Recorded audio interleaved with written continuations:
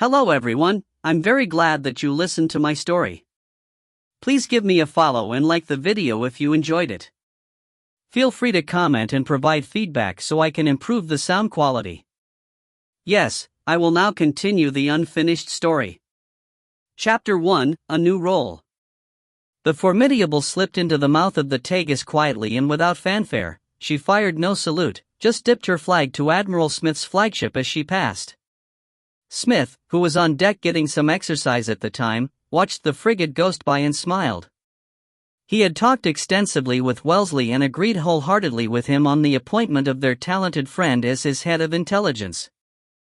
The war that would be fought on the peninsula would be as much about intelligence as the armies that would fight it. The world is changing, he thought as he raised a hand to the figure on the Formidable's quarterdeck. We need quick minds who can play the game better than our enemies. That not only meant having better intelligence gathering than them, but effective counterintelligence as demonstrated in Malta and London. It helps that Martin is the luckiest man I have ever met, he chortled, causing his flag lieutenant to ask. Milord? Do you need something? No, nothing, thank you, just thinking out loud. He smiled as the Formidable faded into the mist. A week before in his office, Marty had been nervous. Everyone seemed to be gleefully dropping him in deep water and waiting to see if he floated or sank. Ridgely had followed up the revelation of his next mission with a packet of double-sealed orders that had, not to be opened until at sea, written on them. That was bad enough, but there was a second written order to report to Admiral Cotton at his earliest convenience. The old boy was soon to be replaced and the rumor was it would be by Pellew, which pleased Marty a lot. Marty was sad not to see Collingwood's name on the summons as he had finally succumbed to the cancer that was eating away at him. The heartbreaking fact was the poor man never made it home alive. He repeatedly requested the Admiralty to return, but they had delayed until he finally passed away just off of Mahone on his way home. The irony wasn't lost on Marty. Captain Stockley, sah, announced the Marine guarding the Admiral's door. Enter, ordered the Admiral. Marty stepped inside and presented himself in front of the desk at which the Admiral sat going through a paper. Cotton waved a hand at him. Sit down, Captain, if you please. I won't be a minute.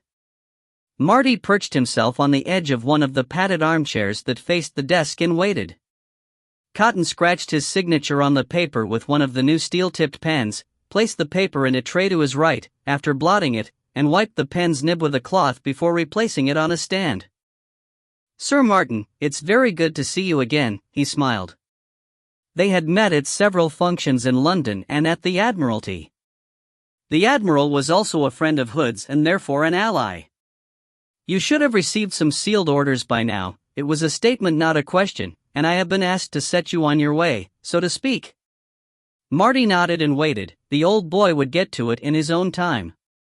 Your successes against the French intelligence service have not gone unnoticed and you have supporters, and enemies, at almost all levels in the government. Even Pitt cannot gainsay you, even though you are known to be contemptuous of his ally Admiral Gambier. A view held by the majority of the service I may add, Marty smiled quietly at that he frankly didn't give a shit what people thought of him and was gloriously ambivalent to politics. I am told that your good lady wife has been dabbling in politics and seems to have established somewhat of a power base in your support, Cotton said with a grin. Has she? I wasn't aware, Marty replied, genuinely surprised. He knew Caroline had pocketed a couple of MPs but had no idea what she had been up to recently. Yes, she does it quietly, but she uses your wealth wisely and has established strong ties with some very influential people. Be that as it may, you need to get yourself to Lisbon as soon as you can. Your orders will explain what you will be doing. I have been asked to make sure that you keep your flotilla intact and to provide any assistance I can if you need it. I believe that your new role will give you significant powers. I have been asked to provide you with advice and counsel should you need it as a favor to Admiral Hood. I am honored and grateful, sir, Marty said with genuine gratitude and affection for his mentor back in London. I would have done it even if he hadn't asked. Cotton smiled. Now, let us have a glass to the future and the defeat of Napoleon," Cotton concluded and called his steward. Marty sat at his desk in his cabin and opened the double-sealed packet. One seal was the Admiralty's foul anchor, the other was the portcullis of the government. Inside were 2 letters. The first was from the Admiralty, signed by the First Lord himself, and after the usual preamble said, "You are hereby commissioned to take the position of Head of Intelligence on the staff of Viscount Wellington, Lieutenant General Wellesley, and to take responsibility for both intelligence and counterintelligence operations. You will maintain command of the Special Operations Flotilla and, at all times, conduct yourself in the best traditions of the Navy." That was the meat of it. There were other minor details, but that one paragraph gave him an open remit answerable only to Arthur. The second was a letter commanding whoever read it to lend all assistance to the holder by the command of Spencer Percival, the Prime Minister himself. "PPFF," he said to Troy, who sat at his usual place beside his desk, "this is more than a bit of a challenge." "Adam," he called, and a second later his steward appeared from the pantry. "Sir?" he inquired. "Pass the word for Mr. Ridgely to attend me, please, and get some coffee prepared. I think this will be a long meeting." Now, as Marty stood on the quarterdeck and returned Sir Sidney's wave, he braced himself for the meeting that would launch this next phase of his career. It would make him or break him, of that, he was sure. He had discussed with Ridgely the existing spy network they had established, where it needed strengthening, and how much it could be trusted. Likewise, they had gone over everything they knew about the French intelligence network and the military hierarchy in Spain. What he had was an embryonic, mainly amateur spy network with a good foundation that needed expansion, and on the other side was a professional French intelligence network that he needed to frustrate. Now, he needed to know what Arthur expected. Only then could he plan ahead and see how he could help make this as short a war as possible. A pilot came aboard and guided them to a berth against the stone dock usually reserved for commercial transports, and as they tied up, a group of horsemen trotted up. Marty immediately recognized Arthur on his big mixed-blood stallion with his bicorn hat, wore fore and aft in glittering honors. Wellesley was happy and somewhat relieved to have gotten the alert that the Formidable had entered the Tagus. He was just elevated to Viscount Wellington and given sole responsibility for the peninsula. He had gotten his peerage for beating the French at Talavera, but after that, he was forced to retreat back into Portugal. Now he was in the process of fortifying a line from the Tagus to the coast that passed close to the town of Torres Vedras. What he wanted to keep secret was the fact that there were 2 more lines of defense being constructed behind that one. He wanted to stop Marshal Messina at the first line and use Lisbon as an impregnable beachhead to push the French out of Spain. The Formidable was finally tied up and a gangplank put into place. He dismounted, left his horse in the care of his groom, and led his small cadre of officers up onto the main deck of the frigate. "Martin, I am so pleased to see you again," he greeted as Martin stepped forward. Marty watched the tall, hook-nosed, and haughty-looking general step down off his horse and come up the gangplank, followed by 3 staff officers. "Pleased to see you again, Arthur," Marty responded, and was faintly amused by the frowns of the staff officers at the familiarity. He was dressed in his simple captain's uniform without any of his honors. "Gentlemen, may I introduce Captain Sir Martin Stockley, Baron Candor," Arthur introduced him. "Martin, this is Lieutenant Colonel Sir Richard Fetcher, my engineer, General William Beresford, and General Roland Hill." "Martin, can we retire to your cabin so we may talk privately?" "If it's privacy we need, Wolfgang, please warp us away from the dock and anchor us a cable out," Marty asked his first. Wolfgang touched his forelock, sketched a bow to the worthies, and started bellowing orders. Troy had come up on deck and positioned himself by Martin's knee. "Is that the same dog you had in India?" Arthur asked as they walked down to his cabin. "His son. The old boy is at home with Caroline and the children. Ship life is a bit much for him nowadays." "Same mean streak?" "Just as protective." Marty grinned. They settled in the coach around the dining table. Adam brought in coffee and tea. Chapter 2, Lisbon. We have constructed a line of mutually supporting small earth redoubts along 2 lines, here, from the river Tagus to the coast, Fletcher explained, pointing out the defenses on a map he produced from his document case. Each is manned by 200 to 300 men supported by 6 cannon. Arthur pointed to an area to the north. Messina has around 40,000 men advancing towards Sobral, and we have 25,000 Portuguese militia, 8,000 Spaniards, and 2,500 British gunners and marines manning the line. Behind that, we have a combined Anglo-Portuguese force of some 60,000 men. Sounds to me you have the situation under control. What do you need from us? Marty asked. I need to know what Messina will do after he comes up against our wall, if he is able to bring in reinforcements, and whether he will try and shift his point of attack. We need time to be able to mold the army into an effective force. Marty was about to answer when there was the sound of a boat bumping against the hull. He called for Sam, who entered from the steward's pantry. Find out where that boat is from and who is on it, he ordered. Sam nodded and left. He wasn't with you in India, Arthur observed. Tom retired and Sam took up his mantle, Marty replied. He joined me in the Caribbean. There was a knock at the door. Sam poked his head through and announced with a huge grin, The rest of the team has arrived, then stepped in followed by Francis Ridgely and a cloaked and hooded figure that barely came up to his chin. Marty stood with a beaming smile of welcome and held out his arms. Lynette threw back the hood and embraced him, kissing each of his cheeks in turn. Arthur and his men stood in surprise and were reminded of how low the ceiling was to muttered curses as they banged their heads. Lynette smiled dazzlingly at Arthur and held out her hand to him. He bowed elegantly over it and brushed it with his lips. His generals and Fletcher just bowed in greeting. Gentlemen, may I introduce a valued member of our team and member of the British Intelligence Service, Lynette, Marty introduced her. I thought you were busy in France? He said as he offered her a seat. I was, but Monsieur Canning asked that I come here to help you, she replied. Marty saw that the men were looking a little concerned as they heard her French accent. Lynette and I have worked together many times in French territory. She is French, speaks Spanish, and is one of our most experienced operatives, he reassured them then, remembering Francis, who stood looking a bit peeved at being ignored. This is Francis Ridgely of the Foreign Office, controller for this region. The soldiers snapped him bows without rising. Arthur decided it was time to get back to business. Do you require a base for your operations? He asked. I will embed myself in your headquarters if I may. That way, we can set priorities and organize missions as required. Francis will manage his agents in Spain and Portugal from his place in Gibraltar when he isn't here. Ridgely, who was quiet up to then, replied. I will find somewhere I can base myself while I am here. Martin can use that if he needs somewhere away from prying eyes.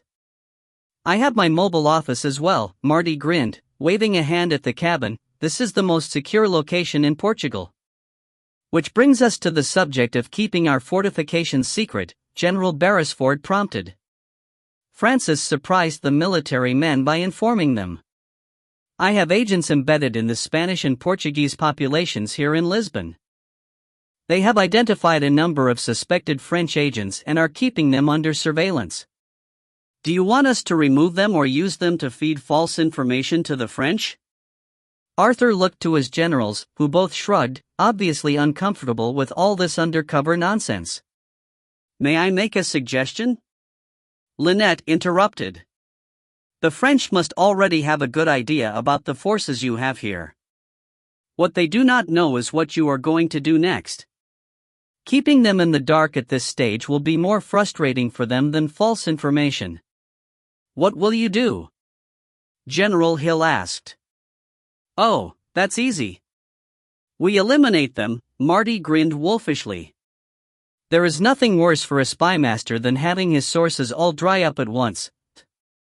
Hill looked outraged at the thought of wholesale eliminations, which in his mind sounded like assassinations, and was about to say something when Marty held up his hand. We will, however, thin their ranks down so we can concentrate on a few who we can manipulate. In the meantime, we will gather information to help you plan your next move. You have people who can do that?" Hill asked. "Several, but in this case, I think I will send a couple of Spaniards who can wander up and down the border without attracting too much notice." Lynette smiled expectantly at him. "Ryan and me?" "Yes, I will be far too busy to accompany you as much as I would like to. You can take Garai as your servant. The meeting broke up with Marty promising to visit Arthur's headquarters on the morrow. Lisbon was quiet. With the 16,000 aristocrats and wealthy commoners still in Brazil, the economy had slowed to almost a standstill. The remaining citizens were short of money, and with the French camped to the north and a 60,000-man army camped on their doorstep, short of food. Any shipments coming in were destined for the army, leaving the citizens short of victuals. Marty decided to do something about that and had a word with a couple of merchant captains, paying them to sail to Poole and return with cargoes of grain, cured meats, and other foods that would survive the one-week voyage and be sold in the market. He sent letters to Caroline and his brother Alfred alerting them to the opportunity to ship foodstuffs, including live cattle and sheep, as the market was wide open. This was not entirely charitable. He fully expected to be paid for what was shipped, but he would be happy to cover his costs and set up some valuable trading relationships in the process. Their network of agents noticed an anomaly. One of their suspected French agents was a merchant who had a private fleet of ships, but the amount of goods he sold at the markets didn't tally with the amount seen going into his warehouse on the docks. He was also rumored to be very wealthy, which begged the question why he stayed when all the other rich people had left. A sneaky look in the warehouse had shown it to be almost empty. Where did the balance of the goods go? Marty walked through the streets, Sam and Troy at his side. He wore civilian clothes and a wide-brimmed hat. They were headed to the house of that particular merchant, located in the Alfama region of town near to the docks but far enough back to be comfortable. As they approached the house, Marty noted that Matai was leaning nonchalantly against a wall in a place where he could watch the front door. Anton and Chin were watching the rear of the house, and John Smith was following a discreet distance behind him. He walked up to the door and pulled a brass knob set into the wall, which rang a bell somewhere inside. A servant opened the door after a short delay, and Marty asked to speak to Señor José Correa Mendez in Spanish. He was admitted and shown into a grand reception room decorated with expensive ornaments, which made him wonder how he had avoided being pillaged during the French occupation. He waited, and after about 10 minutes, the merchant arrived. "Good afternoon, sir," Marty greeted him in Spanish, and when the servant closed the door, he switched to French. "I am told you have valuable information and supplies available for the French cause." "I am sorry, I do not speak French," Mendez replied in Spanish, looking startled and glancing at the door and windows. "I only speak Spanish and Portuguese." "Oh, come now," Marty persisted, "I have it on good authority you speak excellent French." "I'm sorry, I do not understand you?" He replied in Spanish and repeated it in Portuguese.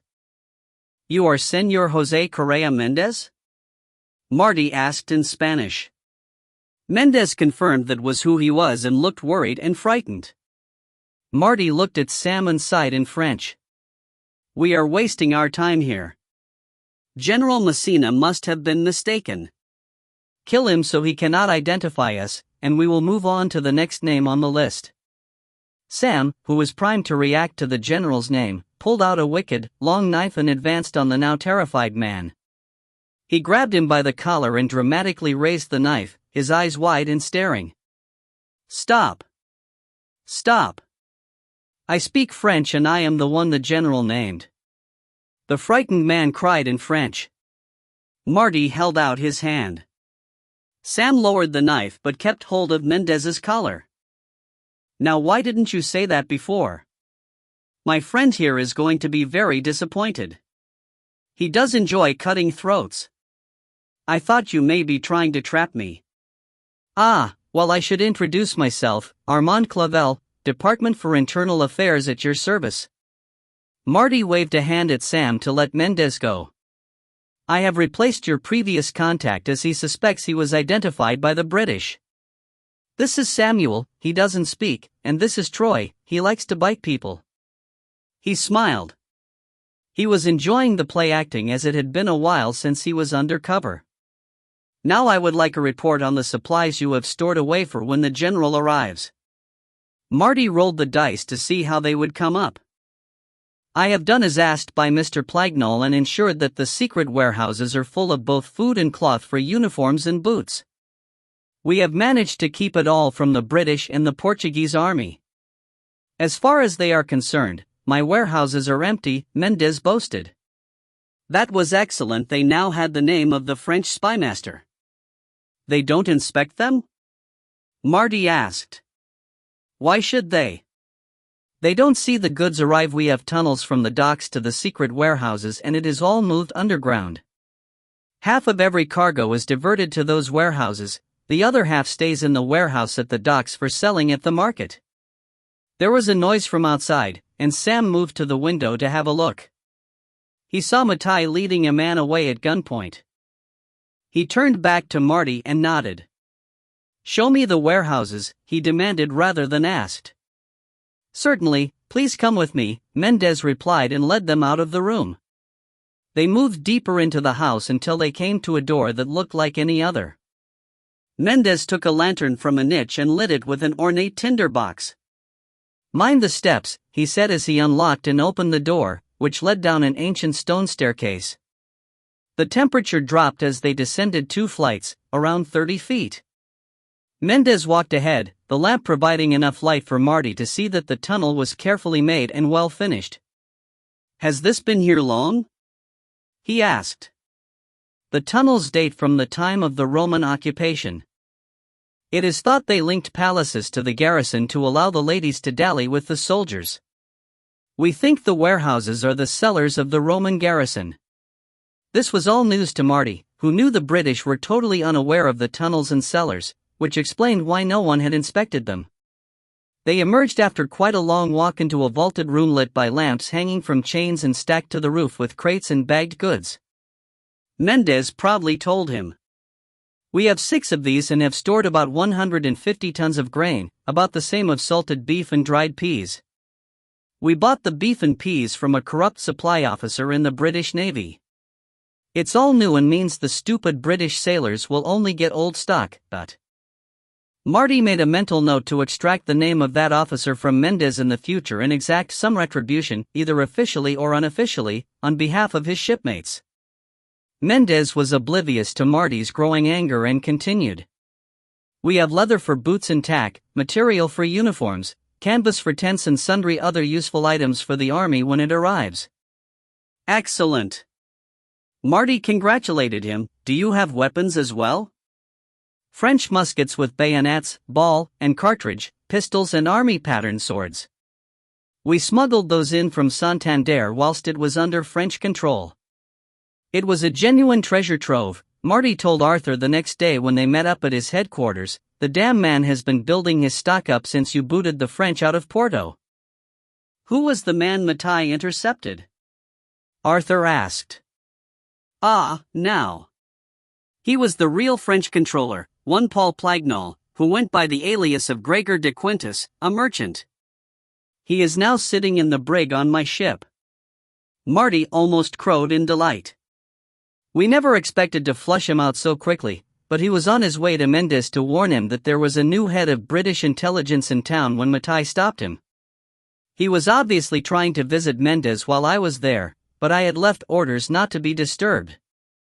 When I returned, I thought I heard something odd in his accent, so we checked up on him and found out where he lived. A thorough search revealed some papers hidden in a fairly cleverly concealed compartment behind the stove in his kitchen. They were encoded using a fairly common cipher, identified him by name and linked him to the department. A happy chance then, Arthur dryly observed, thinking that some people have all the luck. Where are the hidden warehouses located? Under the Alfama Old Quarter. It appears that it is built on the ruins of the old Roman town. What will you do next? Arthur asked. The boys are out rounding up the French agents on our list. We were going to leave a couple loose, but now that we have Plagnall, we don't need to. Mendez as well? Arthur asked in anticipation. Marty laughed, I will collect him myself along with around 40 Marines. We don't want him destroying those stores. Then you can hang him after we have wrung some more information out of him. Excellent, we need to make a show of distributing them and hanging him to show the locals that we have their best interest at heart, Arthur concluded, then changed the subject. What about the intelligence gathering on the French army? Chapter 3, Reconnaissance. Lynette, Ryan, and Garay took the Eagle and sailed up to Bilbao. Their plan was to start in the north at Santander and try to plot the French forces surrounding Portugal. When they got there, they established a base in a hotel and looked for transportation. They needed something either totally bland and unmemorable or something loud and flamboyant that couldn't possibly be suspicious. Garay came up with the answer. Gypsies. They move around. Nobody takes any notice of them, apart from locking up their valuables and daughters, and they go largely unnoticed. I can contact a local group and talk to their leader. Us Basques and the Gypsies are both oppressed peoples and get on fine. Ryan and Lynette thought it was a great idea, and Garay left in the morning to find out if there were any nearby. He returned after lunch slightly tipsy and reported he had got a meeting set up for the next morning. This all got Ryan thinking. Could we use the Gypsies as a spy network? He asked Lynette as they lay in bed. The question is, could we trust them to provide reliable information and not just make things up to get the gold, she replied and snuggled closer. There is that, he admitted. Garay said the old guy who ran the band here. He paused and pondered, is it a band or a tribe? Anyway, the old guy is shrewd and crafty, and he would only trust him so far. We could offer them gold for information, and if they come up with anything interesting, get another agent to check it out, Lynette suggested. Well, we will meet him tomorrow, we can see what he says then. Ryan concluded and kissed her. Early the next morning, they walked about a mile outside of town to an area of common ground, and approaching the camp, they spotted men on guard around the perimeter who were concealed well enough that an untrained person wouldn't notice them, but Ryan spotted them straight away. They were armed with muskets, long knives, and were alert. The camp was a ring of horse-drawn caravans and carts with canvas awnings set up on the inside. In the center of the circle was a large communal fire pit. Horses were corralled just outside the camp, goats wandered around freely, browsing on the scrubby vegetation attended by small boys. Several men and a couple of women sat around the fire eating breakfast. A more roguish group would be hard to find. The men were dressed in colorful shirts and baggy trousers with wide sashes tied around their waists and bandanas on their heads covering their hair. The women were dressed in wide skirts with multiple petticoats, laced-up boots, blouses, and Spanish-style short jackets. Many of them smoked pipes. Other members of the band sat around on the steps of caravans or under the awnings on cushions. Weapons were conspicuously displayed and within easy reach of every man and woman. This is the Englishman interested in spying on the French? The leader asked. Yes, Garay answered, Senor Danier, this is Senor Ryan. Welcome to my fire, Danier greeted them and indicated they should sit, take some breakfast with us. That was a good sign. Garay had told them that if they were offered food and drink, they would be safe for as long as they were in the camp. They were given bowls of coffee, strong and black, and churros, the fried bread/pastry favored by the Spanish for breakfast.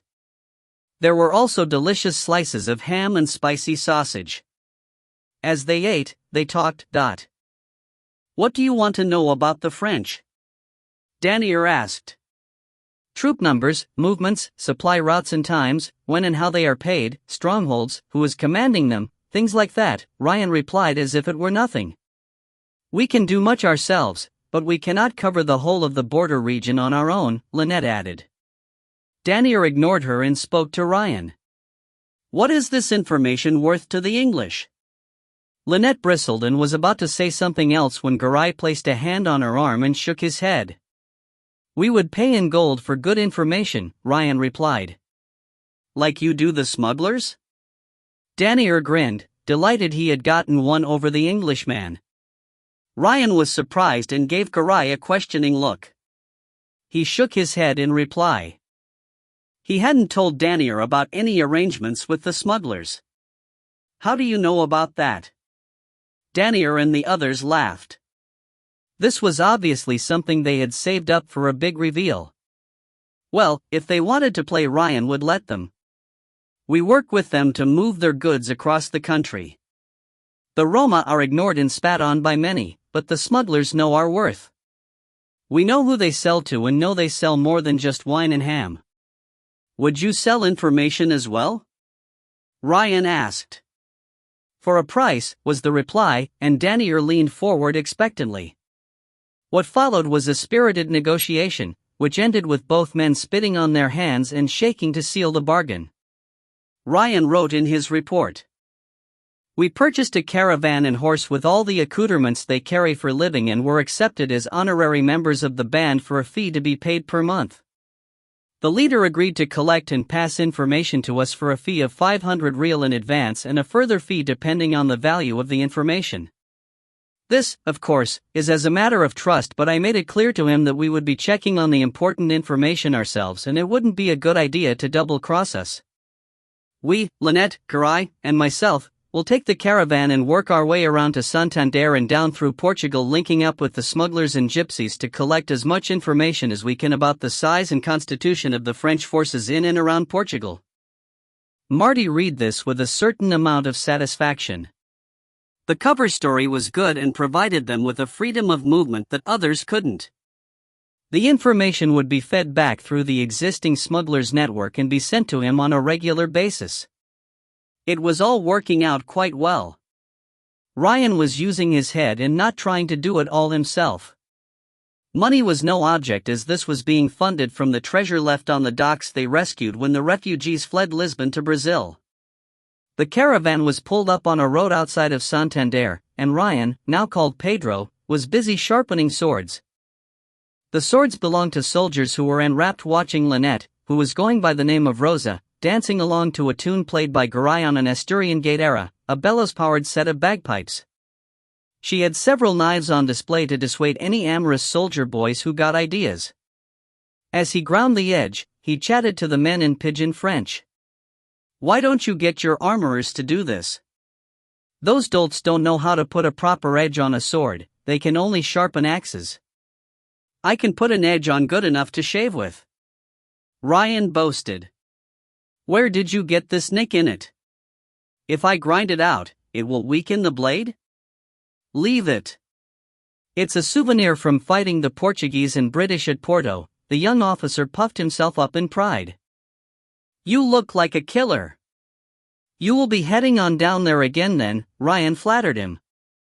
No, the fight is over in Portugal. The British are penned in Lisbon and will leave as soon as Messina engages them. Will we really? Ryan thought, amused at the arrogance as he put the final touch to the sword before handing it back and receiving his 20 centimes in payment. He took another sword and looked up into the face of an older officer, probably a major, who looked at him disdainfully. Sharpen it and don't grind the blade away in the process, he barked, his mustache bristling. Yes sir, Ryan simpered and sharpened it quickly to get the man away as soon as possible. Once done, he handed it back hilt first. The major took it and held the blade across his forearm so he could look down the edge. That is very well done, he sheathed it and tossed Ryan 40 centimes. Get yourself down to Olivenza if you want to make some more money. Thank you, sir. I will, sir, Ryan fawned. That's interesting. He obviously knows something the young cockerel doesn't, Ryan noted as he took another sword. Sharpening swords all day gave Ryan a backache and he lay face down on their bed in the caravan while Lynette rubbed on a concoction of oil, mustard, and an infusion of chili and herbs that had a warming effect to ease the muscles. I could have made a fortune today if I was a whore, she teased him. You would have to be busy at 20 centimes a go, Ryan tossed back and groaned as she dug her fingers in extra deep in vengeance for the tease. Very funny. What did you learn with all your grinding? That this army is heading to Olivenza to try and invest the town. It's on the border between Spain and Portugal opposite Lisbon. He is obviously trying to consolidate the border. That makes sense, she answered. By the way, I overheard 2 officers being very rude about General Soult. They were saying he had ambitions to be the next king of Portugal. I don't think they like him very much. They were gloating that his plan had been ruined. Yes, that's the general impression I got as well. Some of the regular soldiers even talked about how the old Republican officers downright hate him. They were laughing about how they grumble behind his back but don't have the guts to do it to his face, Ryan murmured as the massage was having the desired effect and sending him into a doze. Lynette wasn't having that. She had other ideas for their evening entertainment. She reached down and tickled his balls.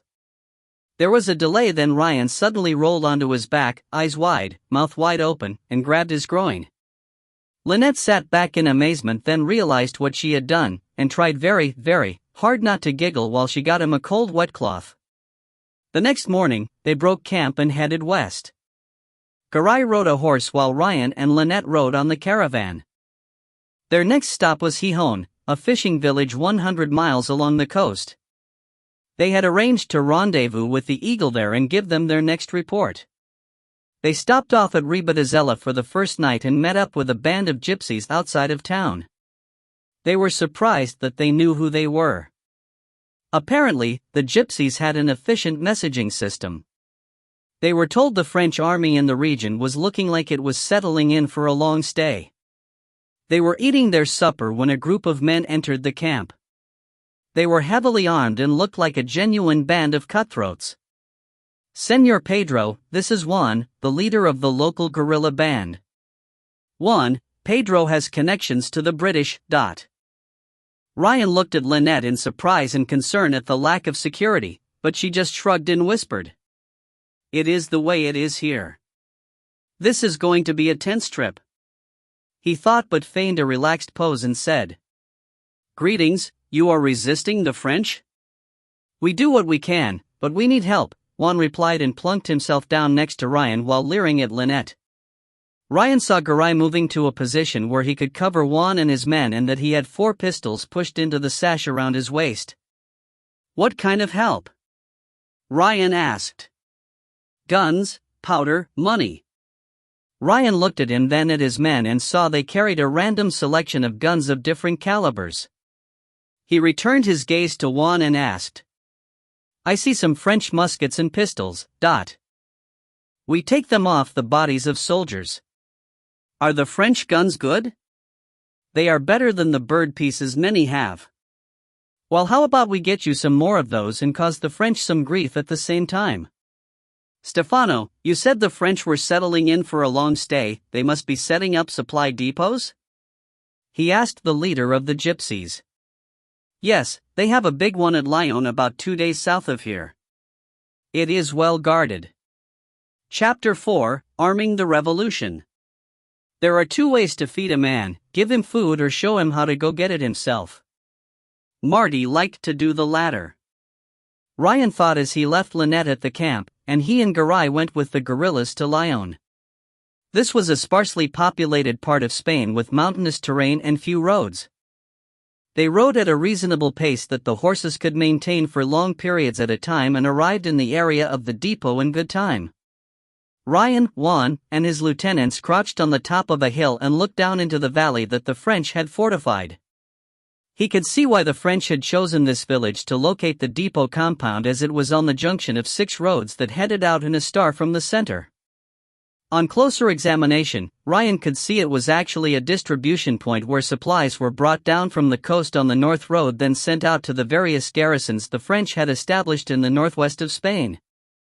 Ignoring the impatient urging of the Spanish, he took his time and made a sketch of the compound, its fortifications, where the sentries were positioned, the number of troops, where the barracks and kitchens were, and anything else he considered relevant. While he watched, a train of covered carts came down the North Road escorted by a strong cavalry escort. They entered the palisade by the main gate and were immediately unloaded by 38, he counted them, men, who swarmed out of the barracks to the shouts of, probably, a warrant officer. The cavalry stayed long enough to eat, then headed back the way they came. The last 2 carts were moved to an area in the far corner of the compound. He watched them unload the first cart. Long boxes suitable for carrying muskets were stacked by the cart, and some heavy barrels, probably containing shot, were moved off somewhere he couldn't see. The second cart was unloaded with much more care, and the casks were taken into a store that was walled off by a pair of high earth berms and entered through a pair of offset gates. He had seen enough, and after a short talk with Garai, he gathered the leaders of the guerrillas around him. Garai slipped away with one of their men and headed down towards the compound. Most of the compound contains general stores, food, clothing, boots, that sort of stuff, but this area here is the magazine where they store the guns and ammunition. You will notice it's as far away from the barracks and kitchens as they can get it without putting it outside the fence. The earth walls are to protect the rest of the compound if there were to be an accident and it blew up. Why do they need 2 walls? One of the more observant asked. That's so they can offset the entrance like this, Ryan answered, sketching it to show how they had to negotiate a dogleg through offset gates to enter the magazine. That way there isn't a direct path for an explosion to get out. He looked around the men as they exchanged comments and figured they understood well enough. It was now midday, so they settled down for a meal and discuss options while they waited for the scouts to return. Around mid-afternoon, Garai and his fellow scout returned and gave their report around mouthfuls of bread and cheese. The palisade was well made and there was a second gate to the rear. The lookout posts were built into the wall and had no blind spots that they could see. All the soldiers were housed in the compound. There was no evidence that there was a garrison outside that could interfere. Ryan explained that they had 2 options, either break in and get what they wanted or ambush a shipment that was on its way in or out. The problem in ambushing a convoy was you couldn't be sure that it would be carrying what you wanted unless you were patient and watched the depot for several days or even weeks. As the guerrillas didn't want to spend days waiting, they didn't have that long an attention span, they would have to raid it. A plan emerged after Ryan asked what the different members of the band were good at and what they had done before they were guerrillas. The south gate is the least protected and closest to the magazine, so that is where we will enter and leave.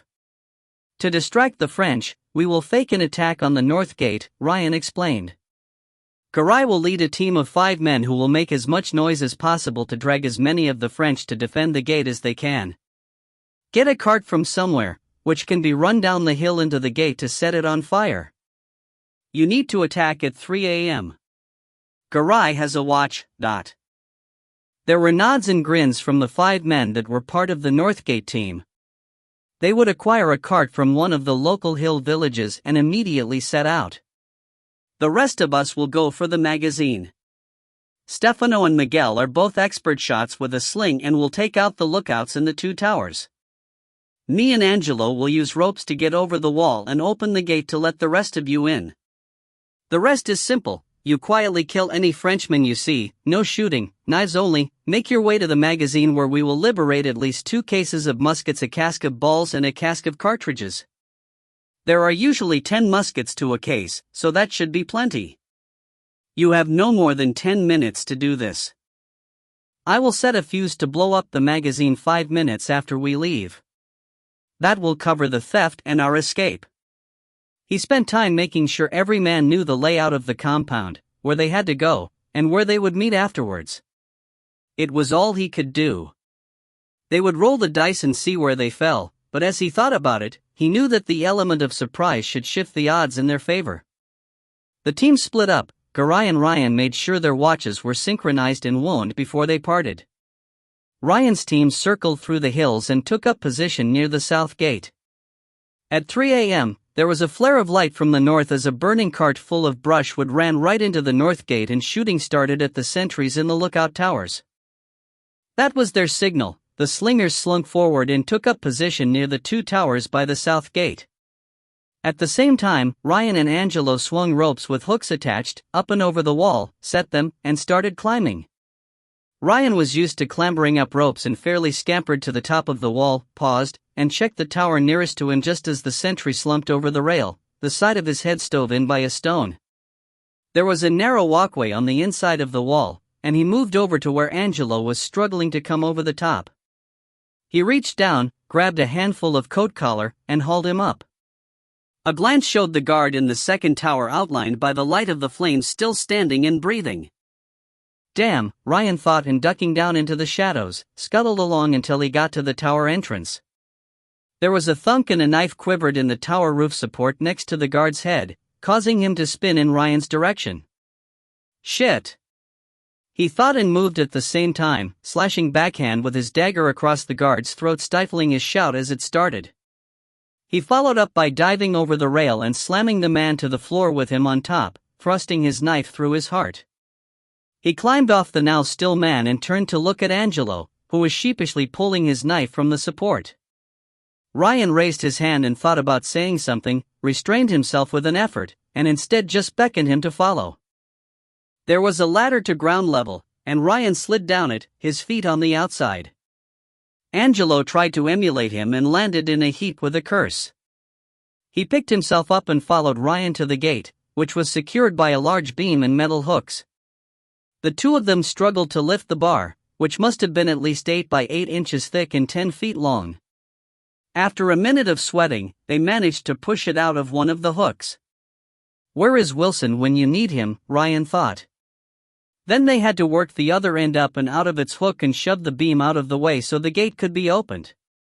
A glance showed him that the French were rushing to man the southern palisade and shooting into the dark to fend off the diversionary attack.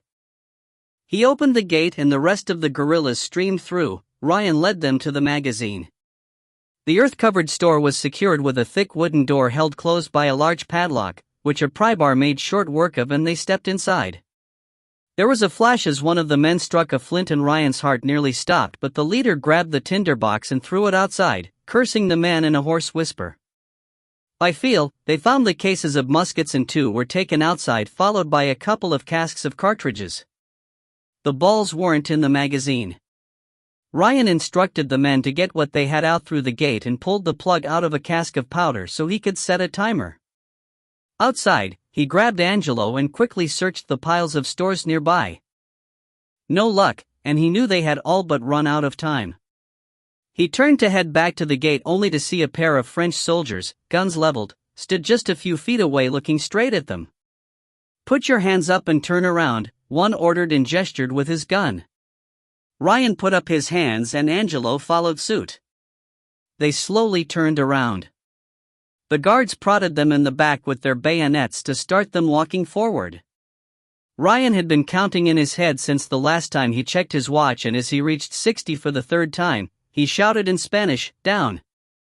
and dove to the ground and covered his head. Angelo hesitated for half a second before he followed him, so he was about halfway down when the magazine exploded. The guards were blown off their feet and Angelo ended up the other side of Ryan from where he started. Dirt, bits of timber, and stores rained down on them until they were buried. A plume of fire from the crater that had once been the magazine illuminated the wreckage of the southern part of the compound. A pile of debris moved and was pushed aside as a body pushed itself upright, followed by a second. Ryan shook his head to try and clear the ringing in his ears and looked around. The berms hadn't done their job very well and had been blown out when the magazine went up. The palisade wall also disappeared and all they had to do was walk out. He stepped forward and felt something soft under his foot. He looked down and saw he was standing on the hand of one of the soldiers. He bent down, pulled aside some wood, and saw that it was just an arm with no body attached, a musket laying right beside it. Ryan picked the gun up and checked it over. It was at half cock and still primed. He looked around one more time and spotted a cask with the top slightly askew, wandered over to it, and grinned at the sight of gray musket balls. Back at the gypsy encampment, Lynette wiped the blood off her knife blade and smiled at the older woman who sat next to her on the step of her caravan. "I am sorry I had to cut him," she apologized to the woman. "It is no problem," the woman replied with a sigh. "Young men can only learn the hard way, and my son is no different. I told him not to bother you as you were attached, but he wouldn't listen. Now I expect your man will want to call him out." "I don't think so," Lynette reassured her. "He knows I can look after myself and will be satisfied that I took care of the situation." The woman looked relieved. She knew men and had recognized a seasoned fighter in Ryan, and to be honest, she didn't give her son a rat's chance if he took him on. They heard horses and a column of riders came into the camp. 4 of the horses were pulling travois loaded with objects covered in blankets. For a moment, she thought they might be bodies, but a quick head count showed all the men were present and correct. 2 pulled aside and walked their horses towards her.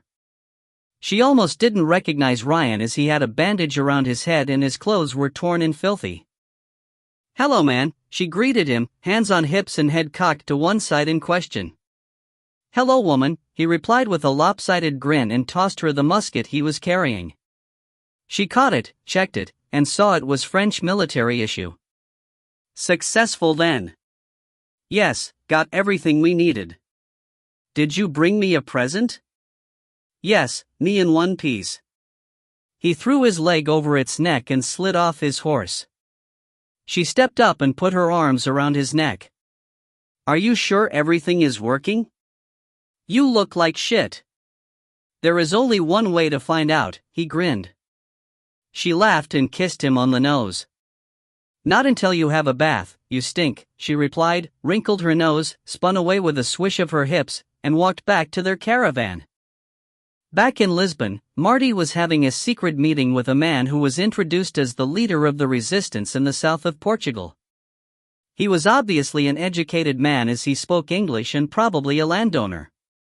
He had also read too many dramatic novels.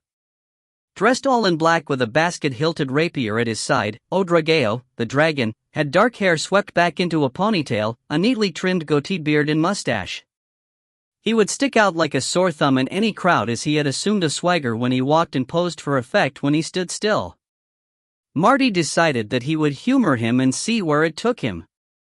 "I have 50 militia ready to throw out the French in the Vale de Pedra and contacts with other leaders who are waiting for the word to rise up," he boasted.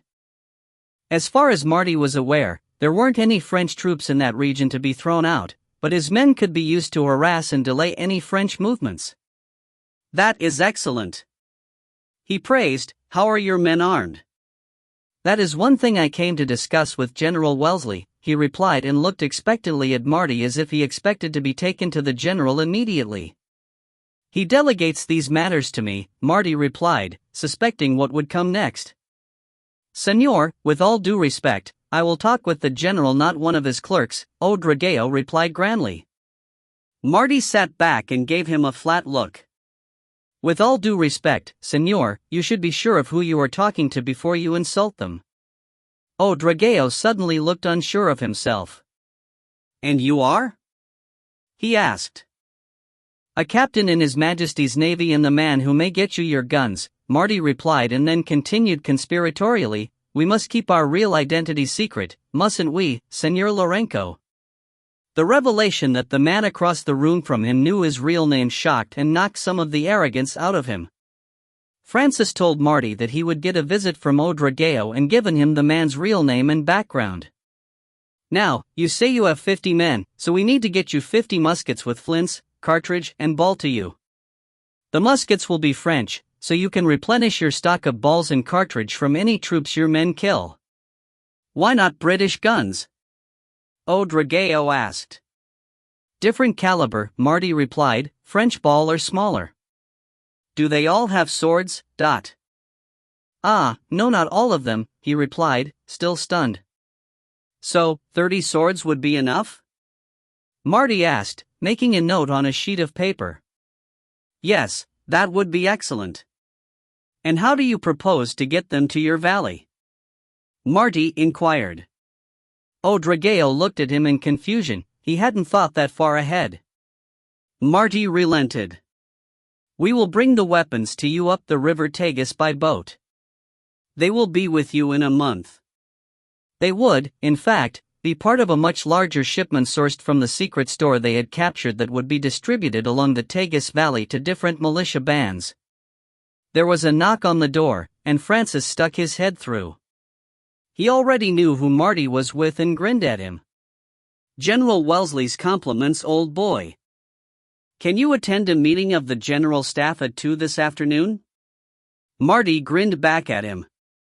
"Tell Arthur I will be there," he responded. The fact that it was a request and the familiar use of the general's first name by a mere captain registered on O Dragão, and he quickly revised his attitude. Chapter 5, A Poor Defense. Marty was asked to give a report on the security situation around Lisbon and on the efforts to prepare the country for when they broke out of Lisbon and took the war to the French. We have rounded up all known French agents and are interrogating them to discover if there are any we have missed, he reported. You can be sure you have them all? General Beresford asked skeptically. There is always a chance that there are agents who are deeply undercover, who will stay inactive until they have an opportunity to pop up and do damage, but we are taking every precaution to minimize that chance, Marty replied honestly. What we can say is that we have eliminated the French controller and his network that was active. He has been interrogated on my ship and we will continue that until we believe we have gotten everything he can tell us out of him. Since his capture, Paul Plagnall had been held in a cage in a British warship. It was dark and he hadn't been allowed to sleep for 3 days. All that time, no one talked to him. His food was barely enough to keep him alive and consisted of bread and water, which made him incredibly constipated. He wasn't allowed out to exercise and the cage was only 6 feet to a side. He had been ready to be tortured, he was familiar with the methods used by the department, but this was different and today it took a turn for the worst. A pair of burly men came into the cage, forced him into a kneeling position with his hands trapped between his thighs and calves, a hood placed over his head. Any attempt to move was met with a blow and growled order to stay still. The men were silent. He knew they were there, but they said nothing. Suddenly, he was hauled to his feet, a man either side. He had been in pain as he knelt from the strain on his back and knees, but now shafts of pain shot down his legs and back as he was forced to move. He was dragged roughly out of the cage and down a corridor to another room where he was pushed onto a hard wooden chair. The hood was ripped off and bright sunlight seared into his eyes. A man sat across the other side of a table from him, silhouetted by the sun which shone through the windows of the cabin. Marty put up with the heat of the sun on his back to achieve the effect he was after and looked at the man sat across from him who stank of his own filth.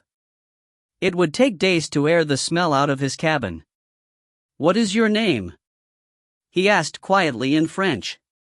Gregor de Quintus. Liar. What is your real name? He didn't reply. The hood was pulled over his head, and he was dragged back to the cage and forced to kneel again. He couldn't tell how long he was held like that without food or water. He was just aware of the pain, but an indeterminate time later he was dragged back to the other cabin. What is your name? He answered again. Gregor de Quintus. His tormentor didn't answer. The hood was pulled over his head and he was forced into the kneeling position again. Sometime later, a voice said softly in his ear. What is your name? He found himself answering. Paul Plagnall.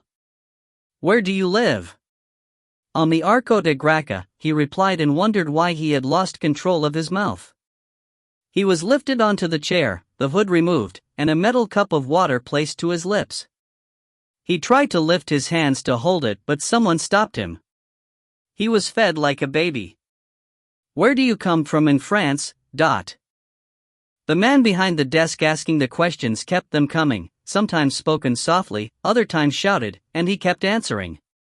He was rewarded with sips of water until they asked him about his network, and then it was back to the dark and the pain.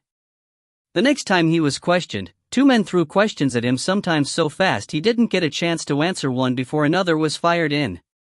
He was exhausted, confused, disorientated, and he cracked. It took Marty and Francis a week of questioning to get all they wanted out of him, then he was handed over to the army. Not a single drop of blood was spilled, nor overt force used. But Paul Plagnall was a broken man as effectively as if they had pulled his fingernails or put him to the rack. Where is he now? Arthur Wellesley asked. In the custody of the army at St. George's Castle, Marty replied. Can we put him on trial now? General Beresford asked. Marty nodded and the generals looked satisfied. They enjoyed a good hanging. The arming of the various militias is progressing. We are supplying boots, weapons, and ammunition. We are also sending Marine advisors in to give them some minimal training like we have in Spain. Are your instructors well received? General Hill asked. In general, yes. We have had occasional resistance, but we make the supply of weapons conditional on the training, so it's accepted in almost all cases. We are encouraging them to attack the French supply lines. What they aren't stealing they are burning. What's happening in the north? Wellesley asked. Ryan and Lynette are up there and have made contact with the Roma gypsies and Spanish guerrillas. They report that Soult doesn't seem to have any intention of moving his army south to directly support Messina and is moving to invest the town of Olivenza in Spain. In fact, most of the troops he had in Santander are moving there now. You are sure they won't come down here? Arthur asked. From what they have gleaned, it would seem that Soult once fancied himself as the next king of Portugal, and that put him at odds with the old Republican Guard. He wanted a power base at Porto to rule the country from, but you spoiled that by kicking him out last year. How on earth do your people get this information? Beresford asked. Now, if he told you that, he would have to kill you, Arthur quipped straight-faced. He was known for his severity, which people took for a lack of a sense of humor. In fact, he had a very dry one, which was often used to bring people to heel. Meanwhile, in the French encampment north of Sobral, Messina raged. He had no information on the force he faced except what he could see along the line of fortifications in front of him. The golden rule for attacking a defensive position was to outnumber the defenders 4-1, but he knew they at least matched him in numbers. On top of that, the fortifications were well designed to support each other, forcing any attack to pass through areas that were saturated with artillery fire. Worse, he was running out of food. The damn militia bands were attacking his supply lines and only a trickle was getting through overland, and the British Navy were effectively blockading the coast. If this kept up, he would have to retreat to the Spanish border as autumn was upon them and his men would freeze as well as starve come winter. He made his decision. They would probe what he estimated was the weakest part of the line at Sobral de Monte Agraco. Anton sat on a hill just outside of Sobral on a rug he found in the market in the village of Vermoas, where he took a room. He had been on that hill every day for the last week. He was well supplied with a bottle of Dow wine and a basket with a picnic of bread, sausage, cheese fruit, and pâté. He could have been mistaken for an artist, as he had a board with a sheet of paper pinned to it and was scratching away with a piece of charcoal. Anyone who approached would have soon found out that he didn't want to be disturbed, as there was a Baker rifle leaning against the rock he was leaning on and a pair of pistols beside him on the rug. He looked through a telescope, supported on a small tripod, at the valley to the north and watched the French marching up and down, keeping their men drilled in their camp. Good luck with that, he thought, and grinned as he noted down another regiment, its numbers, and disposition. He had sketched the flags he saw carried by the troops or flying over their tents, counted the men, cannon and horses, and come to the conclusion that there were around 35,000 men in the force. Given that the fortifications were held by a similar number of troops reinforced with cannon, he didn't give the French much of a chance of breaking through. Their only chance was if they were massively reinforced from Spain. He was surprised when the 8th Corps, a division he had identified as being commanded by General Junot and the largest in the French force, formed up and started moving in the direction of the British line. He grabbed his guns and ran to his horse. Marty got news that the French were on the move when Anton's message arrived via the semaphore chain and decided to ride up to the first line to see what was going on firsthand. Sam and Troy went with him, of course, and he took Sergeant Bright and 5 Marines as an escort at Arthur's insistence. He had his Durzeg carbine over his shoulder and was dressed in civilian clothes. They pushed the horses to cover the 20 miles in good time, knowing the beasts would get a rest at the other end and there would be remounts available if they needed them. They arrived in time to see the skirmishers of the 27th Foot, an Irish Rifles regiment known for their love of a fight, engage the French Voltigas of Junot's 8th Corporation.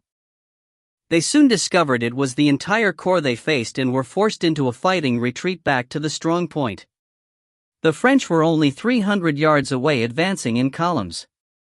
Marty watched from the top of the wall and was impressed by the orderly way the Irishmen retreated, working in pairs, one firing while the other moved. He spotted a French soldier flanking one pair who were engaging three others as they backed up. The Frenchman was working himself into a positioning where he could pick the British men off and had just gotten into range of Marty's carbine at about 200 yards. Marty checked his priming, and wrapping the shoulder strap around his left forearm, brought the gun to his shoulder. He took a deep breath and focused in on the Frenchman. He allowed a touch of left for the wind and aimed just over his head to allow for the range. He let his breath out slowly, and when it was out, he squeezed the trigger. The bullet took the man just behind the ear, throwing him to the side. He must have cried out as one of the skirmishers turned his head and saw him fall. The threat removed, the British pair made it back to the line in safety. Marty was surprised when a short while later, a broad Irish-accented voice said from behind him, "Excuse me, sir, but it was you who was after taking out that French feller, was it not?" Marty turned and recognized the skirmisher and his mate. "I had the pleasure of lending you a hand, yes, dot. Well, me and Mick here, wants to thank ya, and tell ya dat was a fine shot." He held out his hand sheepishly, which Marty took and almost instantly regretted it as the man had a grip like a vice. "If there be anything we can do for you, just ask for Pat Mulligan of the 27th Inniskilling." He grinned gap-toothed, touched his cap, and walked off. Sam was grinning as Marty shook his hand to get the blood back into his fingers, but their attention returned to the front when Troy suddenly stood on his back legs, front feet on the parapet, and barked. Marty looked and saw the French were charging en masse to storm the wall. Some were carrying ladders, all were carrying guns and were angry. The cannon on the wall fired and cut swathes through the advancing horde, followed by the guns of their supporting redoubt, but there were too many of them. They kept on coming and were at the wall before the guns fired again. It was their sheer weight of numbers that pushed the British and Portuguese out of the strong point, forcing them to make a fighting retreat. If the French had followed up with an immediate attack out from the captured fortification, they would have probably been able to roll up the line. However, they stopped to consolidate their position, which gave Marty and the officers of the 27th time to organize a counterattack. Marty found himself, Sam, and his Marines leading a platoon of skirmishers whose lieutenant had been wounded. They would work their way under cover of the rocky terrain to a point where they could lay down suppressing fire. This was a concept worked out by Arthur Wellesley, who had formed the skirmishers into independent units. They made their way forward, making use of the available cover. Marty led them down a gully, keeping their heads down as the French were shooting at anything that moved. At the end, they had to move even closer to the redoubt, which involved a lot of scuttling, a fair amount of crawling, and a bit of dashing, but they got there and were settling into position to be able to rake the top of the wall when he heard a familiar voice. "Well, how about that, Mick? We're here wid the man again, but..." He smiled as he brought his carbine to his shoulder and focused on a French sentry on the wall. "Marines, prepare to fire with me. Second rank, fire a count of 20 later. Volley, fire for 2 more rounds each, then fire at will. Is that clear?"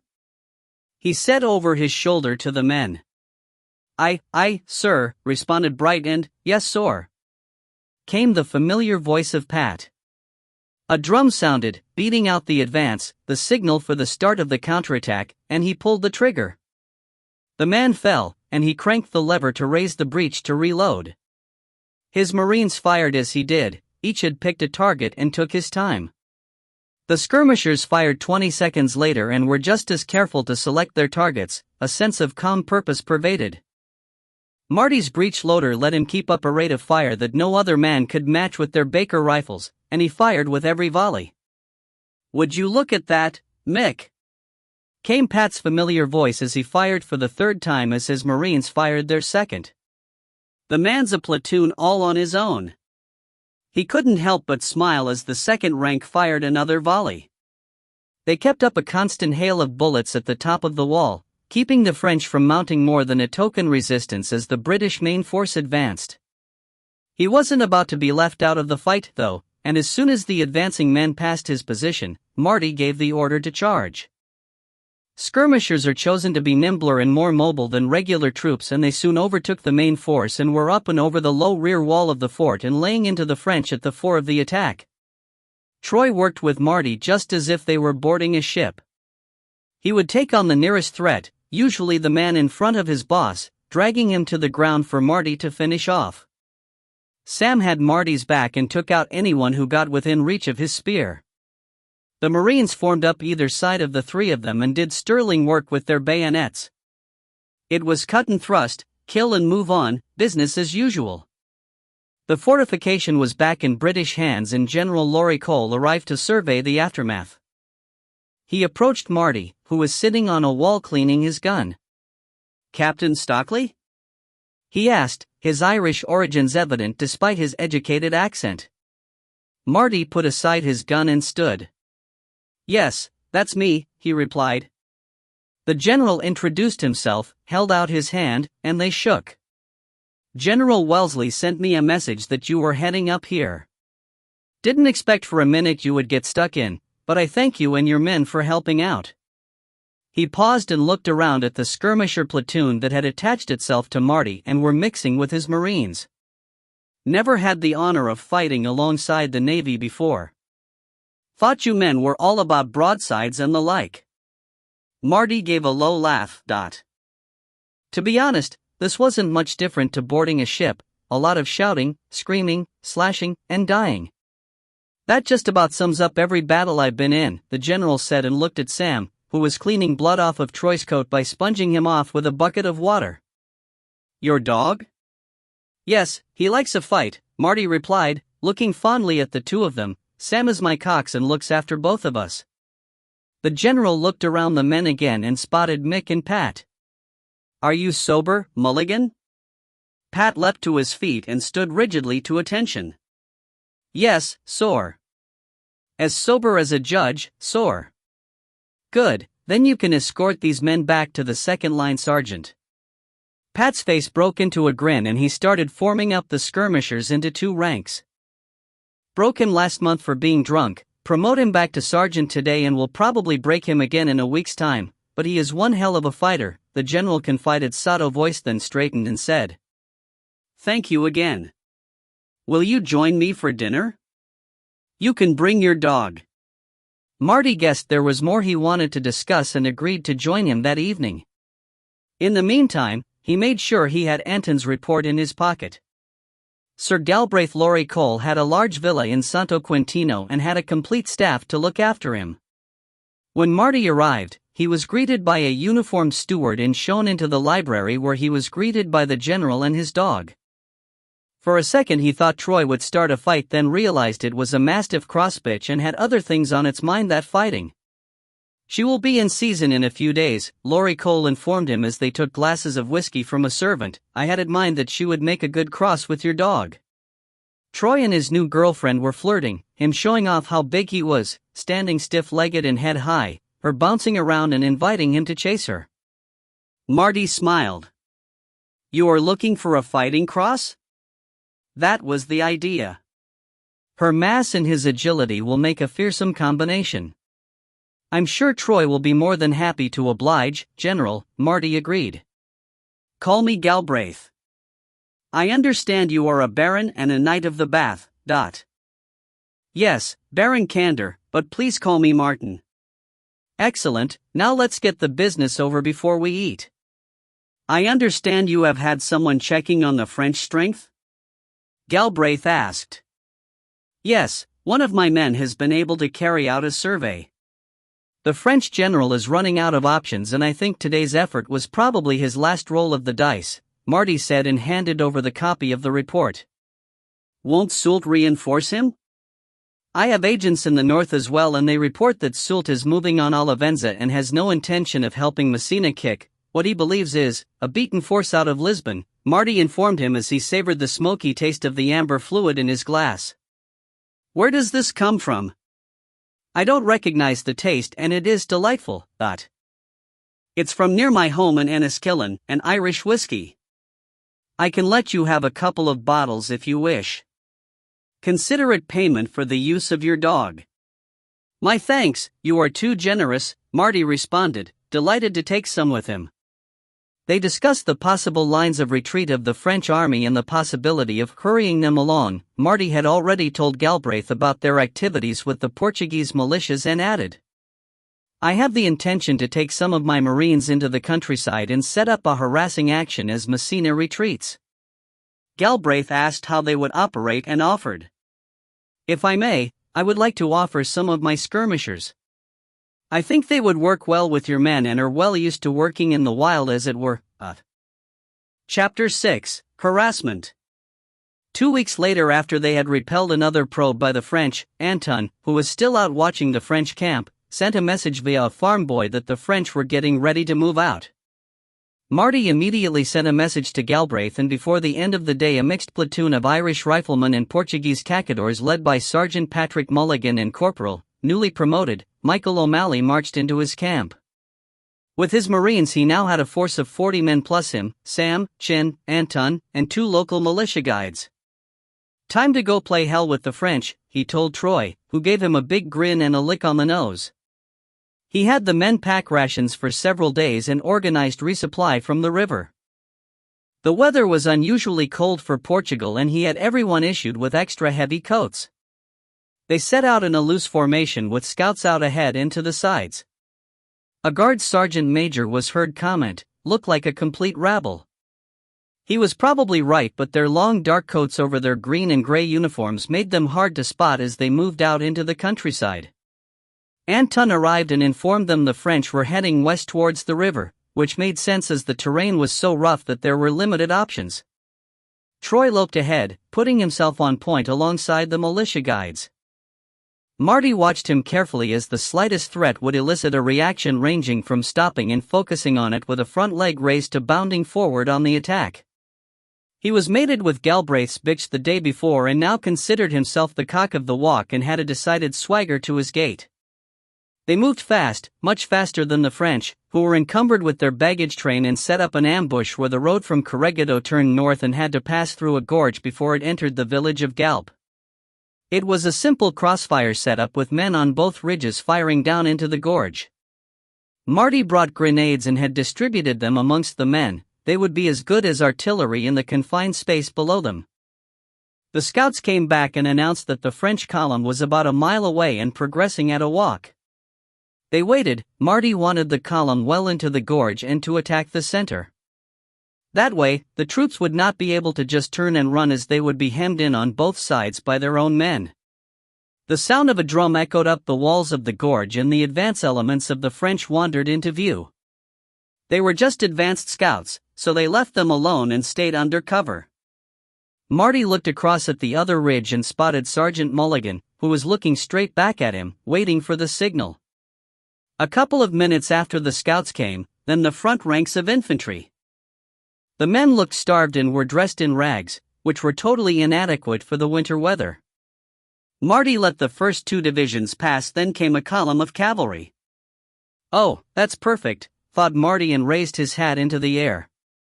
The lead riders passed below him. He counted 10 and waved his hat from side to side. There was a fizz from beside him as Matai lit the fuse of a grenade and he could hear him count to 3 before he tossed it over the side. He saw the smoke trails from another 20 loop out from the rocks and fall gracefully onto the ranks of horsemen. Horses screamed and men cried out as the grenades exploded, sending out wicked shards of shrapnel in all directions. Marty fired and reloaded his carbine as fast as he had ever done and his men followed his example, albeit at less than a quarter the speed. In the gorge, it was as if hell had opened up and swallowed them. The explosions had panicked the horses and those that could, bolted, causing absolute chaos in the ranks of infantry in front and behind them. Bullets were raining down on them and those that didn't hit flesh of some kind ricocheted of the rocks and whined away until they hit something soft.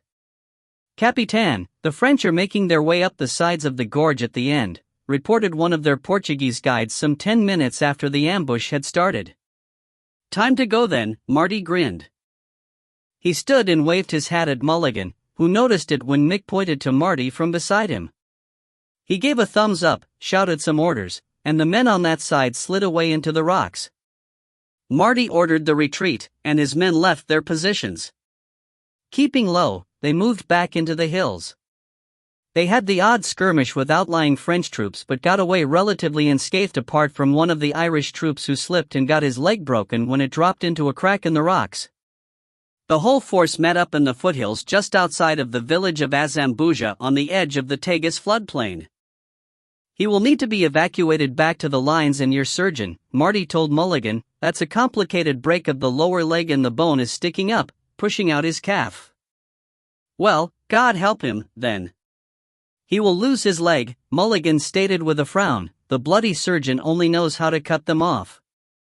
"In that case, we will get him back to my ship and my physician can deal with him," Marty decided. "Get him on a litter and we will get him down to the river and rendezvous with the supply boat." It was 2 miles across open country, and they moved as fast as they could while keeping the injured man comfortable.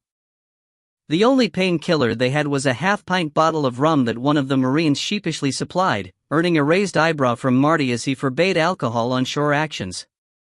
"To keep the cold out," was the mumbled excuse. Sergeant Bright was seen to lean towards the contributor and say something which made his face blanch. Marty decided to leave it to him to deal with it. The cutter and barge were already heading to the rendezvous as scheduled. Along with a squad of Marines, they were fitted with boat guns in the bows for defense, the rest of the free space being taken up with provisions. They were commanded by Stanley Harton Shelby, the ship's surgeon, who had invited himself along as dot. "The sooner I can start treating any wounded the better chance they have," he stated emphatically when Wolfgang Ackermann asked him why. If he was the slightest bit honest with himself, he would have admitted he was bored with just sitting on the Formidable in harbor while Martin was away playing spy chief. Lisbon was a nice enough town, but there just wasn't anything interesting to do. Stanley had masts rigged and got them under sail for the journey upriver, so they made good time to the stretch of river between Carrigato and Muge that Marty had designated as their patrol area. All they had to do now was sail up and down until they saw Marty's party on the shore. Shelby was on the verge of regretting his impetuous decision to come along as it was absolutely freezing on the river and it didn't seem to make any difference how many layers of clothing he put on, he just didn't get any warmer. He was longing for a warm fire or a stove, but they didn't go ashore even at night, just anchored in midstream and slept in the boat. He was roused out of his reverie by a call from the bowman. "Shore party on the north bank. Looks like they have someone on a litter." Stanley pushed the tiller over, and they closed in on the shoreline, which as the tide was out, had a wide band of mud between the water and the bank. "Take the sail in, out oars," he commanded. "Captain is indicating he wants us to head upstream for a bit," the bowman reported. Maybe a better landing spot, Stanley thought to himself. Sure enough, about 300 yards upstream, the river bank was on the outside of a curve and had been cut away to make it easy to dock against. A pair of Marines were ready to grab the bow ropes of the boats, so they were soon secure, and Marty was shaking Stanley's hand in greeting. "Good to see you, Mr. Hart," Marty smiled. "A pleasure, sir," Stanley replied politely, then barked to the crew of the cutter, "Pay attention to the surgeon there. It will take a week to dry him out if he falls in." "Mr. Shelby is here?" Marty exclaimed in surprise. "Well, we have business for him." "Where is he?" "I am right here." What looked like a mobile pile of clothes muttered. "Good grief. A talking laundry basket," Marty laughed. "You have no idea how cold it is just sitting in the middle of that damn boat," the pile replied as it started shedding layers. "Now where is the casualty? Gunshot? Sword slash?" he asked as he emerged from his cocoon. "Broken leg, nasty complicated fracture, bone sticking through the calf." "Treatment?" Just then a rich tenor started to sing in Gaelic. "Lana Mara. Lana Mara no Rabarda. Gusna de Tanta Alinad. Gusna de Tanta Alin Fado. Lana Mara no Lam Tra. Lana Mara no Rabarda. La Nganim, Lam Tra. La Nganim. Rum?" Marty nodded. "Well, let's take a look." On their way to the patient, Marty ordered pickets to be posted 200 yards out. Rifleman Seamus O'Flanagan was pleasantly pissed and continued singing right up to Marty and Shelby's arrival. As he saw them, he broke off and said, "To be sure, it be a pleasure to see ya, Captain. And who is this fine fella you have wid ya? I could do wid a drop more of dis excellent rum, you know." Shelby examined his leg and grimaced. "Can I borrow your knife, Martin?" Marty slid his fighting knife out of its sheath and handed it over. O'Flanagan saw it, and the color drained from his face as Shelby bent over his leg. He fainted as Shelby slit his trouser leg down the seam. "I want you to bring up 3 of the chests in the barge and stack them on a flat piece of ground side by side to make a table and then place our friend on top of it. Oh, and please light a fire. Marty didn't want too much smoke, so he had a bucket from one of the boats filled with sand from the riverside, then poured lamp oil onto it. He piled some primer powder in the middle and ignited it with the flint from one of his pistols. There was a small puff of smoke as the powder fired, then the oil burned relatively cleanly. "That's a new trick," Shelby commented as he opened his medicine chest after warming his hands. "A little trick I learnt in India. Saw a man selling food do it to cook his pakora," Martin grinned in reply. Shelby put some raw alcohol on a clean cloth and washed down the leg. O'Flanagan twitched. "I want 2 men to hold him at his shoulders and another across the top of his legs," he said to Martin. "Pat, Mick, and Stevenson," Marty pointed to the 2 Irishmen and one of the Marines. Shelby organized the volunteers so that his patient was immobilized.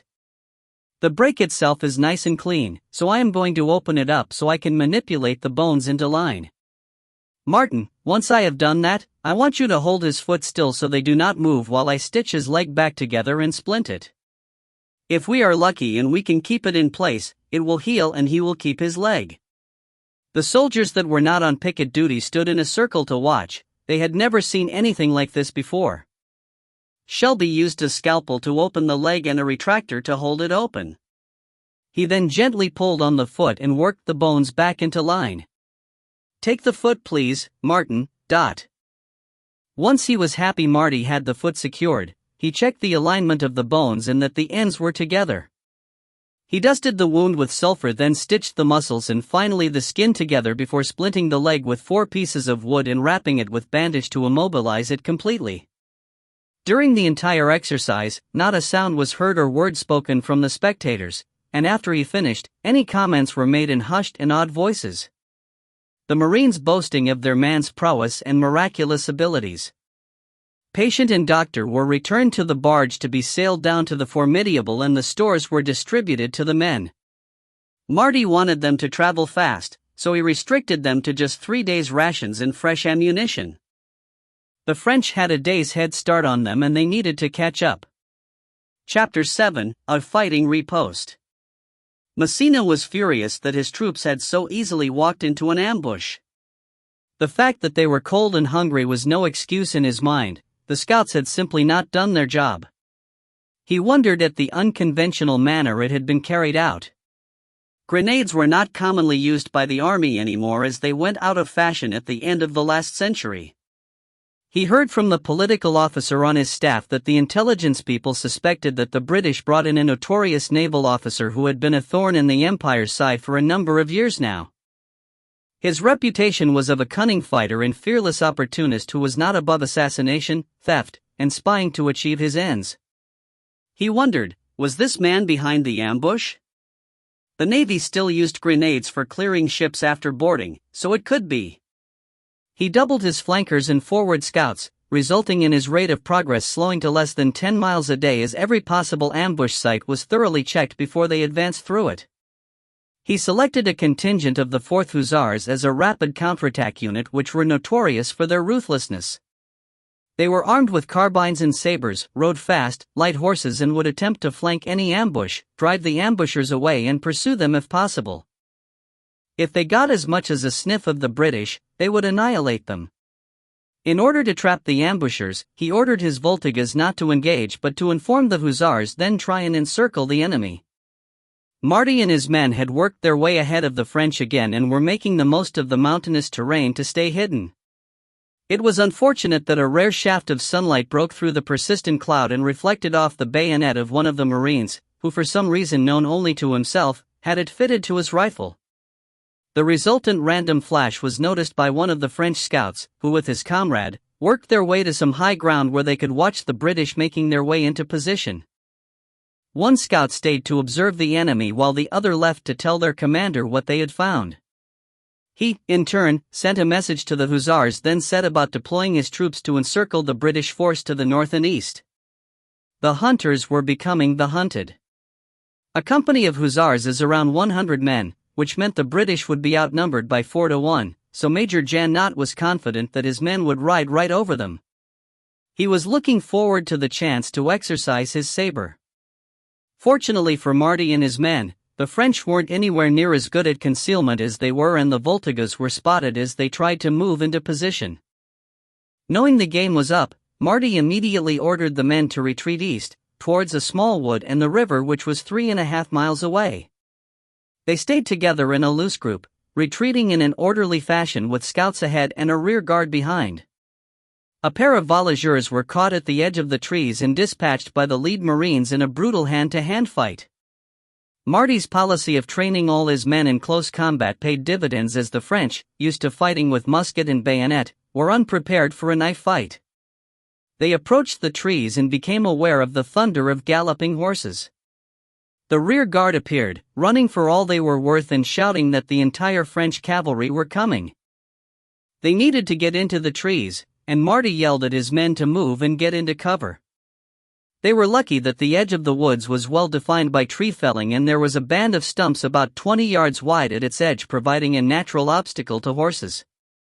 He set up a rank of riflemen just inside the tree line to send a volley into the advancing cavalry and another 10 yards back into the trees to cover their retreat. Grenades were quickly prepared. They came with a long 15-second fuse, which was normally cut to whatever length the thrower desired. Marty ordered them left as they were. The second rank were to light them and leave them amongst the trees before they retreated. The Hussars caught sight of their prey running like hell towards the trees. They were 200 meters away, and Major Janot immediately ordered the charge. At 100 meters, the tree line blossomed. Puffs of smoke and men either side of him were plucked from their saddles by musket balls. They continued the charge. The loss of 10 or 15 men meant nothing. A horse screamed as its leg broke against a hidden tree stump. The rider pitched over its head and under the hooves of the following horses. Others suffered the same fate, which slowed the advance. There was a second volley from back in the trees and more men fell, but now they were at the edge of the woods and forced to slow to avoid getting swept out of their saddles by branches. Once inside the trees, Janot smelled burning gunpowder and at first thought it was the residual smoke from the muskets, but then he heard a hissing noise. His eyes widened as he realized what it was, just as the first of the grenades exploded, sent hot metal shards hissing through the air. Horses reared and screamed as they were hit and men fought to stay mounted. "Sound the retreat," he ordered his bugler. "This is no place for us to fight. The British are in the woods, but that will be their graveyard," he told his officers and the commander of the voltigeurs. "I will set a cordon of half of my men along the north and south sides of the woods, then your Voltigas will drive the British through to the river plain. The other half of my men will be waiting to grind them into dogmeat." Marty climbed down from the large beech tree he was perched in to see what the French were doing. He was not going to run headlong into the unknown if he could help it. He also got reports from his scouts. It was just after midday. "The French are going to try and drive us onto the open land by the river where we can be trampled by their cavalry. They are sealing off the north and south sides of the woods with hussars, and the voltigeurs are massing along the west end to act as beaters."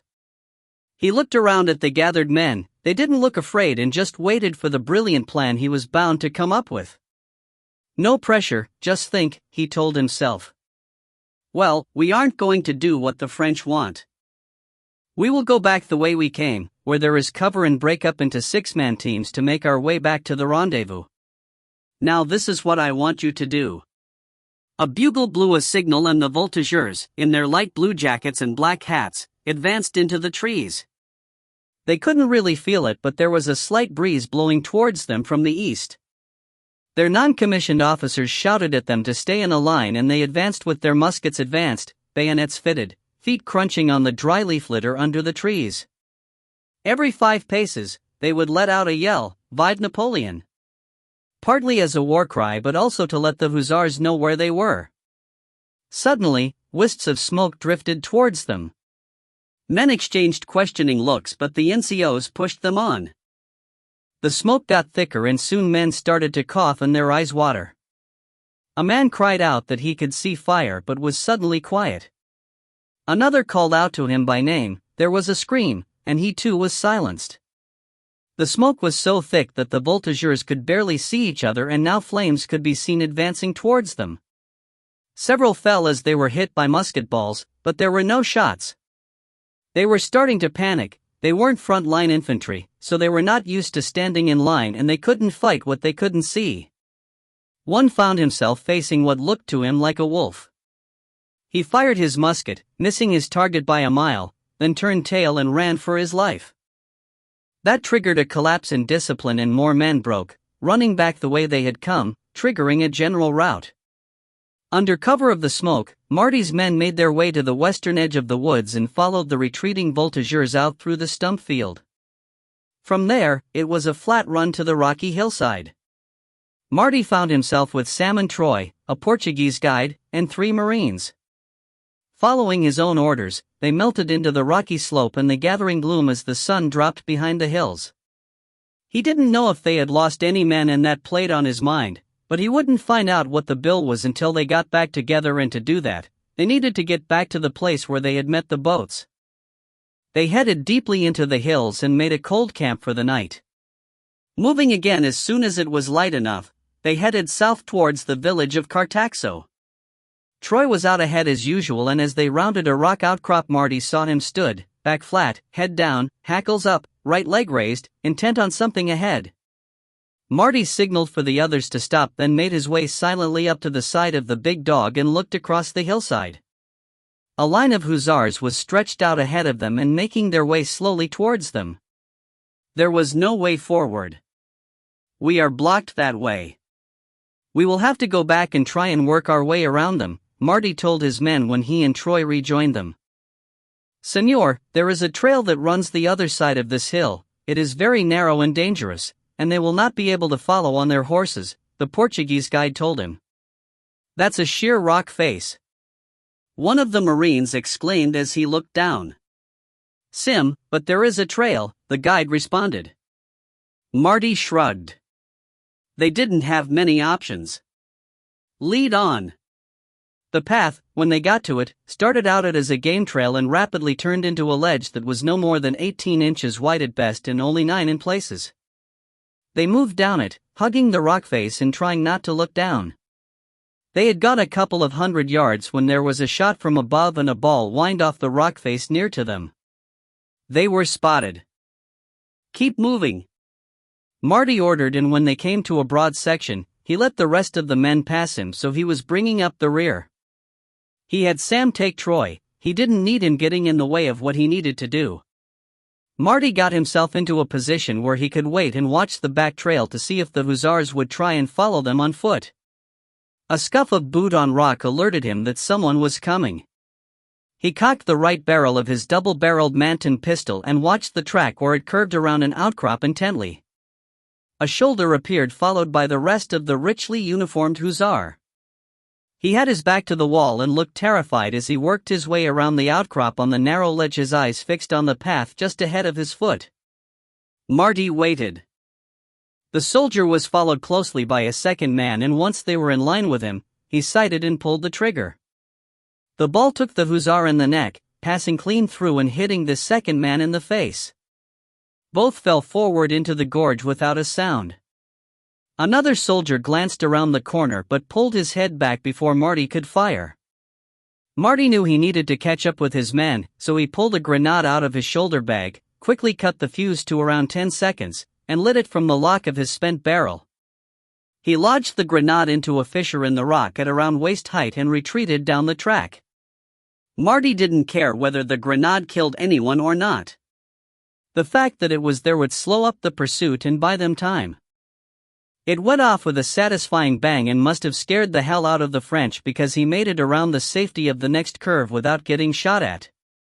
The trail stayed narrow for almost 1,000 yards before opening out into a series of rock steps, then a shale slope that ended by a stream at the bottom of the gorge. They looked back and couldn't see any sign of pursuit. It appeared that the French had given up. Marty sighed in relief and stepped over to the stream to get a drink of the fresh mountain water. He went to one knee and bent to cup some in his hand when there was a tug on his coat and a splash in the water ahead of him, followed by the sound of a shot. He spun and saw a pair of hussars knelt at the top of the steps and dived to the side as he saw a puff of smoke come from the second one's carbine. His Marines responded immediately, and their rifles barked almost in unison, spinning one of the hussars around as he took a bullet in the shoulder. The other ducked back behind a rock. They had to be dealt with, so he beckoned to Sam and they started back up the slope while the Marines kept up a steady suppressing fire. Troy moved ahead, his body low to the ground, and soon left the two men behind. He knew where the enemy was and slipped from cover to cover as he made his way closer. The wind shifted and he smelt the sharp iron smell of blood, his lip curled up in a silent snarl baring his inch-long canines. He slunk forward, totally focused on the rocks ahead as a bullet from below ricocheted away.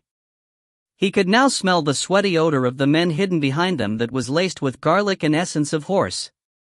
He jumped up on top of the rock in front of him and the firing from below stopped. One man was lying slumped, wounded, the other was ramming a new charge home in his carbine when he looked up straight into Troy's eyes. He swore and tried to swing the gun around and up, but he was far too slow, and Troy sprang forward, going for his face, jaws agape. Marty and Sam saw Troy leap from the rock and heard a scream as he attacked the Frenchman. A carbine fired and a ramrod flew through the air, bouncing off the rock face. They hurried to a background of snarling and screaming, but by the time they climbed up and could see what was going on, it was pretty much over.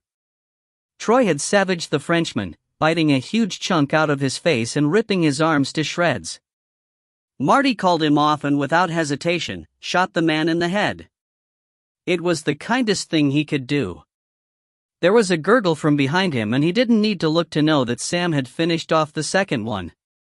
They left them there after smashing their carbines. The crows would eat well today. They made it to the rendezvous and found two of the other parties already there. They had managed to avoid the French and had been there for a day already. There were 3 groups still out and all he could do was wait for them. The next party arrived carrying one of their men, a couple of others were sporting bandages. They were a man short. They had run into a squad of Voltigas and fought their way through, killing and wounding many, and forcing them to retreat. The remnants of the squad had dogged their trail for a day before they had lost them by traveling overnight. All his ship's boats turned up next with fresh supplies and reinforcements under the command of Paul Lapierre, his captain of Marines. Shelby was there too, having left the wounded man in the care of his Loblolly boys on the Formidable. He went straight to work on the wounded. "You have a message from General Wellesley," Shelby told him and handed over a sealed envelope. Marty opened it and read that he was requested to return to Lisbon and attend a meeting with the general staff. He wondered what was afoot. Lisbon was now secure and Arthur could wait for his reinforcements to arrive from England. Well, he wasn't leaving without his men, so Arthur would just have to wait for a day or so. That afternoon, another party led by Mulligan arrived, muddy, tired, but unharmed. They had hidden in ditches and traveled only at night to avoid the French hunters. The last group, led by Sergeant Bright, were being hounded by a larger force of Voltigas and were firing and retreating in 2 groups of 3. This was enough to hold off the foot troops, but it was only a matter of time before a troop of hussars would join in and then it would be all over. They were about half a mile from the rendezvous when the hussars appeared, almost out of ammunition and now facing at least 20 horsemen as well as a dozen Voltigos. The odds were not good. Running wouldn't help as they were in the middle of a field of waist-high grass. "Form up, lads," he ordered and got his men into line, thinking that at least they could take a half dozen of the scarlet-uniformed bastards with them. They knelt to make themselves smaller targets and to make aiming their rifles easier. If they got a volley off early enough, they might get a second off before they were overwhelmed. It was, all in all, a forlorn hope if ever he saw one. The hussars moved forward and they could see the glint of their sabers as they moved out into a line. They started forward at a walk, which moved into a trot, then a canter, and finally a gallop as they charged, yelling war cries. "Ready, lads," he said, gauging the distance. "Steady, steady, fire." Their 6 guns barked as one and a couple of the red uniformed horsemen were plucked from their saddles. "Reload," he ordered unnecessarily as all the men were reloading as fast as they could. 6 guns came up when the French were less than 100 yards away and the ground shook with the beat of their hooves. Fire! There was the ripping sound of 40 guns firing at once and the chuff of at least 2 swivel guns. He looked in amazement as the cavalry charge dissolved as men and horses tumbled to the ground. He looked around to see a line of Marines and riflemen arrayed just behind and to either side of his men. A grinning Paul Lapierre stood, walked over to him, and held out his hand. "Took your time, Sergeant," he teased as he helped him stand.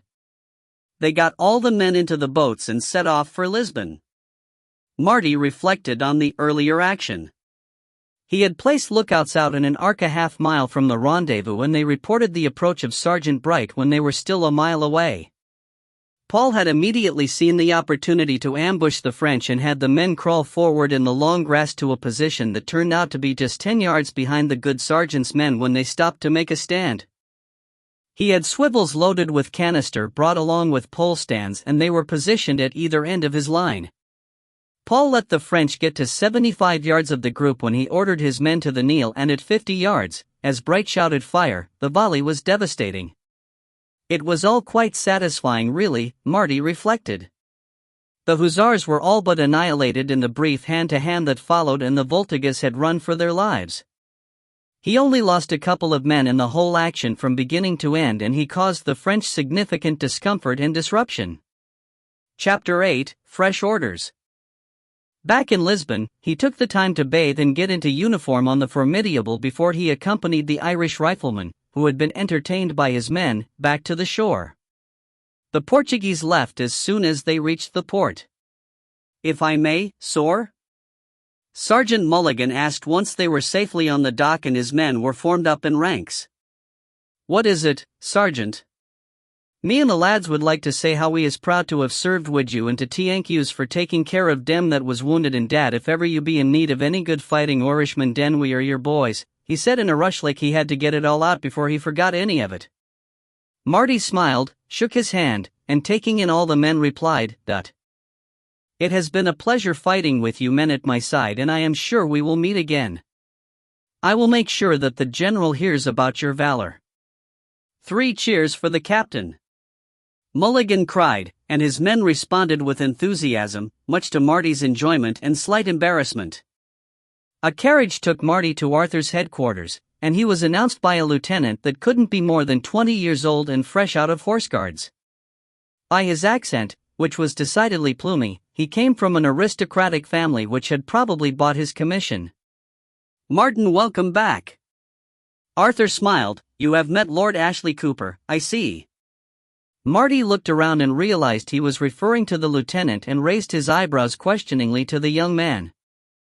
"Sebastian Ashley Cooper, 4th son of the Earl of Shaftesbury," he introduced himself with a bow and lopsided self-depreciating smile.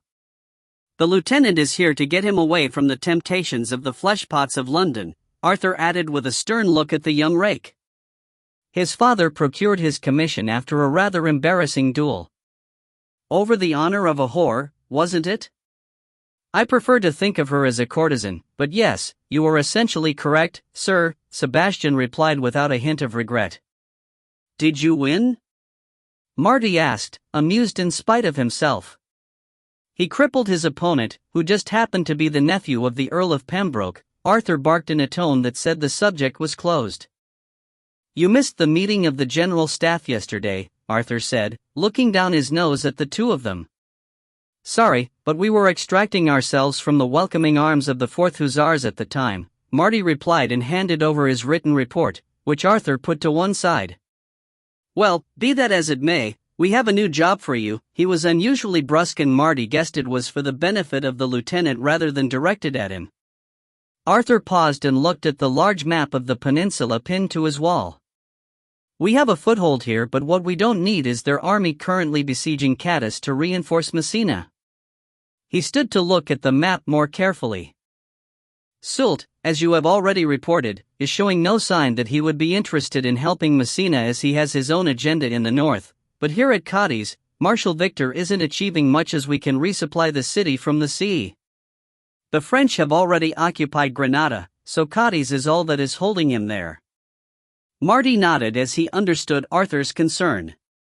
What we need is for the Spanish guerrillas to pin down Victor there until we can send a force to raise the siege and drive him and his men off for good. Then you want me to go there with my men and stir the Spanish into action?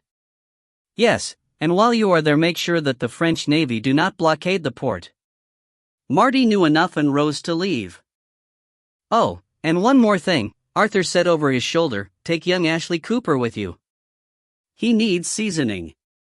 Marty looked steadily at Arthur, who just looked back in his haughty way. Get your gear, Lieutenant, you are going on a short voyage, he said to the surprised youth. The lieutenant did not see Arthur and Marty share a smile behind his back as he hurried to leave. Lord Ashley Cooper had an extensive set of baggage at his rented rooms, which Marty took one look at and told him to select one trunk, fill it with essentials, and put the rest into storage. He would only need one uniform and civilian clothes. What about personal stores, sir? The bemused young man asked. You can bring 2 cases of wine and any preserved foods that you carry. And my Batman, ... Marty sighed and resolved to get his own back on Arthur someday soon. One servant if he can fight. They arrived at the Formidable and Marty asked Ackerman to have the carpenter prepare a cabin for the lieutenant. What he got was a dog box 6 by 5 feet with just enough room for a cot in his chest. The Batman got put in with the mids in the cockpit. They set sail with a minimum of fuss and followed the current out of the Tagus into the Atlantic. Smith and his squadron had moved on as there was no longer any need to blockade the port. Marty experienced a moment of regret that he hadn't had a chance to meet with his friend again. There was a pile of correspondence waiting for Marty, mainly made up of the usual letters from the Admiralty demanding reports and the status of his stores, etc. There were also personal letters from Sir Sidney and Thomas Cochrane, and more importantly, letters from Caroline. To his sheer delight, he also received, for the first time, letters from James and Beth, who were now 8 and 6 respectively. He read the official stuff first. One was from Hood and brought him up to date on political happenings at home, which he noted but otherwise ignored except one point which mentioned some concern over the influence his votes could have in Parliament. This confirmed what the Admiral said. He would have to have a word with his wife when he saw her next. Caroline's letter didn't shed any further light on it, just talked about their lands and how well their trading fleet were doing, how much she missed him, and what the children had been up to. The twins had, apparently, developed a unique way of talking to each other that only they understood and were mischievous and constantly getting into things they shouldn't. James and Beth were being tutored at home and she asked whether he wanted to put James' name down for the Naval College at Portsmouth. If he didn't, she wanted to put his name down for Charterhouse where he could go when he was 10 years old. Marty's opinion was that James should go to school until he was 14 and then to the Naval College until he was 16 when he should go to sea as a midshipman. He added this to his letter and promised to discuss it with her when he got home next. James wrote in a childish but neat hand that he had learned to ride, and Mummy had gotten him a pony. He wanted a gun so he could go hunting with the gamekeepers and Uncle Tom, but Mummy wouldn't let him have one yet and said he had to wait until he was 10 years old. Beth wrote about learning to fight with a sword with Mummy and Don Aldo. Caroline added a note saying that she stood at the back of the room imitating their moves as the Don put Caroline through her paces. She was also learning to ride and had a Shetland pony called Smudge because he had a black patch on his face that looked like a soot smudge. Marty read the letters twice, then finished off the letter he had been writing to Caroline and started letters to the children as well. They sailed to Gibraltar and anchored in Rosia Bay next to the rest of the flotilla, much to Lieutenant Ashley Cooper's surprise. He knew nothing about the flotilla, he only knew that Marty was something to do with intelligence. He was even more surprised when they went ashore and he saw their headquarters. "Is it normal for the Navy to carry so many Marines for just 4 ships?" he asked LaPierre. "No, these are chosen men and are specialists in amphibious landings, infiltration, guerrilla warfare, and general mayhem," Paul replied with pride. "The cream from almost every jail in Britain. The captain has asked that you train with us. You can join my lieutenants over there." What followed was the hardest 2 days of the young man's life. He discovered many things and had his illusions as to his own prowess dispelled in the most brutal of fashions. Everyone was a better and faster shot than him. He knew nothing about hand-to-hand combat and his swordsmanship was revealed as being mainly form over function. He was bruised physically and mentally and was angry and hurt. "I must protest," he said as he stood in front of Marty in his office. "You must protest what?" Marty replied, knowing what was coming. "My treatment at the hands of your Marines." "Have they abused you?" "No, but..." "Then they have mistreated you or not respected your rank?" "No," he suddenly felt silly. "You are indignant that they don't make allowances for your social rank and treat you just as they treat each other during training? Well, let me explain something that they would never teach you at school or horse guards. The French don't give a toss what your rank is or your class. They just want to kill you because you are British. The fact you wear an officer's uniform just makes you a target for their sharpshooters. The men will only respect someone who is at least as good as they are and prepared to stand beside them or in front of them when the shit starts to fly. You have just discovered you were lacking in some key skills because, for once, no one will hold back because you are the Earl of Shaftesbury's son and gentlemanly combat means nothing when you are fighting for your life." He looked the young man over, pulled a throwing knife from his boot, and hit a knot in the door over Sebastian's right shoulder with a smooth throw. Gentlemanly conduct and fair play are things that belong in your childhood. Viscount Wellington sent you with me to educate and hone you as a soldier. I suggest you get back to the Marines and learn how to stay alive." Sebastian stood for a long minute taking in what he had just been told, then saluted and turned to leave. "Attend me at weapons practice this afternoon at 3, Marty ordered as he opened the door, "and give me my knife back." Because of meetings with Ridgely and some of his agents, this was the first chance Marty had to practice with weapons since they had gotten back. "Lieutenant, please fetch your sword, and leave your coat in your room," Marty instructed as soon as he saw Sebastian stood beside the practice square. Sebastian went to the room he was allocated as his short quarters in the officer's block and selected a fine 1803 pattern footguards officer's sword from the 3 in his chest. It had a curved 32-inch blade that was sharpened on both sides for 6 inches behind the point, shagreen wrapped hilt with a brass crossguard, and steel knuckle guard. He left his jacket on the bed and removed his cravat as he saw that Marty was wearing an open-necked shirt. It was mid-afternoon as he walked out onto the square and squinted to get his eyes used to the sun. He could smell the dusty odor of the sand and the body odor of the men as he passed them. He realized the captain was already in the square with the Chinese fellow that was part of the team known as the Shadows. "Lieutenant, this is Chin Lee. He will be your blades and open-handed combat instructor. We will spar and afterwards, he will help you improve your technique." Sebastian nodded and barely avoided a sweeping slash from Marty's hanger, which appeared as if out of nowhere. He stepped back and brought his sword to the ready. Marty grinned at him and twirled his blade at the wrist. He didn't know how it happened, but for the next attack, he was suddenly facing 2 blades, the sword and a bloody great knife. His sword felt heavy and clumsy. He couldn't believe that even though he had more reach with his longer arms and a longer sword, he couldn't get anywhere near the captain. Marty ended the contest by stepping past his guard and slapping him on the thigh with the flat of his hanger. "Not bad. You need to get a lighter and shorter sword for ship work, but you are steady on your feet and move well," Marty complimented him. "Chin, did you see enough?" "Yes, sir, I have something to work with. He will probably live to see his next birthday. Marty laughed and slapped Sebastian on the shoulder as he walked away. Sebastian realized he hadn't seen him sheath either the knife or his sword, but there they were on his belt. They sailed the next day with the entire flotilla, but instead of heading towards Cadiz, they turned east into the Mediterranean and Malaga. Marty knew he needed to enlist the guerrilla groups they had trained in Granada if they were to tie down the forces blockading Cadiz. Once they anchored in Malaga Bay, he, Lieutenant Ashley Cooper and Paul LaPierre went ashore for a meeting with the council. "I will loan you Midshipman Williams as an interpreter once we have the agreement of the Spanish," Marty offered to Paul as they walked through the town. "That would be most satisfactory," Paul replied. "The boy has a quick mind and proved most useful in dealing with the Spanish in Gothenburg," he continued, referring to the evacuation of the Spanish force that defected from Napoleon's Army of the North. "Just try and bring him back in one piece.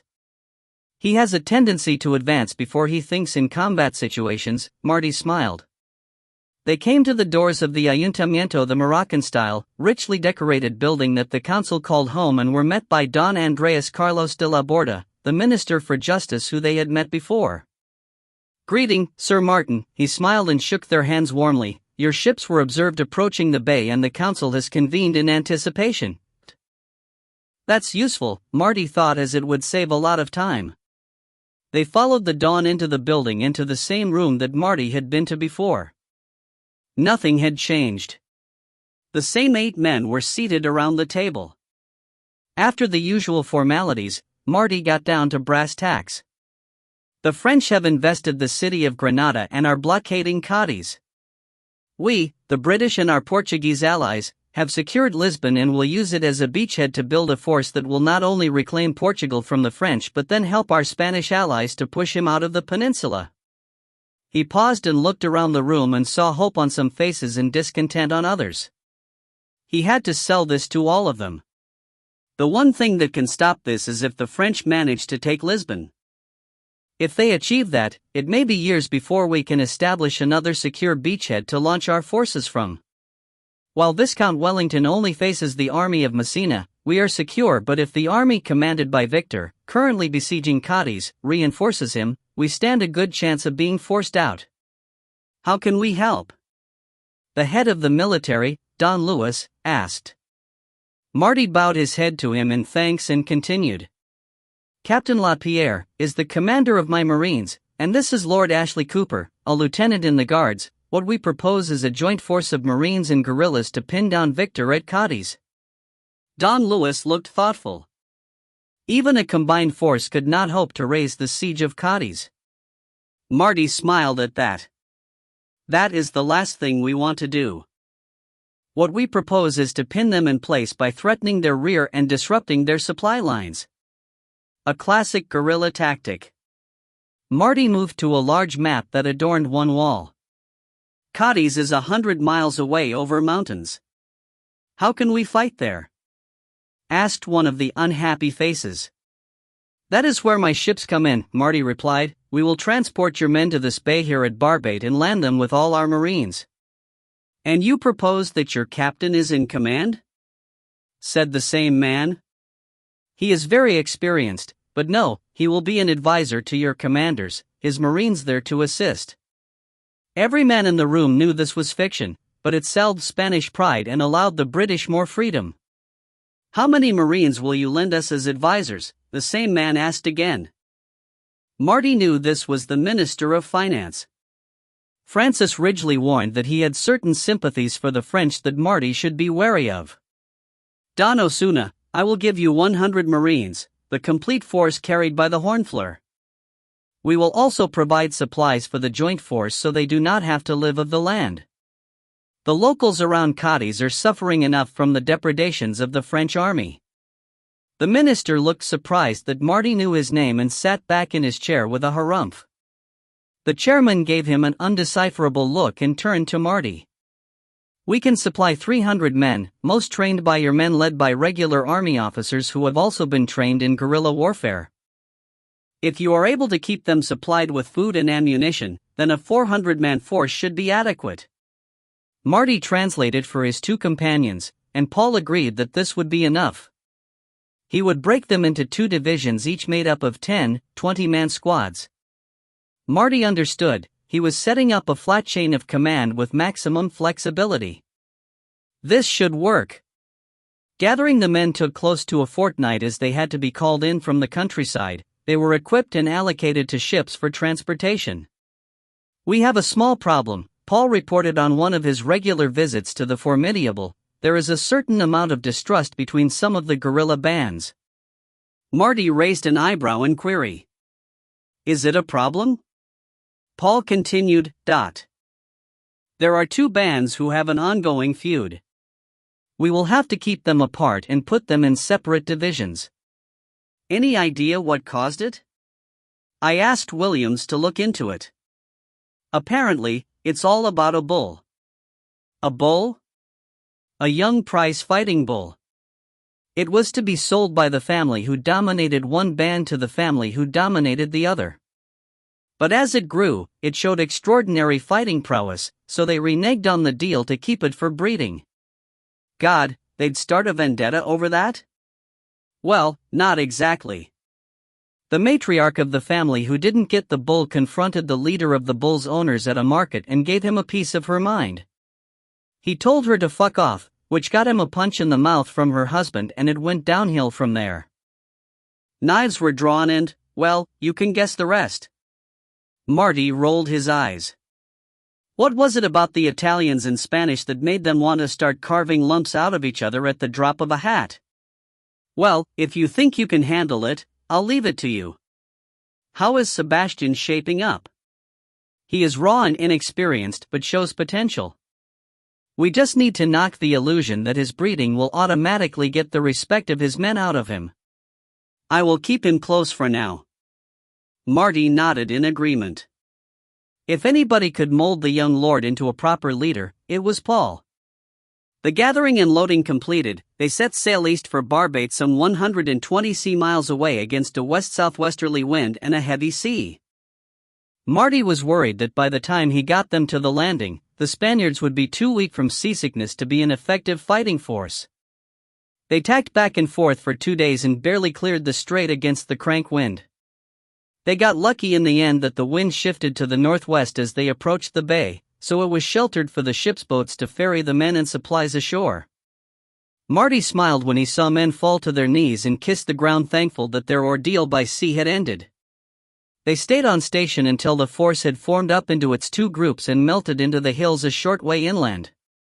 The Hornfleur sailed back to Gibraltar to load up with supplies, and the other three set off north towards Lisbon.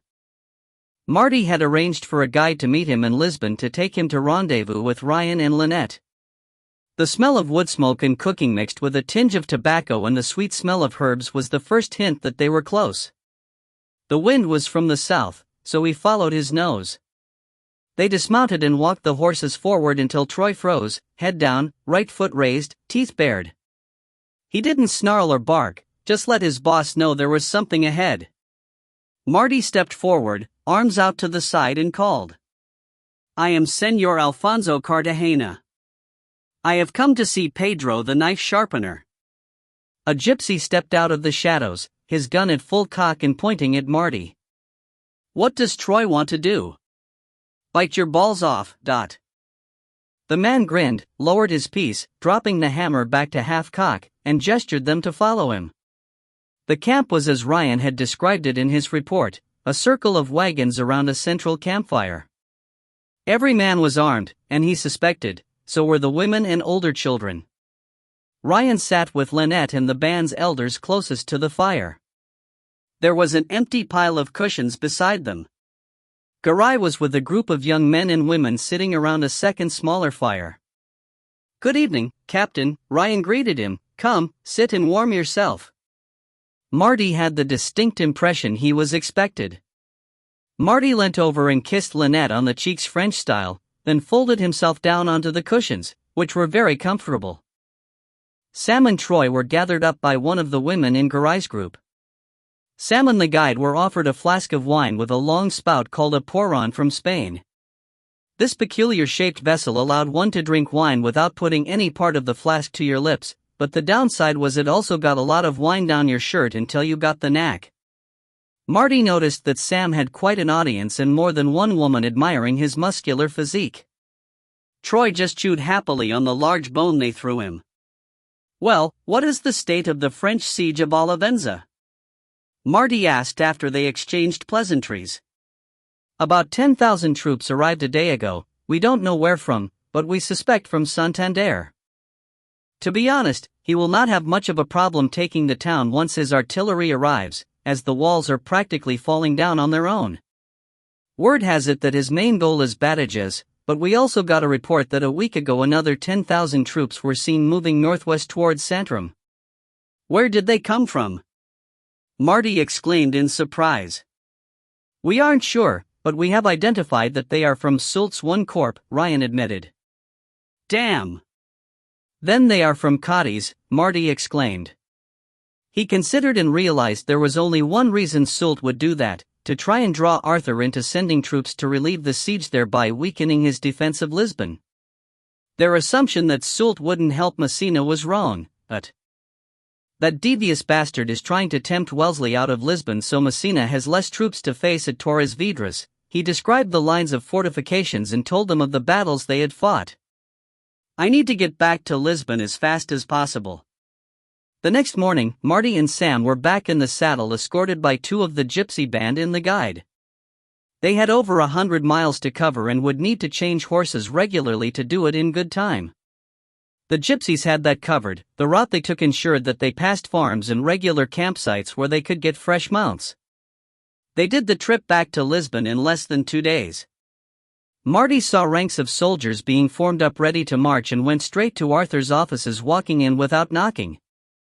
Arthur Wellesley was in discussion with two officers, one British, the other Portuguese. They were discussing the route for the relieving force to be sent to Badajoz. A glance at the map and the activity outside told Marty that Arthur was about to make a terrible mistake. "Martin, you look exercised and exhausted. Do you have news?"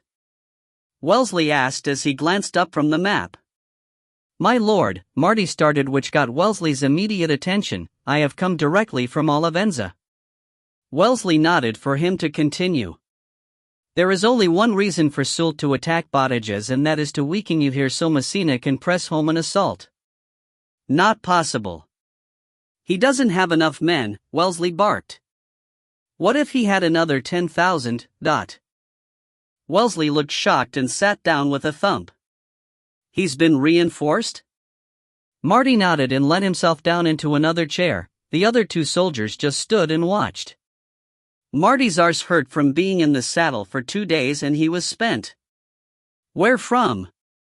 "As far as we can make out, Cadiz. They must have left before we got the guerrillas in place." "So that was a wasted exercise then?" Marty shrugged. He would evaluate that later. For now, he thought he would leave them there. It was excellent training for both the Marines and the Spanish, and he needed to get some sleep. The next morning, he was rested but still sore, and he had to meet with Arthur at 10.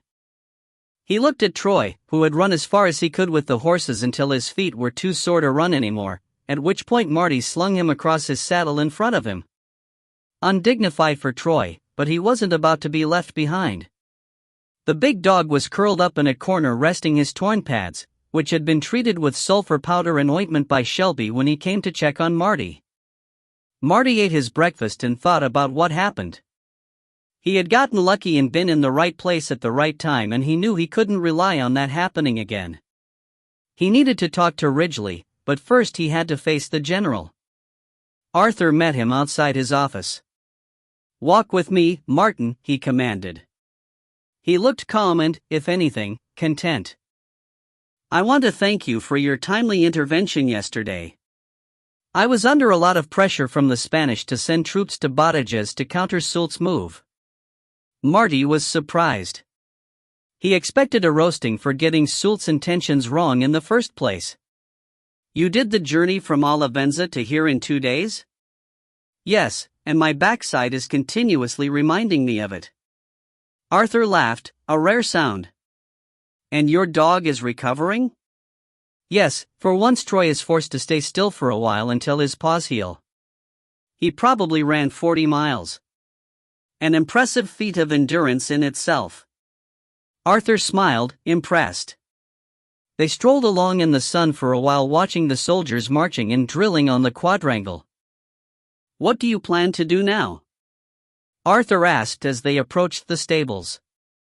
"I plan to go to Gibraltar and work out, with Francis Ridgely, how to expand our intelligence network in Spain." He looked at Arthur out of the corner of his eye. "Are there any particular places you want us to focus on?"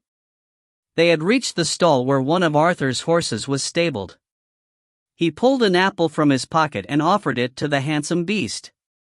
He had a fine Arabian head, which Arthur preferred, and looked like there was more than a little thoroughbred blood in him. "It would be good to know what Sult is up to and what Victor is doing around Cadiz, as we will have to do something about both of them soon. After that, we will take the war to them in Spain." "Well, I have time then. We will increase our efforts to train and direct the guerrillas to disrupt and use up French resources as well." Arthur nodded in agreement, then asked, "When was the last time you saw your family?" Marty was surprised and had to think before he answered. "It's been a while, but that's not unusual in the Navy. It would be good if you took a trip back to London and coordinated your ideas with Canning and Hood. There are a lot of politics flying around about this war. The coffers are almost empty, and the politicians are tightening the purse strings. I will go to Gibraltar first. The good thing is I don't think we will need to ask either of our esteemed friends for more money," Marty replied with a smile, remembering the pile of gold and valuables the Portuguese aristocrats had left behind when they fled Lisbon the year before. That afternoon, he wrote to Caroline to tell her he would be back in London in probably 3 weeks' time, and Hood, the same. The letters left on the packet that sailed that evening, and he instructed Wolfgang to have the Formidable ready to sail in the morning for Gibraltar. Marty met Francis Ridgely, the local Foreign Office spymaster, in his office at 17B Devil's Tower Road in Gibraltar. The office was actually in a soundproof and hidden garret above his living quarters, where he posed as a wastrel in exile. They entered through a door disguised as a bookcase, opened by a key that looked like a pendant, turned in a lock that looked like a knothole. All this cloak and dagger stuff made Marty smile every time he visited. Inside the office, the soundproofing layer of cork on the walls, floor, and ceiling made everything sound dull. Marty noticed a new rug on the floor and lifted it. "I couldn't get the stain out, so I got the rug to cover it up," Ridgely explained as Marty identified it as blood. "Some unfortunate hadn't survived an interrogation from the look of the size of it." Marty shrugged and put the rug back in place before pulling up a chair. "We need to strengthen our informant network in Spain, especially around Cadiz and anywhere Soult has forces," Marty opened. "Ryan and Lynette are getting good information from the gypsies in Portugal and along the border, but we almost got caught out when Victor sent 10,000 men to Messina." "Yes, I heard," Francis replied as he busied himself making tea from the steaming silver samovar in the corner. "Milk? Sugar? Just black, please. I won't be able to keep the guerrilla force there for long now that we know that they sent troops before we got there. They will be better used back in Granada. So, who can we use in that area?" Francis had a sly smile on his face as he handed Marty his tea, then plunked himself down in a chair beside him. "I have just recruited a man in Cadiz who has free access to both sides in that conflict." Marty returned the sly smile. "A smuggler, Of sorts, he finds himself in a situation where Cadiz itself is awash with food and luxuries thanks to the fact we hold the port. The Navy is doing an adequate job of keeping it open, and a ready market for those goods with a French besieger that is practically starving. A strange situation for a siege where the tables are usually the other way around," Marty responded. "However, I will put a golden guinea on his customers being confined to the officer classes." "That's no bet, fraternity and egalitarianism hasn't reached your common French soldier yet," Francis sniggered.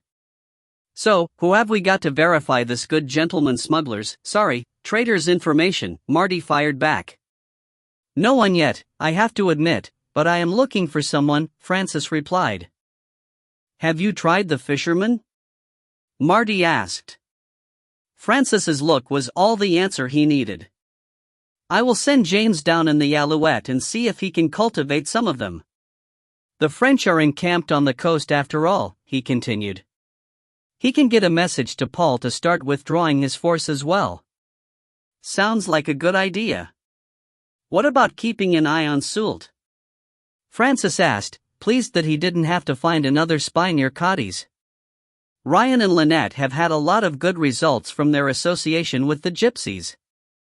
They will try and expand that network and we can make better contact and relations with the guerrillas, Marty said as if he was thinking out loud. I have a man who can go undercover in Spain, Spanish mother, English father like Ryan. I will send him to Ryan and they can work together, Francis offered. Marty nodded. How is the situation in Malta? He suddenly asked as a thought struck him. Good, why? Francis replied, surprised by the sudden change in track. Didn't the new man there have mixed blood or something? Marty asked, frowning as he tried to remember. Yes, Indian and English, made him look like your typical Mediterranean type. Oh. I see where you are going. Problem is he only speaks Italian, Francis replied, realized his teacup was empty, and rose to get a refill. That gives me something to think about, Marty mumbled just loud enough for Francis to hear. Wolfgang, get the Formidable ready to sail for England, Marty ordered 2 days later. He and Francis had worked out a strategy and he had spent some time writing letters and encoding them for Ryan, and in plain English for Arthur. He also wrote up a plan, then rewrote it twice when he read it, putting himself in Canning and Hood's positions.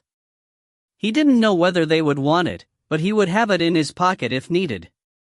He then called Anton in. You Basques are on both sides of the French-Spanish border, aren't you? He asked. Yes, but we all come from the French side. But when we were in Bilbao, you seemed to have an affinity for the Basques that live there, Marty persisted. Naturally, we all speak Basque. They just speak Spanish as their second language rather than French, Anton admitted. Could you and Matai go there and recruit some to spy on the French? Marty asked with an intent look. Do they hate the French as much as you do?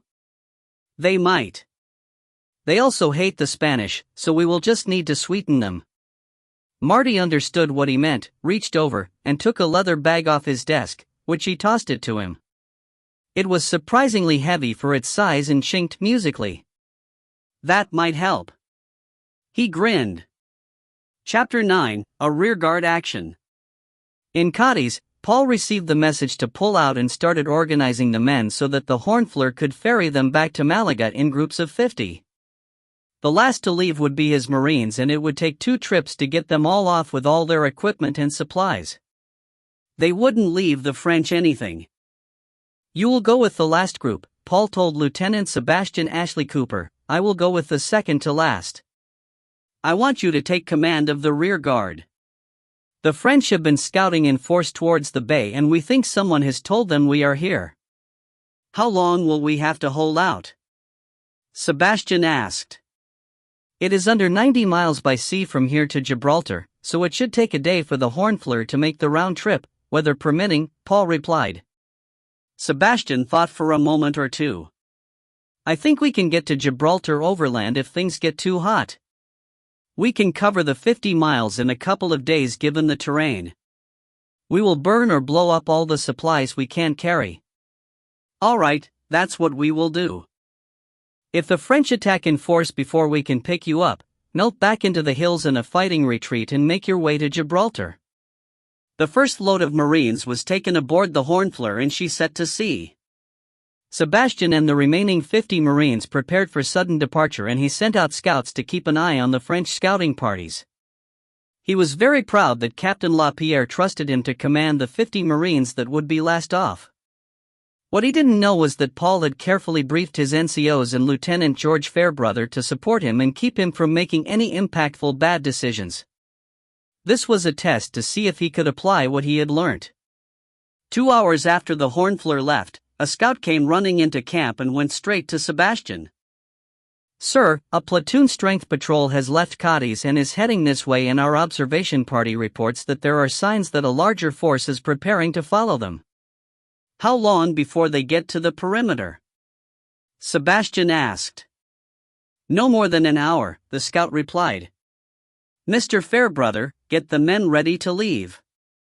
If we get word that the larger force makes a move, we will retreat back into the hills to the east.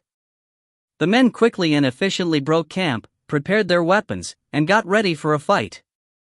Charges were set in the piles of supplies they would leave behind or oil poured over them in preparation to burning them. Shots were heard from the west. The leading elements of the French scouting force had reached the perimeter. The scout returned. "Sir, a brigade of infantry is heading this way behind the scouts. The observers are making their way to the first rendezvous. Lieutenant, set the fuses and get the men moving." "I will be with the rear guard," Sebastian ordered.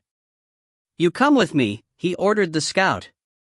He ran to a platoon-strength group of men and shouted, "You are with me, we need to slow the French down."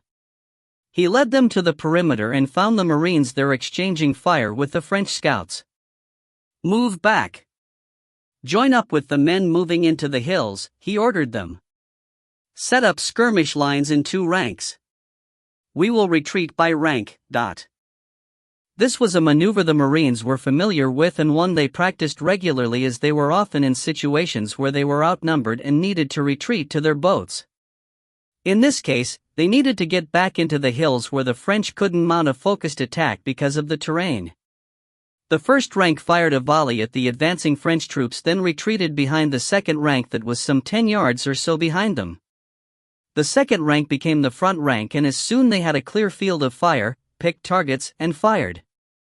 After 4 volleys, the relays became more ragged as each rank covered the retreat of the other, the men moving from cover to cover as the rifles would do in front of a line of battle. This frustrated the French, who wanted to advance in force but faced a continuous storm of shot and an enemy that stayed just out of reach.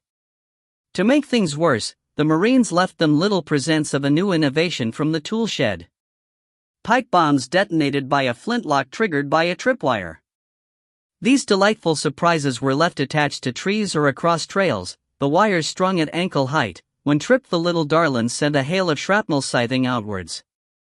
The French advance slowed as they started probing every gap and behind every rock, looking for booby traps, allowing Sebastian and his men to slip back into the hills. Sebastian stopped behind a large boulder and looked back down the trail to where the French were cautiously advancing. He spotted an officer waving his sword and extolling his men to move faster. He licked his thumb and cleaned the foresight of his Baker rifle, then used the same thumb to test the wind direction. He raised the heavy rifle to his shoulder, then, as his instructors had taught him, breathed out slowly as he laid the sight on the officer's chest. He raised his aim to the top of the man's head to allow for the drop and squeezed the trigger. He knew his shot was good and saw the man fall to the ground, a large hole in his chest just below his chin. The French spotted his smoke and returned fire. Balls whined off the rock and he had to duck before scuttling up the trail, where he was met by Fairbrother just around a bend in the trail. "Nice shot," he complimented him. "Thank you. How are we proceeding?" Sebastian replied. "The main force is a half-mile back into the hills, and the rear guard is set to make life uncomfortable for the French if they decide to pursue us." Fairbrother grinned. Sebastian stuck his head around the corner and ducked back as a ball ricocheted off the rock. "Persistent bastards," he grinned and followed Fairbrother up the track to the waiting men. The French kept up the chase for the rest of the day until they got into the Alcornicales forest as night closed in. Not willing to advance into the trees in the dark, they retreated a mile or so and set up camp. Sebastian didn't let his men stop. He wanted as much distance between him and the French as possible by morning. He gathered the men together and did a head count. They were missing the observation team, who hadn't caught up yet, but apart from that, he still had all of his men. Now they turned southeast, guided by a hand compass that Fairbrother carried, towards Gibraltar, and made their way slowly through the forest for about 5 miles before they made camp. The men needed rest and something to eat, but it would be a cold camp with no fires. Dawn saw the British already on the move again. Sebastian had scouts ahead as trailbreakers and behind to check on their pursuers. The trailbreakers had to find a way through the hills and gullies that led in the general direction of Gibraltar, which wasn't always easy, and they made slow progress. They didn't manage to shake off the pursuit and were constantly harassed by French scouts. The rear guard constantly engaged them to let the others get away, but casualties were mounting. "We need to get some distance between us and the French," Sebastian told Fairbrother as they were about to enter a ravine that was their only way forward. "I will take 5 men and make a stand here and hold them for as long as I can. Leave me all the bombs, pistols, and the wounded men's rifles." "You are sure, Sebastian?" Fairbrother asked. This definitely wasn't in the plan Captain LaPierre had outlined. "Yes, it is my duty," was all the reply he got. The main force entered the ravine and Sebastian and his 5 men started piling rocks up at the entrance to form a low bulwark. They had about 5 more minutes before the rearguard arrived. "Sir," one of the men asked as he piled another boulder on, "I'm a bit worried about that big rock up there." He pointed up the slope to their right at a large boulder perched on a ledge. "It looks like a strong breeze could knock it off there and we would be right under it." Sebastian looked up. He was right, but maybe. The rear guard scurried back towards them working in pairs and Sebastian's team laid down cover fire to help them get over the bulwark to safety. "We can hold off the scouts for as long as we have ammunition, but when the main force arrives, we will be easily overwhelmed," Sebastian said between taking potshots as any Frenchman stupid enough to show himself. "Rogers, take the bag of bombs and climb up to that rock and pack them in behind it. Make sure you get them right under it even if you have to dig a hole. Prime one of the bombs and run the trip line down to that boulder over there," he ordered, pointing to a large rock 20 feet behind them. "Ready?" he asked the Marine once he collected all the bombs. Aye, sir," Rogers replied. "Covering fire," he called, and Rogers set off. The French must have had reinforcements arrive as the return fire was more intense than it had been and getting heavier. Several individuals were seen moving forward, braving the accurate fire from the Marines. Sebastian looked up and saw Rogers dive behind the big rock as bullets kicked up the dust and whined off the rocks around him. The man must be part spider, he thought as the rock face was all but vertical. Shit! The Marine beside him swore and fell back, blood coming from a bullet wound in his shoulder. Sebastian popped up and snapped off a shot. They couldn't hold out much longer. A stone bounced off his head and he looked up to see Rogers part sliding, part falling in a barely controlled fashion back down into the ravine. "Move back in ranks," he called, and half the men left the bulwark and ran into the ravine. He let the rest follow before taking one last shot and retreating to the boulder. The string was hanging with a rag tied to the end so he wouldn't miss it. "Well done that man," he smiled. There was a shout and a French scout appeared at the wall. It was now or never. He grabbed the string and tugged. Nothing happened and he saw 4 more French climb up the rocks. "Shit, I'm done," he thought and raised his remaining loaded pistol. Then there was a loud bang. He looked up. There was a cloud of smoke and dust drifting away on the breeze, but the rock was still in its place. He looked back and shot the first man over the wall, threw his pistol at the second, and drew his sword. The 3 French scouts grinned evilly and raised their rifles. He was a sitting duck. It would be like shooting a fish in a barrel. A rock bounced down and hit one of the Frenchmen on the shoulder. He looked up and his mouth opened in a scream. Just before the giant rock crushed the life out of the 3 of them as it crashed down, followed but a torrent of dirt and rubble. Sebastian staggered down the path pushed along but a rolling cloud of dust. It took the whole day to cover the 25 miles until they sighted Gibraltar from the top of the last pass they had negotiated. They circled around to the east side of the main town of San Roque and crept down towards the Spanish side of the border. The Spanish there were generally sympathetic to the British as they traded with the Rock despite the French presence in the area. "What do you think, Lieutenant? Make a dash for it?" one of the sergeants asked.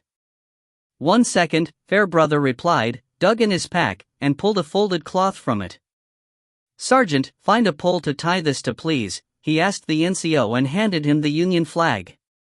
"Don't want our fellows shooting at us thinking we are an attacking French force, now do we?" He grinned, then asked, "Any sign of Lieutenant Ashley Cooper?" Chapter 10, A Woman's Place. The Formidable sailed with the Eagle tagging along under the command of Trevor Archer, who was made acting lieutenant in Ryan's absence. Anton and Matai were passengers on the Eagle which, when they got to the Bay of Biscay, peeled off and headed for Bilbao. Marty was pleased that his Marines were home and Sebastian had shown he really did have what it took to be a leader. He sent him back to Arthur with a glowing report. He had walked back over the border with his rearguard 2 hours behind the rest of the men. They were carrying 2 wounded, were completely out of ammunition, and were exhausted. A week's sailing saw them dock at Chatham and Marty, Sam, John Smith, Wilson, Chin, and Troy took a carriage to London. A fast courier preceded them with messages for Caroline and Hood warning they were on their way as he didn't trust the security of the semaphore towers. Wolfgang stayed with the ship and went shopping for spares with Fletcher. The carriage pulled up in front of the London house and suddenly Troy sat bolt upright, his ears pricked forward in wind. The front door opened at about the same time as the carriage door and 2 blurs of brown met halfway, yipping and cavorting in excitement. A laughing James came down the steps followed by Caroline and Beth. Marty swept them up in his arms in a huge hug. He looked to the door and Mary, the family nurse, stood holding the twins by their hands. They had grown so much and looked at him wondering who the strange man was. By the time the dogs calmed down enough to get to the sniffing bums stage, everybody was inside. Wilson went off with Mary, his wife, leaving the twins in the care of Tabitha, one of their West Indian servants. She was disappointed that her beau, Matai, wasn't with them. The whole family gathered in the drawing room, and Marty reacquainted himself with his children. Beth insisted on showing her sword skills and Marty was surprised. The child had some genuinely good moves. Caroline looked on proudly. James sat by his father. He had obviously decided that at 8 years old he was too grown up to sit on his lap and eventually, and quite artfully, looked to his father and said, "It will be my birthday soon. Will you be here for it? I will certainly try to be, but I have to help Uncle Arthur with his war. I know what I would like for a present." "Oh really? What is that?" Marty smiled. "A bird gun so I can go hunting with Uncle Tom." Marty was surprised and looked across at Caroline, who just gave him a, "This one is your problem, look." Marty was feeling indulgent. "I tell you what we will do. Once I have finished my business with Admiral Hood and the government people, I will take you to Mr. Manton and we will see what he says." James leapt into his lap, gave him a huge hug, and Marty soon had him in fits of giggles as he tickled him. Caroline raised her eyes to the heavens inside.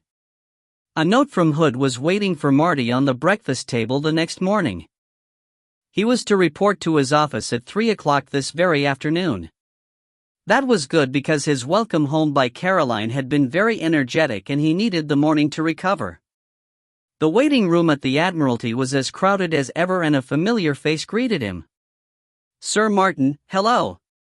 Captain Turner greeted him. "James. How are you?" Marty replied, delighted to see his old mentor and friend, "And how is Juliet?" "She is very well and will give birth to our first in a month's time," Turner replied with pride. He had a much younger wife than him and had started a family late in his life. "Will you be at home for that?" Marty asked, having been at sea for the birth of his first 2. "Yes, I am sailing a desk these days," he admitted with an amused look. Marty was about to ask what he was doing when a messenger came and whispered something to Turner. "Come on, you can walk with me," he told Marty. They made their way along the familiar route to Hood's office and Turner entered without knocking. Hood was sat behind his usual desk, but Marty immediately saw there was a second desk set to one side. Hood stood and came around to shake Marty's hand. "Good day to you, M-boy. You're looking well." "Admiral, as are you," Marty responded and watched Turner out of the corner of his eye as he went to the second desk and picked up a folder. Hood chuckled. "You have noticed that Captain Turner has his own desk. I think we should explain." The three of them sat at the conference table that took up a good third of the room. I have recruited James to be my successor. He is nearing the top of the list and will be made admiral soon and has a much better grasp of current politics than I do. Marty congratulated his friend and soon-to-be new boss. I didn't know you had an interest in our side of the Navy's business, he admitted. Oh, you can blame yourself for that, Turner laughed. I have been following your escapades over the years and must admit to becoming quite intrigued by the intelligence world. I didn't think a tenth of it got into the Gazette, Marty replied, somewhat confused. I was keeping James informed of your adventures. It was part of the agreement we came to when I first recruited you, Hood confessed. Marty looked from one to the other and was grateful to have such men on his side. Then he was hit by a thought. So when we were at Miss Katie's and you were talking about the time the Deal boys were arrested by that revenue cutter. And Armand had to rescue them, Turner finished for him. You knew all about it. Marty laughed. Turner just winked. Now, tell us about the situation on the peninsula, Hood said, chuckling at the look on Marty's face. Marty gave a complete but succinct report and evaluation, leaving nothing out, but at the same time, keeping it short. Wellesley is correct. The government is nearly broke, this war is bleeding us dry. But at the same time, Napoleon is in the same boat. The flotilla doesn't need any funding to continue its work. There are ample funds from what we salvaged when they evacuated Lisbon to cover that. Turner raised an eyebrow in question, and Hood nodded to Marty to enlighten him. They left in such a hurry they left a couple of carts full of valuables on the dock. We didn't want the French to get their hands on it, so we sequestered it in Gibraltar. We use it to fund the intelligence gathering and guerrilla activities on the peninsula. If there is any left when the royal family return, we intend to give it back to them. And they will be grateful for what you give them, Hood concluded, closing the subject, then asked. Do we have anyone in Madrid at the moment? No, that is an area of concern. Enrique's cover was well and truly blown when we stole the copy of the Fontainebleau Treaty and we haven't found anyone to replace him yet, Marty confessed. Canning will join us later. We can ask if he has anybody, Hood replied and added. We are having a problem in general in Parliament as the House is split almost evenly over the war in the peninsula. Many politicians think it's irrelevant and should be left for the Spanish to sort out. They will never kick Napoleon out on their own, Marty said in a thoughtful tone. Is it a split on party lines? Not entirely. There are a few from the government benches who are vocal in opposition as well as quite a few who abstain. Add to that we have a deeply unpopular prime minister, and you can see the problem. This is where you, or rather your good lady wife, can help, Turner added, looking intent. Caroline? What can she do? Marty exclaimed before remembering what Admiral Cotton had said. Her influence would swing the balance. At the last count, she has some 5 votes in her pocket with another 3 she can influence, but smiled indulgently as if he were breaking good news to an expectant father. Has she be damned? Marty swore. She has a hold on most of the wine market as well as spices and precious stones. Her father is a major importer of sugar and coffee from the Caribbean and can influence the price of those by his position in the Guild of Merchants. The two of them have recently been actively trading coffee, tea, and tobacco. You are rich enough to be able to influence those prices as well. Quite frankly, the government is wary of your collective influence, but summarized, but as long as she is circumspect and doesn't present a direct challenge, they will ignore her. This was all news to Marty and he realized that he needed to be more aware of what his entrepreneurial wife was up to. Most men would have seriously limited or outright forbidden their women to dabble in trade and his was out there dominating it. In the end, it would be him that had to face the government or whatever trade body she offended. A knock at the door and the secretary announced Mr. Canning. After a round of greetings, he took a place at the table opposite Martin. Spencer Perceval was Prime Minister and Canning was ostensibly his man, although Marty knew Canning was more centralist in his politics than Perceval. They were both Pittites and Tory to their core, but Perceval wasn't the most popular of prime ministers. "Sir Martin," he said by way of greeting, "I hope you had a good voyage?" "Not as fast as one would hope, contrary winds and all that," Marty responded, knowing Canning hadn't a clue about sailing. "Yes, well, you are here and can report on the situation in the peninsula." "One more time, Marty," he told himself as he went through the report as he had before. As he concluded, Canning looked thoughtful. "If I understand correctly, you have the required resources and agents in place, or are recruiting them, in Portugal and southwestern Spain, but are lacking a source of information in the capital, Madrid." The three Navy men all nodded in confirmation, and Canning looked directly at Martin as he took a paper out of his pocket and handed it to him. Marty unfolded it and looked at a portrait of himself. He blinked and looked again. There were differences, the hairstyle, a mustache, but the shape of the face, eyes, and nose were almost identical. "Who is this?" he asked as he laid the sheet on the table for Hood and Turner to see. "That is Maurice Chastain, a senior clerk in the Ministry of Finance who was on his way to Madrid to take up a position with the French administration. He also happens to be one of our agents.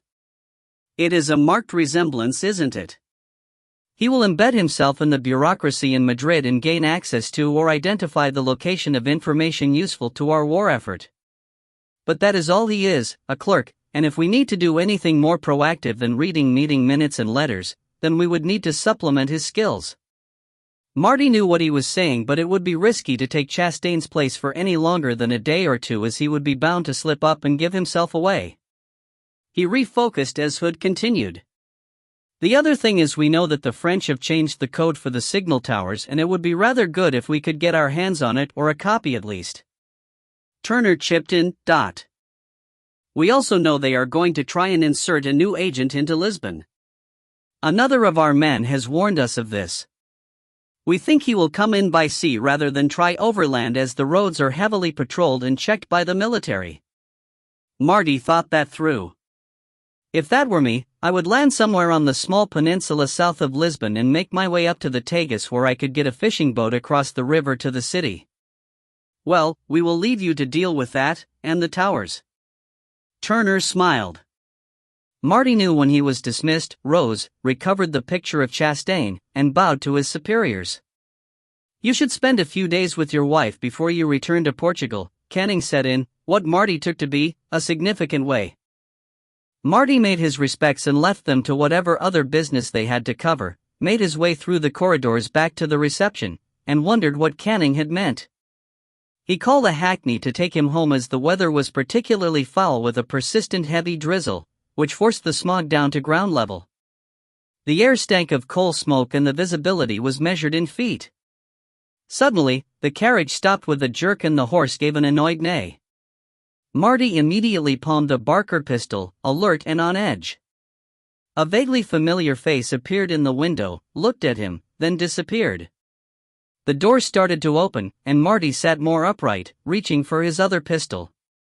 "Sir Martin?" a familiar voice asked. "Mullins?" he responded. "Yes, sir. Can I come in, sir?"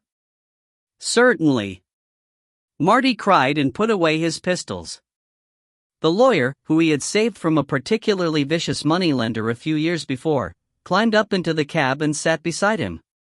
"Are you in trouble again?" he asked. "Oh no, sir," Mullins replied, flushing at the memory. "Let me explain. I came to the Admiralty to find you, as I have come upon some information about a move to be made on your wife's business interests. I saw you take the cab and made haste to intercept it before you got away." "My wife?" Marty asked with an impending sense of doom, first Canning and now Mullins. "Yes, there is a movement by some, let me say, disgruntled individuals who have been discomforted by your wife's political and business acumen. These people are going to make a move to discredit your wife by accusing her of misconduct in the stock market and trading of illegal goods. Well, the time is ripe for that. The papers are full of rumors, but are there any grounds for accusations against Caroline?" Marty asked, knowing the illegal goods accusation was probably true in the case of wine. None at all, but the stock market is all about trust, and if they throw mud, it will stick, and she is a woman, so the members will believe them much easier than if she were a man. It might take her years to recover her reputation. They also think as a woman she will be unable to respond in any significant way. They do not know you have returned. I found out because I have a cousin at Chatham who I asked to keep a lookout for your ship. When and where is this supposed to happen? Marty asked. Tomorrow, at the stock market. They plan to start a rumor led by a Mingus Colville Esquire who has been particularly hurt by her ventures in spices. It opens at 10 a.m. The cab arrived at Marty's house and pulled up to the curb. Marty shook the man's hand and bade him take the cab home. He tossed the driver a crown and said, "Thank you. Driver, be so kind as to convey my friend to his residence. That should cover it." Once inside, he went to Caroline and told her what he knew. She was furious. How dare they? She fumed, I have never resorted to such low tactics. They are not expecting you or me to be there. They will make the accusations, then go into hiding to avoid any repercussions. There will be several members of the gutter press there as well. Completely by coincidence, of course. Caroline became thoughtful. Do you trust me to follow my lead? She asked. Of course I do. Marty smiled back while wondering what he was letting himself in for. The next morning, they entered the stock exchange quietly through a private side entrance and made their way to the trading floor. They were met by one of Caroline's traders, who took them to where Colville and his cronies were gathered. Caroline wore a man's overcoat and hat that hid her hair, and Marty was dressed in a civilian suit, overcoat, and wide-brimmed hat. They approached unnoticed from behind the group. Of course, that Candor woman is manipulating the markets to shut out her competitors and fixing the price of commodities, Colville was stating in a loud voice in reply to a question from another man who was scribbling furiously in a notepad. How is she doing it? An anonymous voice asked. By using her wealth to buy up stocks and force the price up, thereby cornering the market, and she uses her tame politicians to influence policy and taxes. She is abusing her position and power. Caroline had heard enough. Oh, what rubbish you do talk, she snapped. If I forced the purchase price up, how would I make any profit either? It would be useful to know how to do that and make a profit if ever I was stupid enough to want to try, she added as she removed the hat and coat. If I wanted to affect the price of commodities, I would need to know, in advance, how good the crops would be before they were even planted, and no one can foretell that. Colville looked like he had sucked a lemon. His mouth actually puckered as he realized she stood right behind him, and worse, her husband stood right behind her. The hacks' faces lit up. This was wonderful. If I were a man, I would challenge you to a duel for this slur on my honor, but I am but a frail woman, she sighed, looking helplessly at the gathered hacks, who were looking at her in anticipation. She paused dramatically, gauging the mood of her audience, then said angrily, "What the hell," and punched him in the nose. If you think that you can pick on me because I am a mere woman, you had better think again. You are a coward, sir. She struck a pose of absolute disdain and looked down her nose at him as he sat on the floor trying to staunch the blood. My seconds will call on you this afternoon if you have the balls to face me, she said coldly, then tossed her head, turned, and walking away. The hacks who were brought in to write up the revelations that were supposed to come from Colville and his friends were now furiously scribbling notes as they ran from the building to make the afternoon editions. This was a much more sensational story. Marty sat in the drawing room that afternoon and read through the small stack of single-page scandal sheets that were already shouting the news that Lady Candor would fight a duel with Mingus Colville Esq, and described the encounter at the exchange in livid and exaggerated detail. One or two of the rags decried the fact that a woman would dare fight a duel, but they were in the minority, probably because most of the commentators were women and were grabbing the chance to support their own Joan of Arc. Many speculated the wretched man would run a mile. No chance of that now, Marty frowned. There is no way he can back down without being labeled craven, and no way he can come out of it with any honor at all. Just as I planned it, smirked Caroline. Fight a woman and be ridiculed if he loses and face the same fate if he wins for fighting a woman in the first place. On the other hand, I will be lauded by the progressives and scandal sheets and criticized by the Times, if the government even let them comment. Marty wasn't surprised that Caroline was aware that the government needed to keep her on side. He changed the subject. You think he will choose swords? I have had people spread a rumor that I am crackshot and he will be afraid that you will try and affect the duel if guns are involved, she replied. Ah, the old shooter in the bushes trick, Marty grinned. Yes, he won't take that risk and the duel is only to first blood with swords, but you have set a neat trap, Marty exclaimed as he realized the extent of what she had done. Caroline just smiled. 2 mornings later on the green at Bethnal, a huge crowd gathered to witness the event that had filled the scandal sheets for 2 days now. Bully boys were employed to keep the crowd back from the area where the fight would be fought, and vendors sold food and drink. It was a circus and just what Caroline wanted. She stepped from her carriage dressed in a riding skirt that came down to mid-calf, giving her freedom of movement while being modest. She wore long boots to avoid the accidental exposure of her ankles and a demure blouse that was buttoned to her throat. Her hair was piled on top of her head in a loose auburn bun. To finish the look, she wore long soft leather gloves. She looked stunning and made sure the dawn light struck her just so. Marty sat on top of the carriage to get a good view and to be, very visibly, unable to interfere. Caldwell had chosen small swords as his preferred weapon, which were not unlike the sword Marty had given her for her birthday. The carriage rocked, and Shelby climbed up beside him.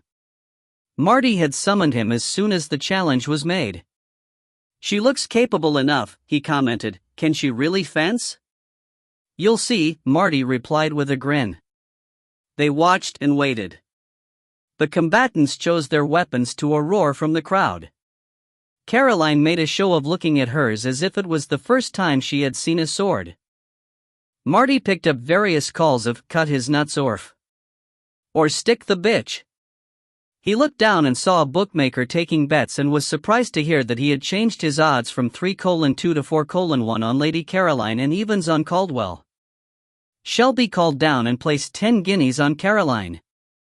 The contestants made their way with their seconds to the center of the combat area and positioned themselves on the lines. The master of ceremonies raised his cane to the horizontal and the combatants went en garde.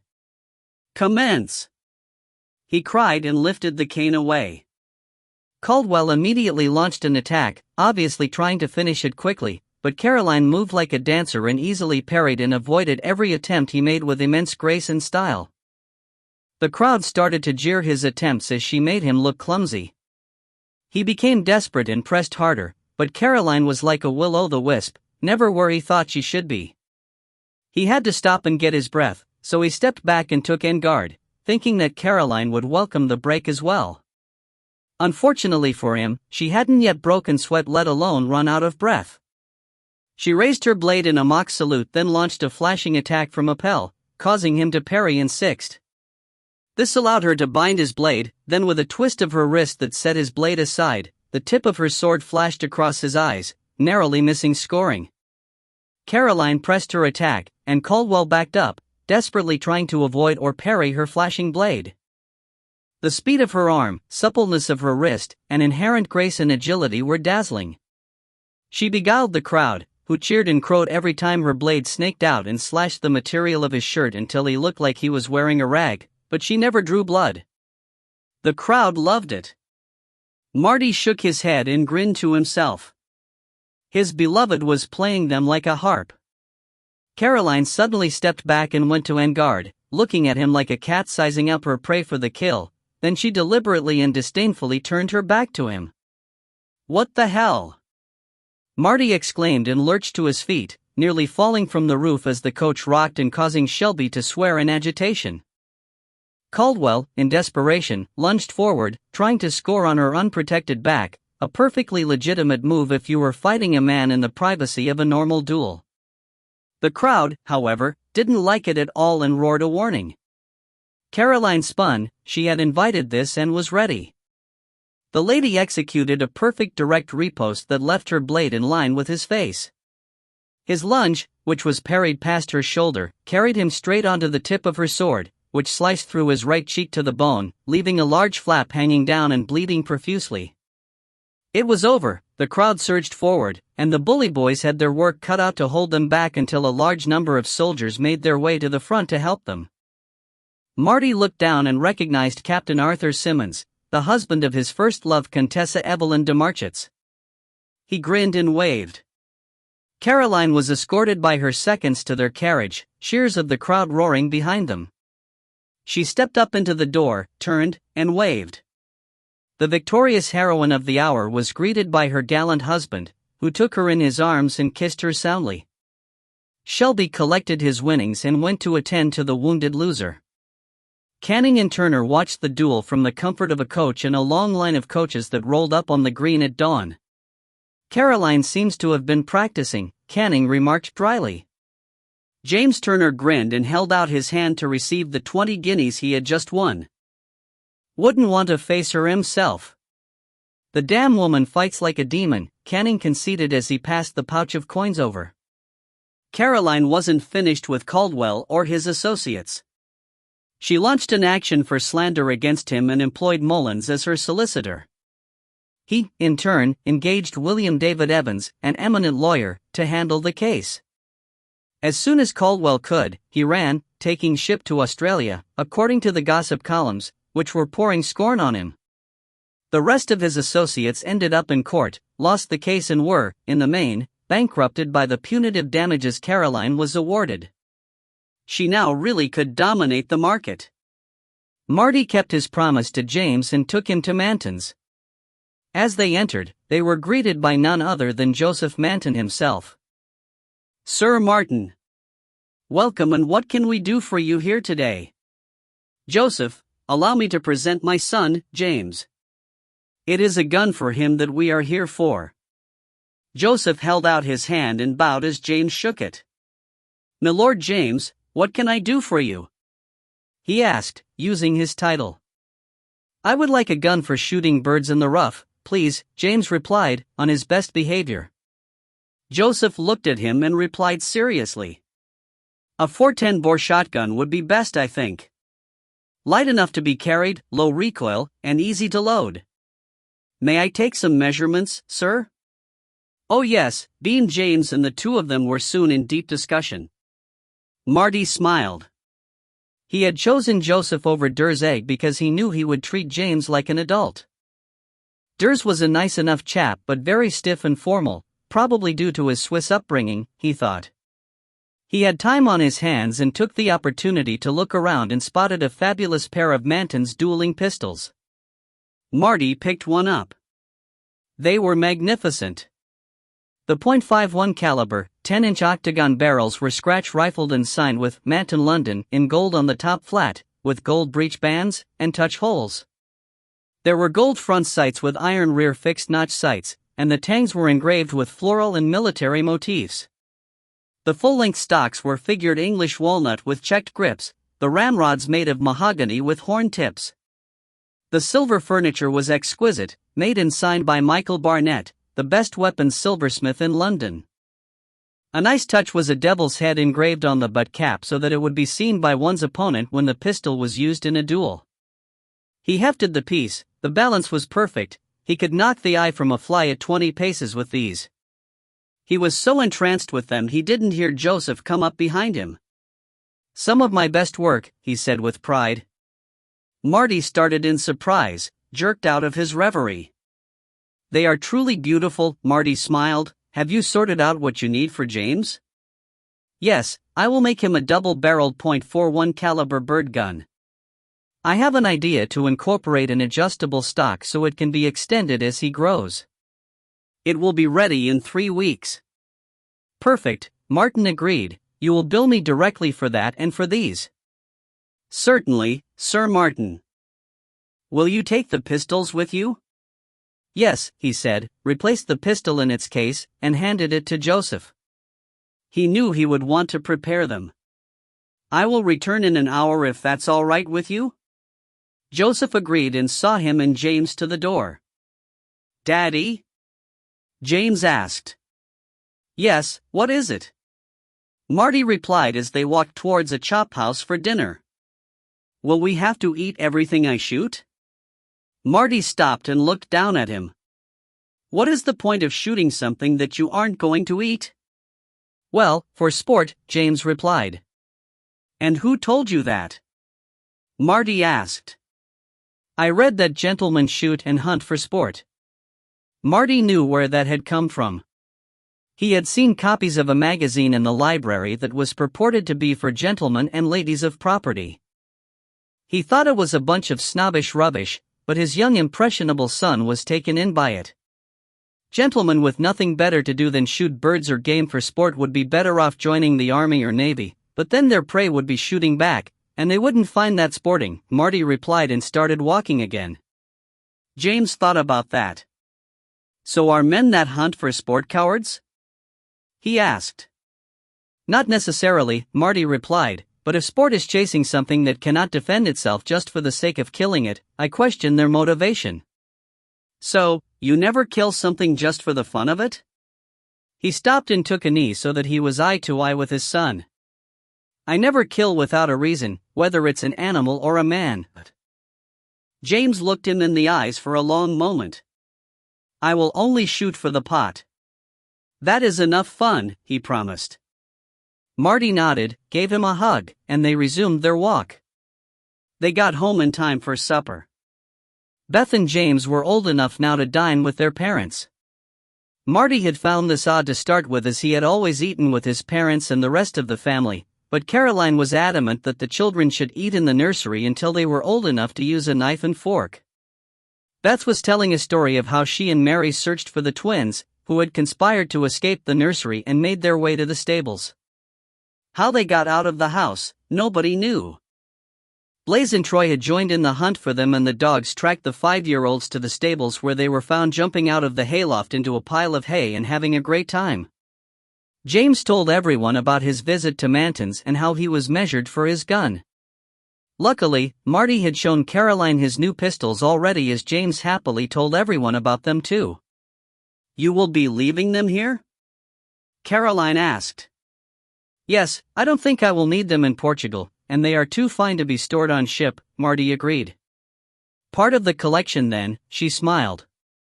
What collection? Marty started to say, then realized he had been rumbled. He had recently made several purchases of especially fine examples of the gunsmith's art, including a pair of knock dueling pistols and a beautiful pair of pistols he had found in Lisbon by the French gunmaker Nicolas Botet. Caroline smiled. His last trip home, he'd installed a display cabinet in his study where the guns were proudly displayed along with the knock pepper pots that Evelyn had gifted him all those years ago, and there was ample room for many more. I suppose you will eventually add those double-barreled Mantons you carry every day, she suggested. When I find something better to replace them, they have given good service. Can I have them when you have finished with them, Daddy? James asked. When you are old enough to look after them, but by then you will probably want the latest and best that's available, Marty answered. James looked thoughtful as he ate his pudding. I would still like them. They have been yours for a long time and should be looked after, he stated firmly, giving his mother a look that said, disagree with that. They are growing up so fast. Caroline exclaimed as they got ready for bed that evening. James almost sounded adult over supper. He thought out his argument before he asked. He will go to school at the start of the summer term. I would check his luggage for weapons before he leaves. Marty laughed. You joke, but he is a boy in his father's mold, and I wouldn't put it past him to take a few for personal protection. I saw them looking at boot pistols when we were shopping the other day. Small enough for him to handle and pack a surprising punch, Marty summarized. He didn't get one, did he? Not that I saw, and I checked his things when we got home, Caroline replied with a worried frown. Maybe I should take away his money. He has money? Marty asked, surprised. Well, yes, I gave him an allowance so he could learn the value of money and how to manage it. Very laudable and modern. Hope it don't bite you on the arse, Marty laughed and lunged for her pert backside. In the morning over breakfast, Marty told them he would be leaving for Chatham the next day. He asked Caroline to use her influence in key votes as advised by James Turner, and she agreed. She was grateful for the guidance, as she wouldn't want to do anything to hurt Marty inadvertently. He had a word with his precocious son and asked him not to take any weapons to school with him outside of a small quill cutter folding knife with a mother-of-pearl handle he gifted him. James promised he wouldn't, and boasted that he was getting boxing lessons from Arthur Standish, one of their footmen who had been a bare-knuckle fighter for the army, so he wouldn't need any. Chapter 11: An Enemy Refound. The Formidable was as clean and shiny as a new pin after her stay in Chatham. Marty stood on the dock and admired her from afar as she was moored in the Medway, yards crossed. Sam gave a piercing whistle, and a boat pulled away from the frigate heading towards them. It was his barge, and the men were dressed smartly in their matching uniforms, with Stanley Hart in the stern directing the oars and manning the tiller. "Welcome back, sir," he cried happily as the bowman hooked on and the barge swung neatly up against the steps. "Thank you, Mr. Hart. All well with the ship?" "Yes, sir. Fully provisioned and ready to go at your command." The Shadows were busily getting the dunnage aboard and getting themselves distributed along the center line. He was last in, of course. Sam relieved Stanley of the tiller, as was his right as Marty's cox, and Stanley moved over to the larboard side of the stern where he could stand and command the oars. Marty sat in the center of the thwart ahead of them in his regular place. "Back or starboard?" Stanley called as the bowman pushed them away from the steps, and as soon as the larboard side was clear. "Give way both." The barge fairly shot across the river towards the Formidable, and soon they were hailed. "Ahoy the boat!" "Formidable," was the reply. Then before he knew it, he was running up the batons and being greeted by the song of the Spithead nightingales and the crash of marine rifles hitting the deck. Clouds of pipeclay drifted away on the breeze. "Welcome back, sir." Wolfgang grinned as he shook his hand. He had returned to the ship early to prepare it for sail. That was an entertaining time in London. The hands have all read the accounts in the press or had them read to them, but...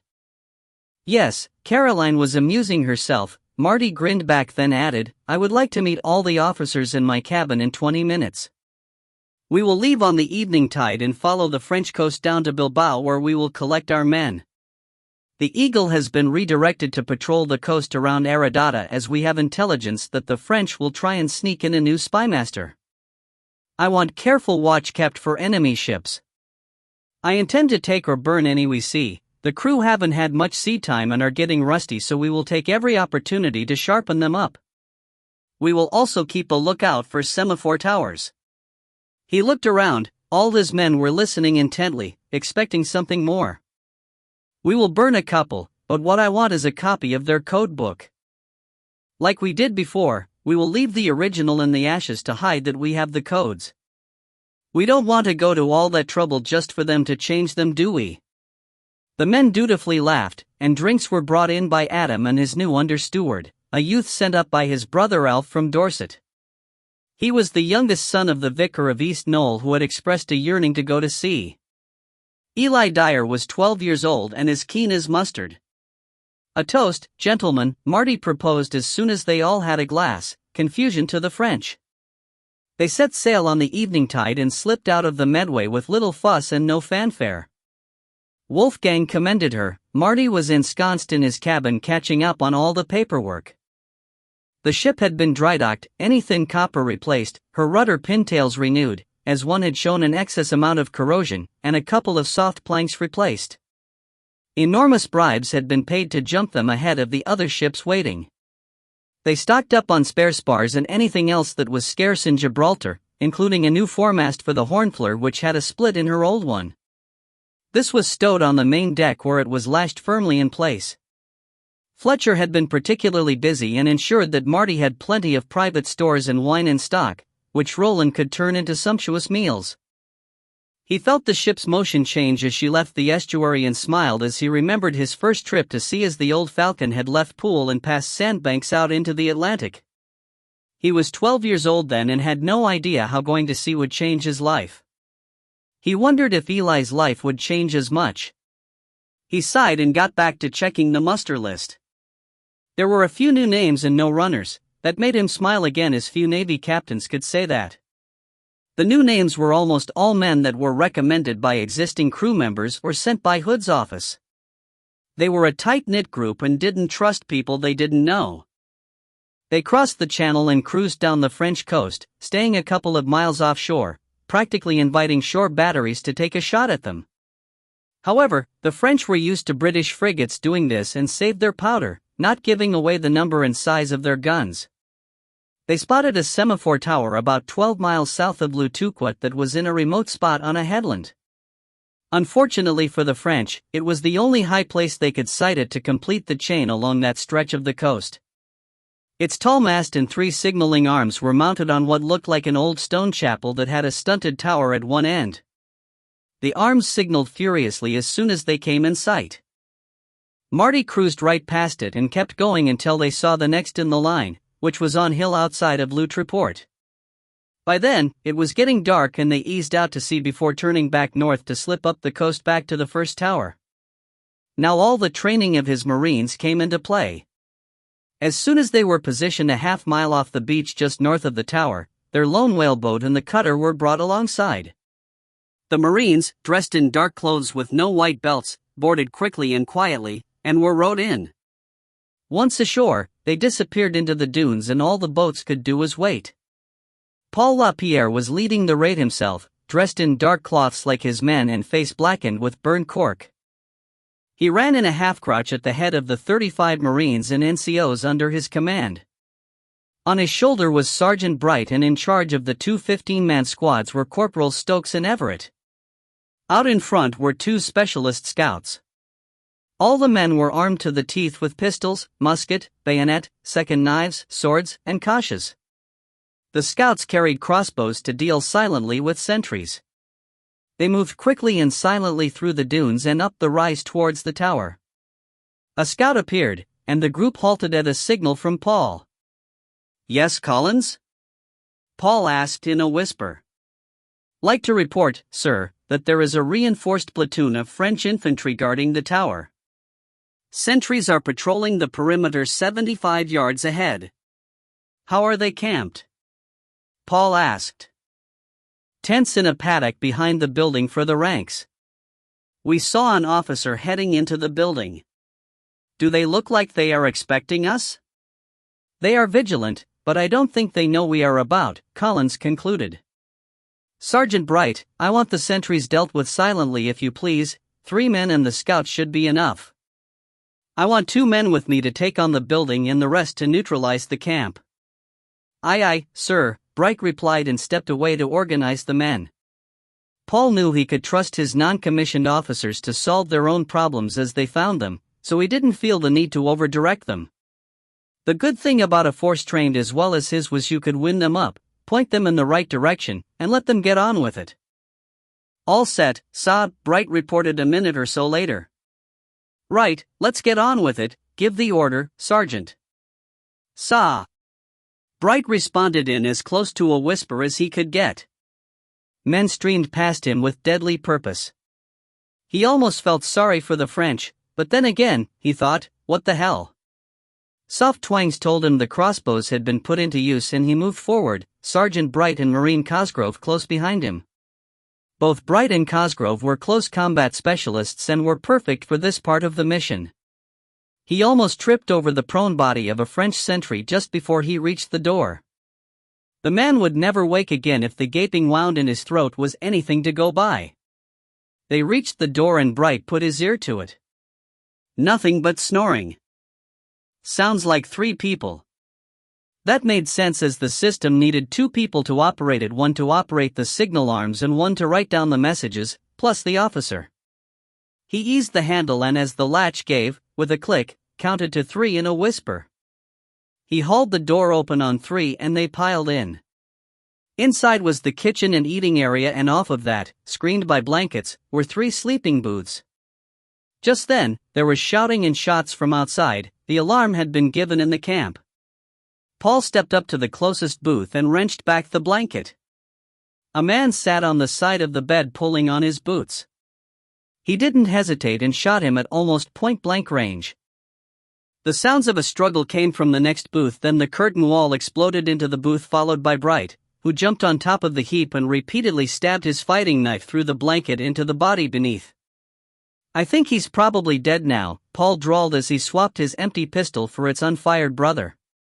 "How's Cosgrove doing?"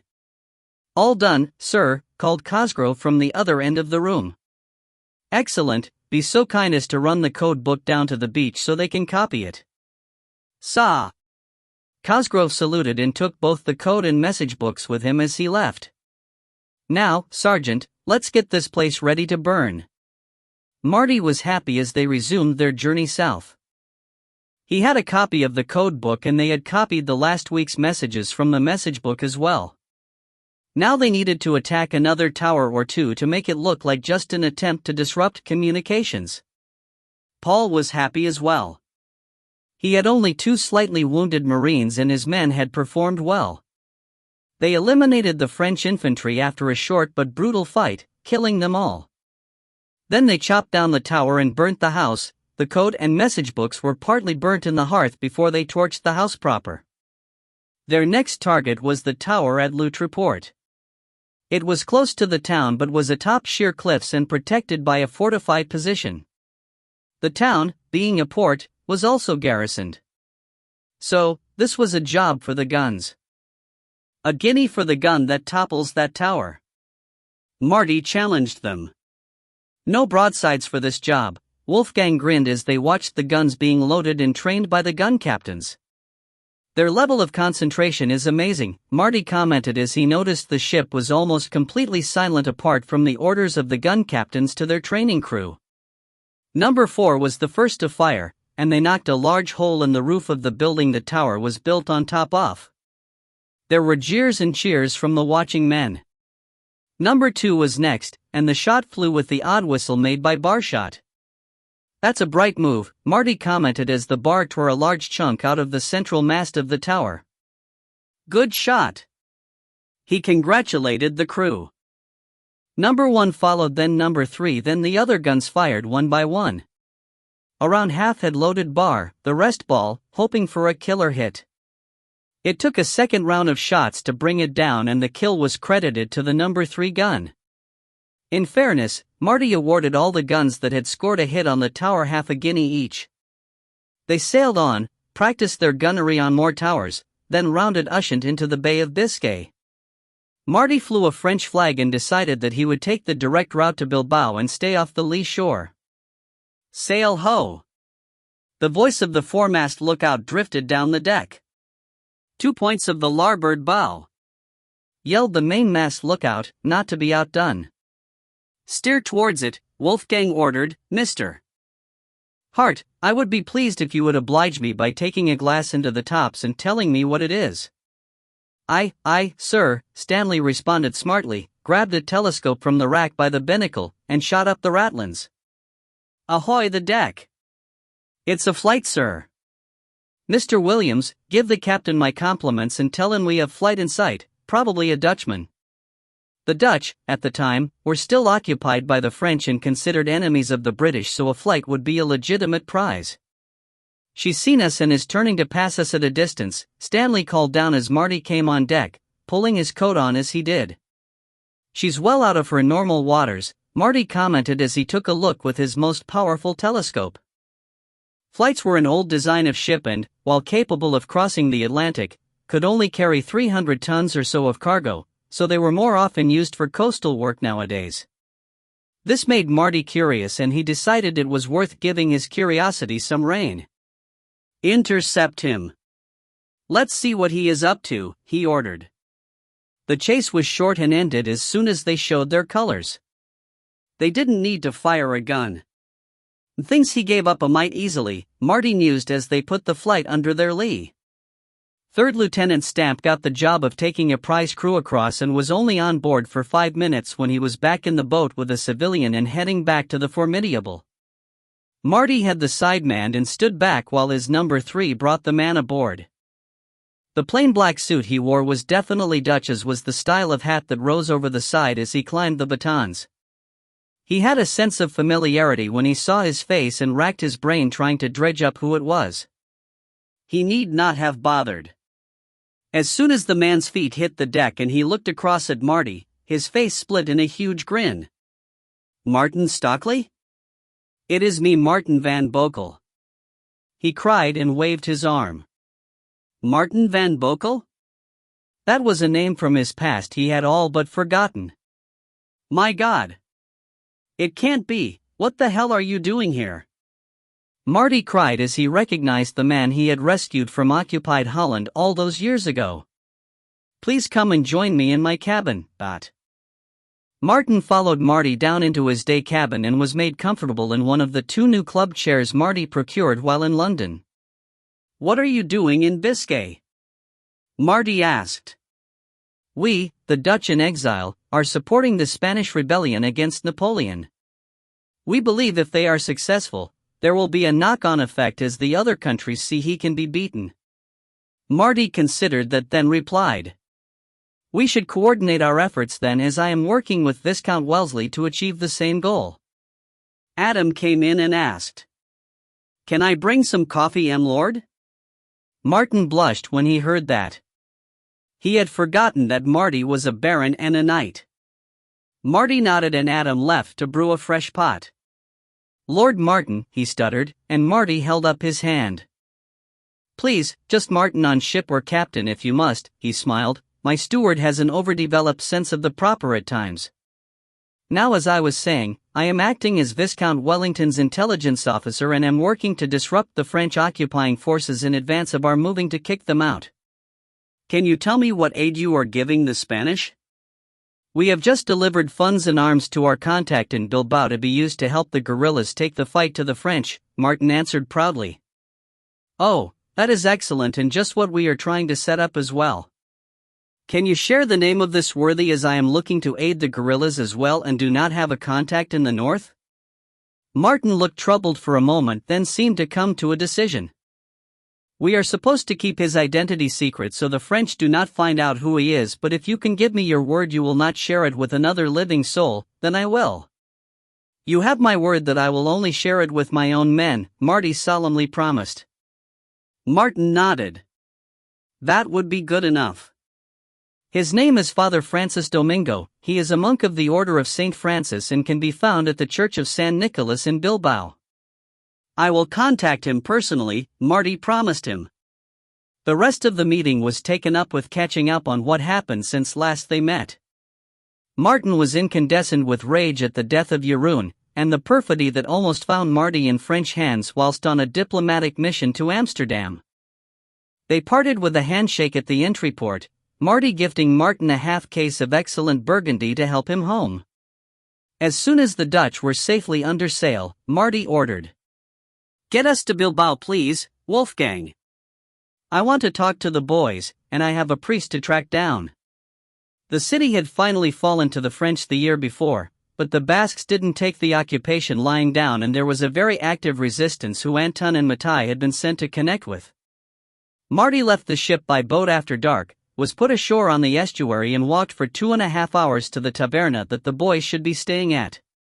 He arrived as the last of the evening's drinkers were leaving and asked the owner for a room. "Senior, I have just one room left, and it is my best," the mustachioed man replied as he leant on the bar, picking his teeth with a stick. "That is perfect. I have friends who are staying here, and I would like to surprise them in the morning." The landlord looked at him suspiciously but called a girl over and told her to show him up to his room. "If you could send up some food, I would be most grateful," Marty asked and dropped a silver 8 real on the counter. This famous coin was also known as a piece of 8 or a Spanish dollar. "We still have some paella left. I will send it up." The coin disappeared and the girl, who was a typical Spanish beauty, led Marty to his room. She fluttered her long dark eyelashes and turned down the cover on the big double bed, making it abundantly clear that he didn't need to sleep alone. Marty politely, but firmly, showed her out and sat to take off his boots. He was just wiggling his toes in bliss, It had been a long walk for a sailor, when there was a knock on the door and the landlord's voice called. "Senior, your meal is here. Can I come in?" Marty sat upright and reached for his pistols. Why would the landlord bring his food and not the wench who showed him to his room?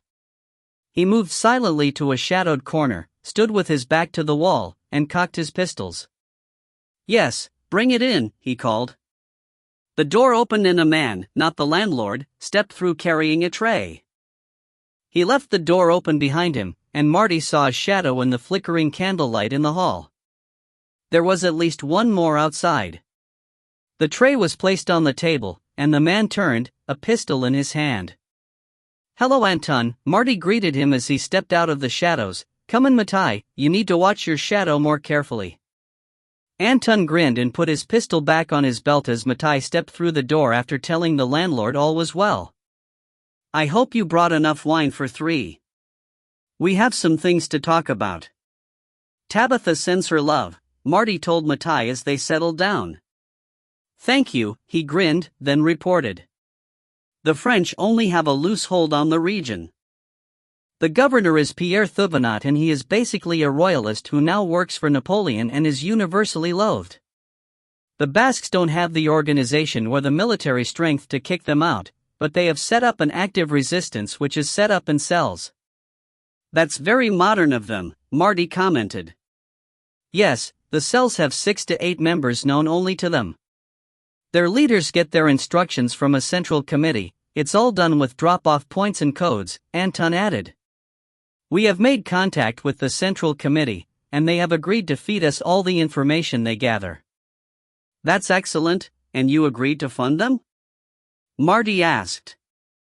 "Yes, they are starved of funds and weapons and welcomed our offer." Matai grinned. Alarm bells went off in Marty's brain and he asked, "Do you know of a Franciscan monk called Father Francis Domingo?" "He is from the Church of San Nicolas." Anton and Matai looked at each other blankly. "We haven't heard that name or met any priest or monk," Matai replied, frowning. "Is he someone relevant?" "He might be. Check him out with your contacts tomorrow. I will go to the church and see if I can find him." They broke up and went to bed after that. Marty locked the door and put a chair in front of it and another by the window, just to be safe. The next morning, he got directions to the Plaza de San Nicolas, and after a breakfast of churros and coffee, he set off at a stroll. The weather was beautiful this early in the summer, the scent of wisteria heavy in the air. To the casual observer, he looked like any other Spanish gentleman and sauntered along, looking in the occasional shop and chatting to the shopkeepers. What he was actually doing was checking his back trail for anybody following him and making it look as if he was wandering for the pleasure of it. He spotted a seedy-looking individual who was tailing him about 30 meters behind. He wasn't very good at it and jumped behind walls and pillars whenever Marty obviously looked in his direction. He finally arrived at the church and made a show of admiring the Baroque facade and its strange octagonal tower. He entered through the central door and found himself in an octagonal interior, which was surprisingly plain. He approached the dark wood altar with its large ornate wooden screen above it. In the center was a golden statue of the Virgin Mary haloed by a golden sun, dressed in an ornate white skirt or robe with golden embroidery, set in a blue arch. He knelt, crossed himself, and muttered an appropriate phrase.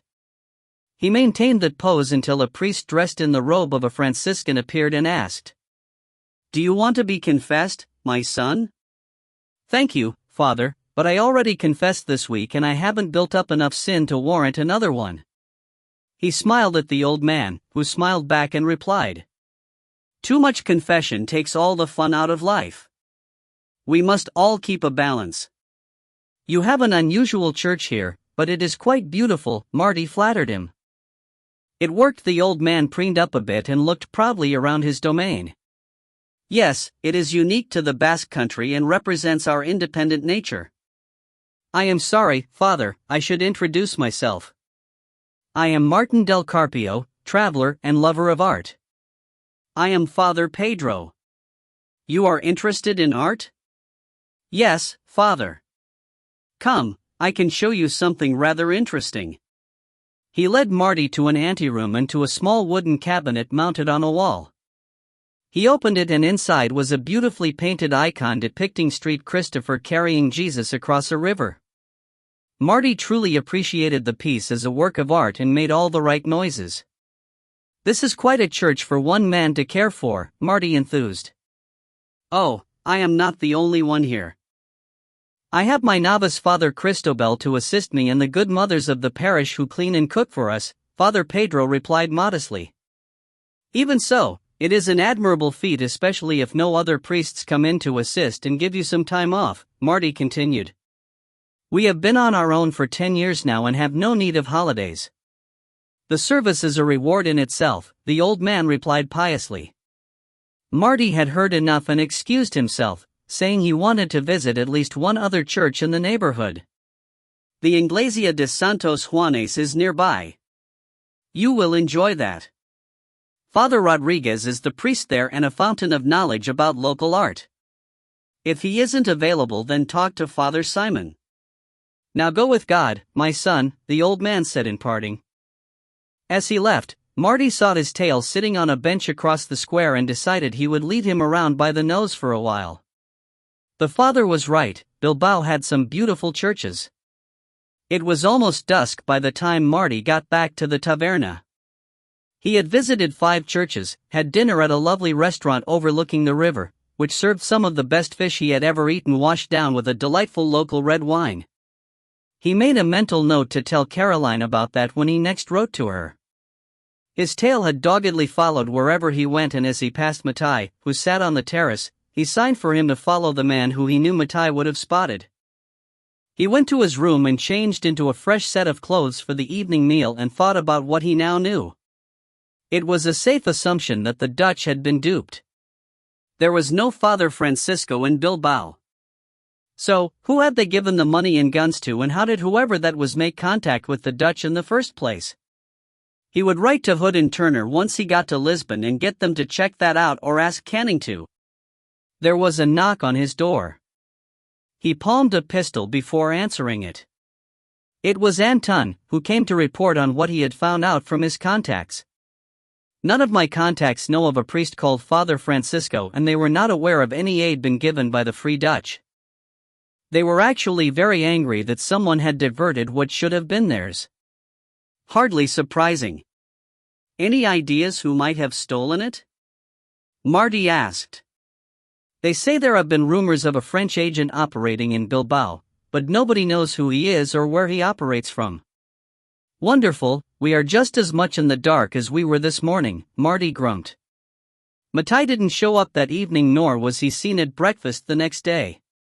Marty was beginning to worry when a child walked up to him as he sat on the terrace drinking coffee and handed him a note. The urchin stood waiting until Marty flipped him a coin, then ran away. The note was short and succinct. "Captain Stockley. If you wish to see your man alive, please present yourself, unarmed and alone, at the Plaza Barria at noon tomorrow. Stand in the center with your arms outstretched to the side. You will be contacted." It was signed D. Who the hell is D? Marty thought. Whoever it was knew that Matai was his man and knew him well enough to know he wouldn't abandon him. He prepared carefully, knowing that Matai's life could depend on what he did next. He assumed that he was walking into a trap, and he did so with his eyes wide open. To be safe and to make sure he had backup, he sent Anton back to the ship, telling him to be careful and not to get taken as well. The next morning, he walked briskly to the Plaza Barria. He pulled his hair back in a simple loose ponytail, dressed simply in a long-tailed coat over white breeches and shirt. And Hessian boots, as he had the feeling his opponent probably knew all about his trick boots. He arrived at the plaza on the stroke of noon, walked to the center, and stood with his arms out from his sides. It was unusually empty, even for this time of day in Spain, and extremely hot with the sun beating down from almost straight above. It was an unusual enclosed square with buildings on all sides, the ground levels of which were supported by pillars to form covered, shaded walkways. There were 2 entrances through tunnels under the buildings in the north and south terraces. Then he understood, soldiers appeared at the exits, sealing the square off. The seedy-looking individual who followed him yesterday walked out from under one of the walkways. He approached Marty with a lopsided grin and indicated he should keep his arms up. He thoroughly searched him, patting down every part of his body and even running his fingers through his hair. He got so close Marty got a whiff of rotting teeth and garlic from his breath. "You really should do something about that," he quipped as he recoiled at the smell. Once Stink Breath, as he named him, finished, he made a signal, and a man dressed in a dark suit with lank brown hair approached from the northern exit. Marty squinted through the heat haze as the man approached, then grinned. "Dupree as I live and breathe. When did you escape from the Isle de France?" he called.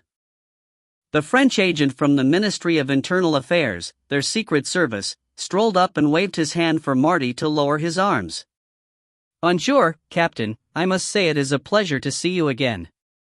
How's your head? I really tried not to hit it too hard last time we saw each other." "I thank you for that. I was convinced you would kill me." "What? And waste all that talent?" Marty grinned. "This time I have taken extra precautions. Will you walk with me?" He walked towards the left-hand exit on the south side of the square, Marty falling into step beside him. The soldiers from the other exit moved in and formed up around them. "Yes, I see," Marty observed wryly.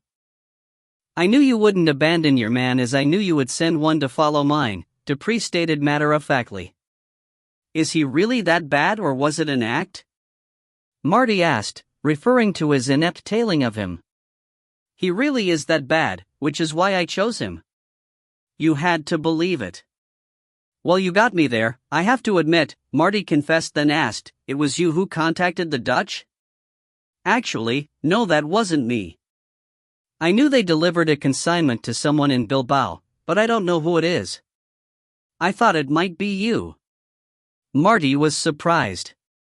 He had been convinced it had been the French, now he had to start all over again. Once he had gotten out of this pickle, that is. They marched to the French embassy, which was in a grand building overlooking the river with a magnificently decorated interior. "Nice place you have here," Marty noted. "We like to keep up standards," Dupree answered straight-faced. "I expect you want to see your man?" "If I may," Marty replied as calmly as he could. They crossed the ornate foyer and entered a corridor decorated with paintings of past Spanish heroes. At the end, they took a stair down into the cellar where two guards were stood outside of a heavy door.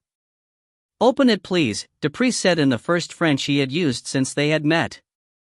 One of the guards produced a large ring with several keys and proceeded to unlock the two mortise locks and a padlock. Marty raised an eyebrow as if to say, "Really, Ladot?"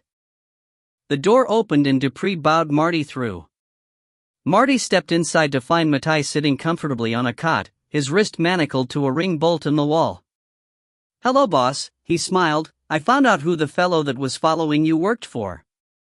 "Good work that," Marty replied, flicking his fingers in their sign language. "Didn't see the ambush coming though. Very nicely set up, if I may say so. You are unhurt?" Marty asked as he moved to shield Matai's reply from the French stood behind him.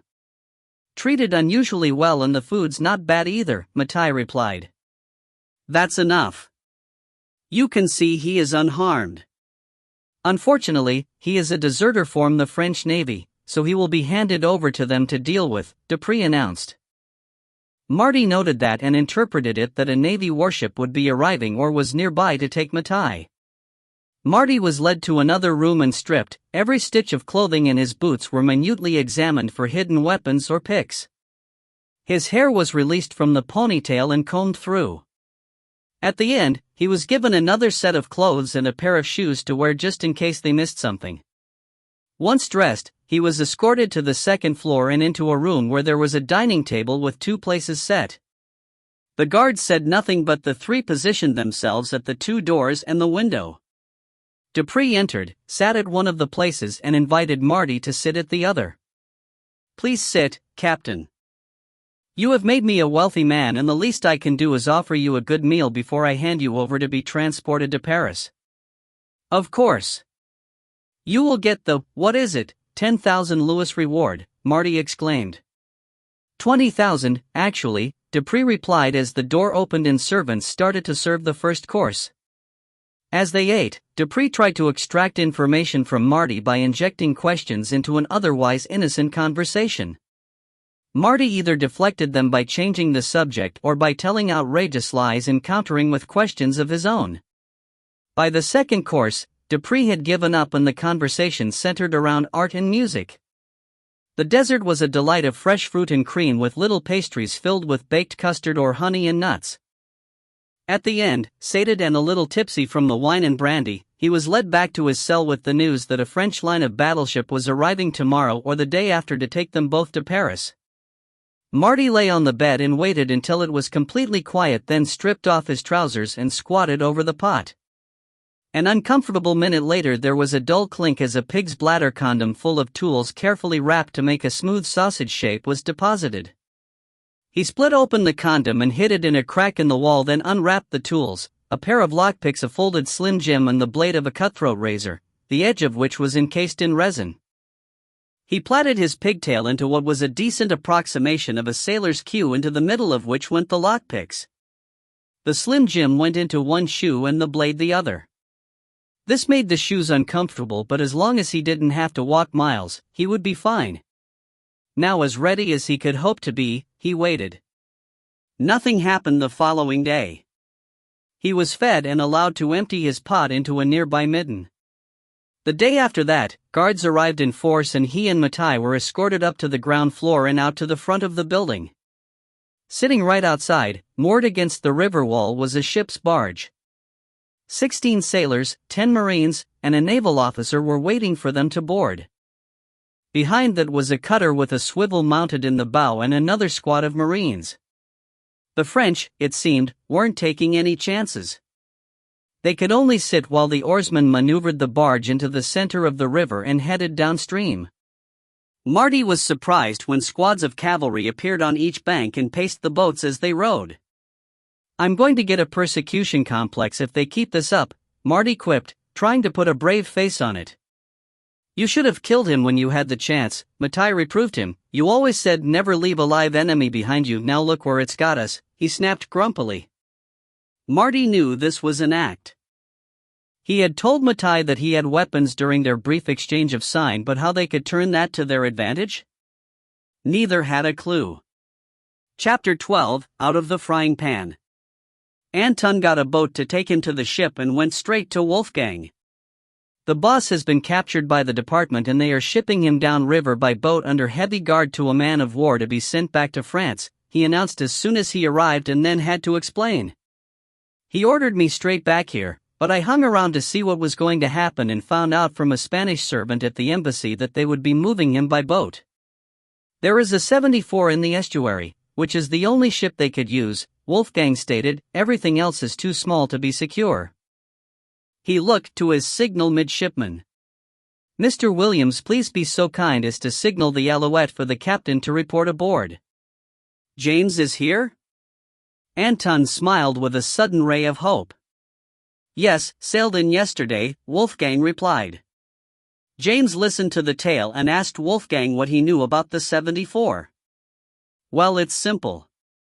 Step 1 is to stop that ship leaving the estuary, preferably by burning it or rendering it unsailable. Then they will have to move the captain by land, where we can use our resources to get him back. Anton, get back ashore and contact the gypsies. If Ryan's reports were accurate, there are a significant force of them out there, but they are scattered." He looked at the map. "The French will either have to follow the coast road or head down to Durango and Elber and then back up to Itzir to follow the road to the border. Either way, they have to pass through Itzir," Philip Trenchard, the second lieutenant, concluded, looking over James's shoulder. James nodded thoughtfully. "And by the time they get there they will think they have gotten him away. Now what to do about this 74? He was anchored bow onto the down current last time we had a look," Arnold Gray, the sailing master, added. "Well, we can bet they will have him facing downstream and ready to go as soon as the boats arrive. What is the state of the tide?" James asked. "We'll be on the rise in the next 40 minutes, replied Arnold. James grinned at Wolfgang. "Then I suggest we get to quarters and get ready to sail." Captain Robert St. Luc of the Bon Marché, 74-gun, third rate of the French Navy, read the letter from the head of the Department of Internal Affairs again. It was quite specific. He was to take aboard a British naval officer and his man and transport them with all haste to Saint Nazaire, where he would be collected by a squadron of cavalry and taken to Paris via Nantes, Le Mans, and Chartres. He was to be kept chained at the ankles and wrists at all times and constantly under watch. Who the hell was it who warranted this level of security? He thought and looked at his watch. It was 3 in the afternoon and the tide was coming in. Even if the prisoners arrived in the next 10 minutes, they would not be able to leave until it started to ebb. When the tide reached its peak, he would order the ship warped around to face downstream. There was a hail from the lookout, and he heard that a French corvette was coming into the anchorage, followed by a Spanish frigate which it had as a prize. That was good timing. The tide was just reaching its peak and this should be worth looking at, he thought, and stood to take a look out of his transom windows. There was a very pretty older-style 28-gun corvette dropping its bow anchor no more than 50 meters directly behind him. "Blanchette, tell that fool he needs to anchor further up, he will be in our way when we leave," he called to his first through the skylight. Then he looked again and caught a glimpse of the frigate slipping past them and the corvette swinging around using the incoming tide and their spanker to push her stern around her anchor. Something suddenly felt very wrong, and he grabbed his hat to go on deck.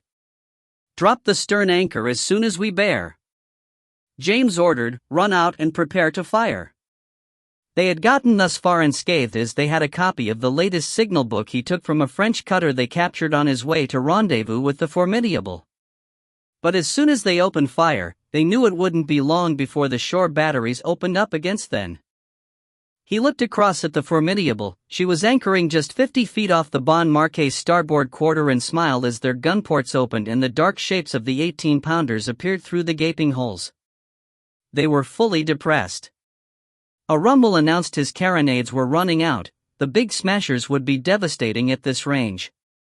He spotted movement on the quarterdeck of the Bon Marché, and a tall man in the uniform of a Capitaine de Vaisseaux appeared at the rail, waving his hand at him and shouting something. James smiled and waved as he called, "Show them our colors." And as the flag broke free, cried, "Fire!" The 9 stubby 36-pound carronades in their main battery plus the 2 24-pounders on the quarterdeck threw 372 pounds of iron, which, when added to the almost 600 from the Formidable, had a devastating effect on the French ship. The Alouette's broadside hit her stern and raked the gun decks from end to end, sending splinters and shards of shattered balls scything through the hull.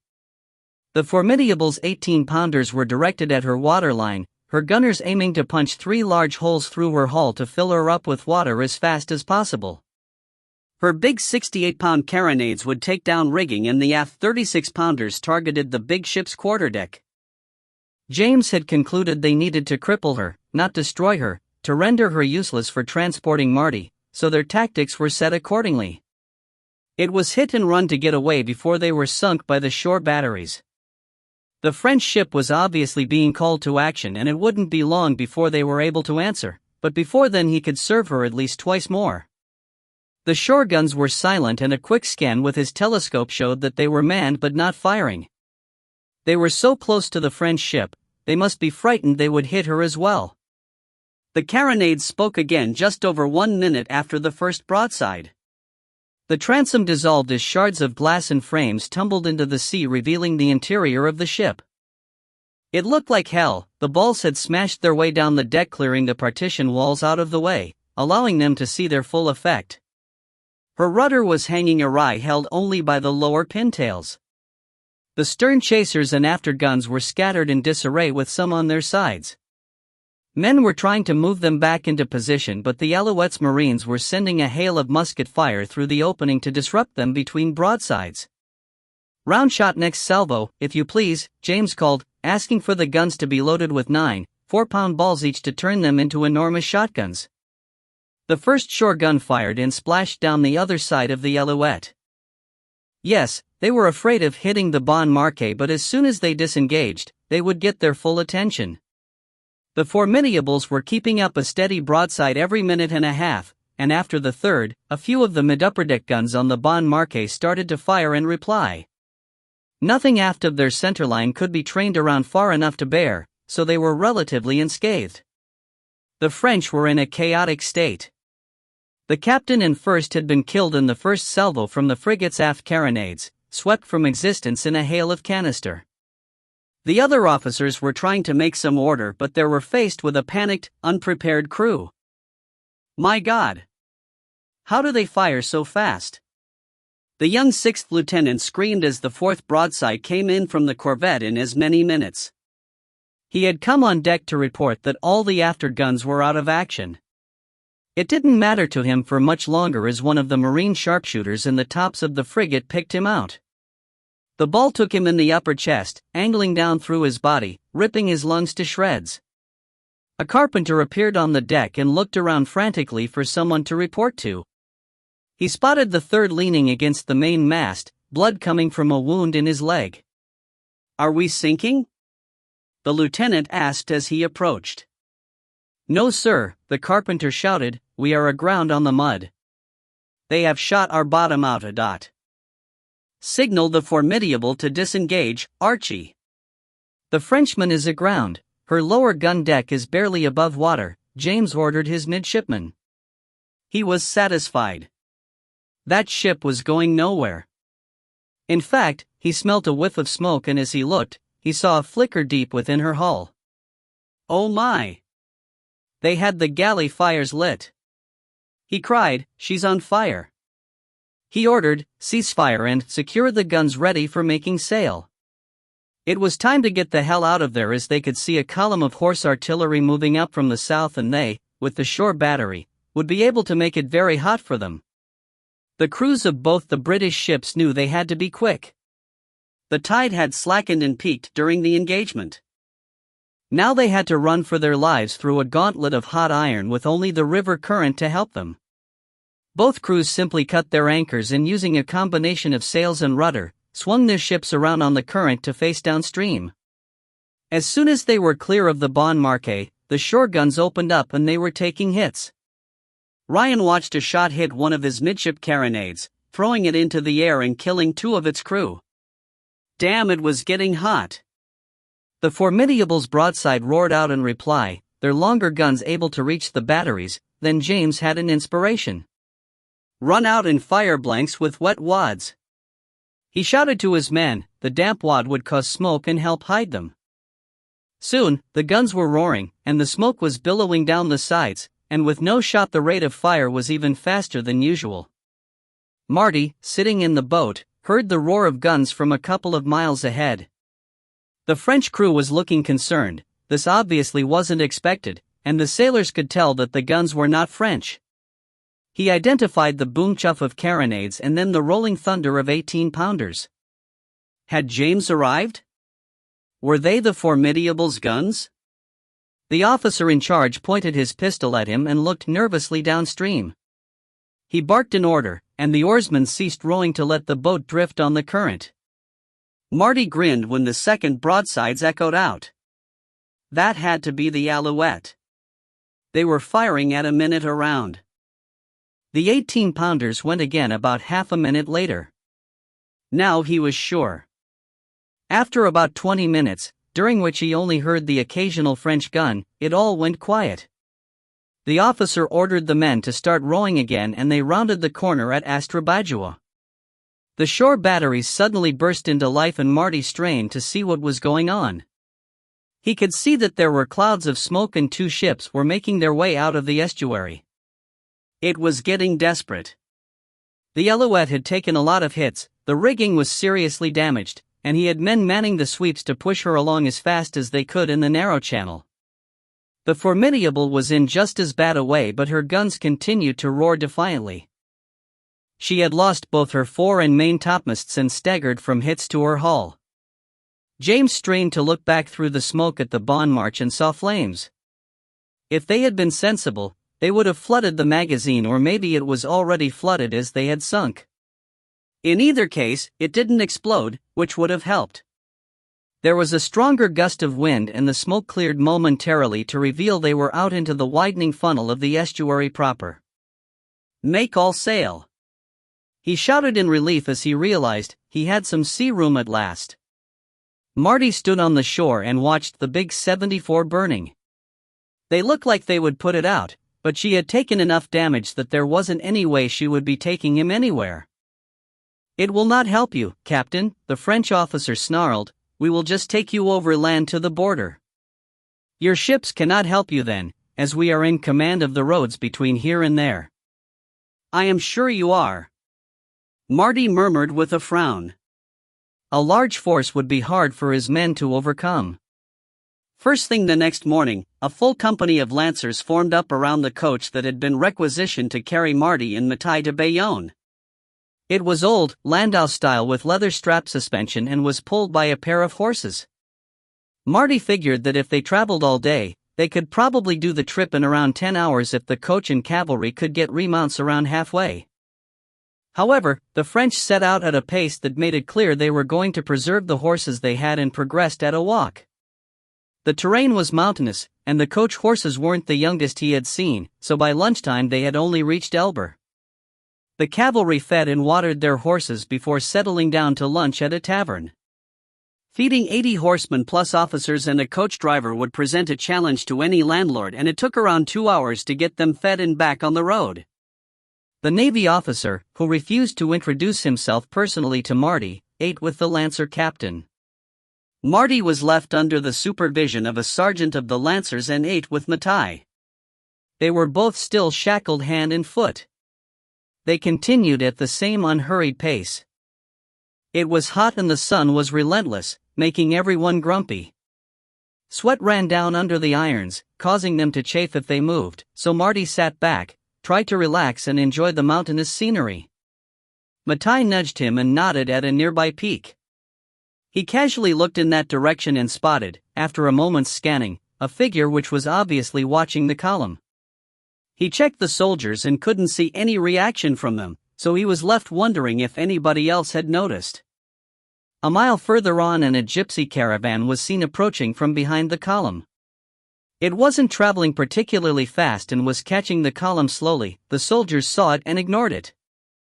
The road dropped down into a valley and started to follow the Deba River, which twisted and turned as it made its way to the coast. The soldiers started to be more alert as this was one place that they thought the British Navy could try and effect a rescue. They would almost touch the coast at Deba before turning back inland. "The land is too flat here," Marty whispered to Matai. "It gives the advantage to the cavalry." Matai nodded. If their men were going to do a rescue, they would choose a spot that disadvantaged the escorts. They passed through Deba without incident and turned back inland. Once they got away from the coast and into the hills, the guards visibly relaxed. The next village was at Seir, and that would be their camp for the night. There were some relatively flat fields on the edge of the village where the horses were picketed and tents set up. Marty and Matai were given one of their own, right in the middle. The gypsy caravan pulled up on the edge of the camp and a man got down and approached. A woman and a teenage girl sat on the steps at the back. "Hey soldiers!"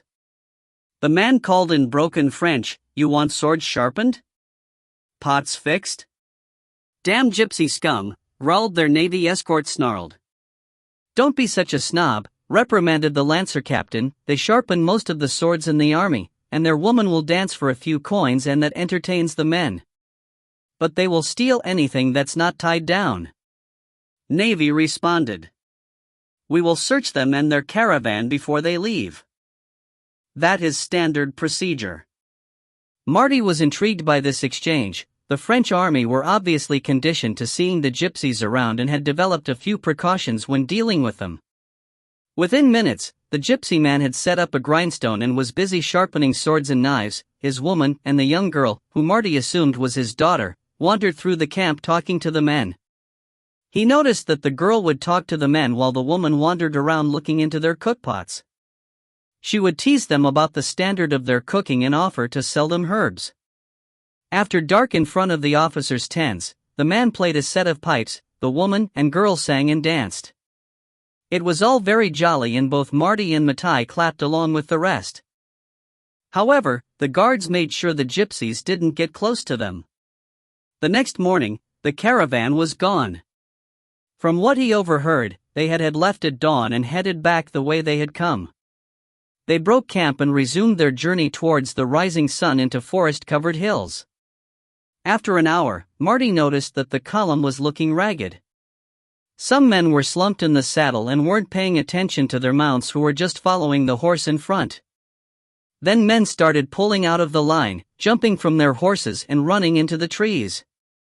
Judging from the smell that drifted out on the slight breeze, they were having a very bad reaction to something they ate. The captain called a halt when it became obvious that almost half the men were affected. The smell from the trees was noxious. The Navy officer who sat opposite Marty was covering his nose and mouth with a handkerchief when his forehead suddenly spouted a crossbow bolt. Marty pushed his body upright with his foot as it slumped forward to try and hide his sudden demise, then reached behind his head and loosed his ponytail, retrieving his lockpicks. A few seconds saw his hands free and a few more his feet. Matai was free soon after. Marty gathered up the Navy officer's weapons. Never did find out his name, he thought, and waited. Screams suddenly erupted from the trees where the men had gone to relieve themselves. Horses started to rear and buck when grenades arced from the trees, exploding in the middle of the escort. "Now!" Marty hissed, and the two of them slipped out of the carriage and ran for the trees. Someone noticed and they heard the sound of hooves behind them. Marty was about to spin and snap off a shot when the tree line erupted in smoke and fire as a volley of muskets went off along the length of the column. He looked over his shoulder to see his pursuer, the sergeant who had been their guard for the first day, rolling out of the back of his saddle, his chest covered in blood. His horse veered to the side and galloped back along the road. Inside the tree line, his arm was seized and he was dragged behind a tree. James grinned at him, then raised Marty's own Durzeg carbine and shot another soldier. "Thought you might like to have this along." He winked and passed the gun over along with its powder horn and bullet pouch. Sam stood about 10 feet away loading a musket, his white teeth dazzling in the gloom under the trees. Marty reloaded the carbine and picked out a target. The man dropped off his horse and he automatically went into the routine to reload. It suddenly occurred to him that the French weren't running away. "The gypsies have the road blocked at either end with caravans," James informed him. "We don't want any of them to get away." Marty was surprised at his lieutenant's ruthlessness and asked, "Why?" "We did a deal with the gypsies, they get the horses and any loot, and they insisted there would be no witnesses to their involvement, but..." Marty decided not to think about the fact that 80 men were going to die so he and Matai could go free. It got to the point where there were no French standing and the gypsies moved in to finish off the wounded with knives. Their leader came to Marty and introduced himself. "I am Danier, the leader of this band." "You are Martin, the leader of Ryan?" "I am," Marty replied and shook his hand. "The horses and goods will pay for the rescue as none of my people have been hurt," Danier grinned, gap-toothed. "That's generous," thought Marty sarcastically, but answered, "You have my thanks. They meant to take my head. You need to kill the man Dupree in Bilbao. He will come after you again. You have 3 days before he finds out you didn't get to the border." Marty understood. "Can you lend us some horses so we can get back to Bilbao quickly?" he asked. "For you, I will give a special price for the hire of my horses. You will need 2 for each man." Danier smiled. Marty sighed. He was sure the special price would still be extortionate, but he didn't have a choice and 2 horses each would enable them to get back to Bilbao that night. Chapter 13, Tales in the Crypt. Marty, Chin, Matai, and James had ridden hard, changing horses every hour to get back to Bilbao by midnight. They didn't go back to the tavern Marty stayed at before, but did pick up the weapons and tools he had hidden before his capture. They were given an address of a friend by Danier, who they roused, gently, by breaking into his house and Marty sitting on his bed to introduce himself. When the poor man got over the shock, he gave them rooms on the understanding that they would show him how they got in and how to stop anyone else from doing the same. As James wasn't known, he carried out a reconnaissance the next morning to establish the whereabouts of Dupree and whether he lived at the embassy or somewhere else. While he was gone, Marty checked over his weapons and put together a shopping list of items he thought they might need. He would finalize it when James returned. He lives in the embassy. I talked to one of their Spanish servants, and she told me that he has rooms at the back on the second floor. She thought he was creepy and a cold fish, James reported that evening. He had made a drawing of the layout of the exterior of the embassy and the foyer. I went in pretending to be a French merchant wanting to set up trade with Bilbao and looking for support from the embassy. I got in as far as a clerk's office on the ground floor. The embassy was a large building facing onto a plaza by the river. It was different from other French embassies they had seen before in that it didn't have a stable or courtyard and the back was right up against another street. Dupree lived in an apartment on the second floor that had a flat roof or roof terrace inset into the building. It was built of red brick with ornamental stone corners and window frames. "I can climb that," Shin pronounced as they debriefed later that afternoon. "In the dark?" Marty asked, surprised at his confidence. "Yes, then I can let a rope down for you clumsy sailor boys to climb," Shin replied with a grin. Marty raised an amused eyebrow at the tease and went on with the planning. "Right then, Shin climbs the sheer wall of the building, drops a rope for the rest of us to climb, and when we get to the roof, we let ourselves in and extract our friend Dupree." "Why not just kill him and leave him in his bed?" asked James. "I want to have a long talk with him. He has information that would be very useful to us," Marty explained.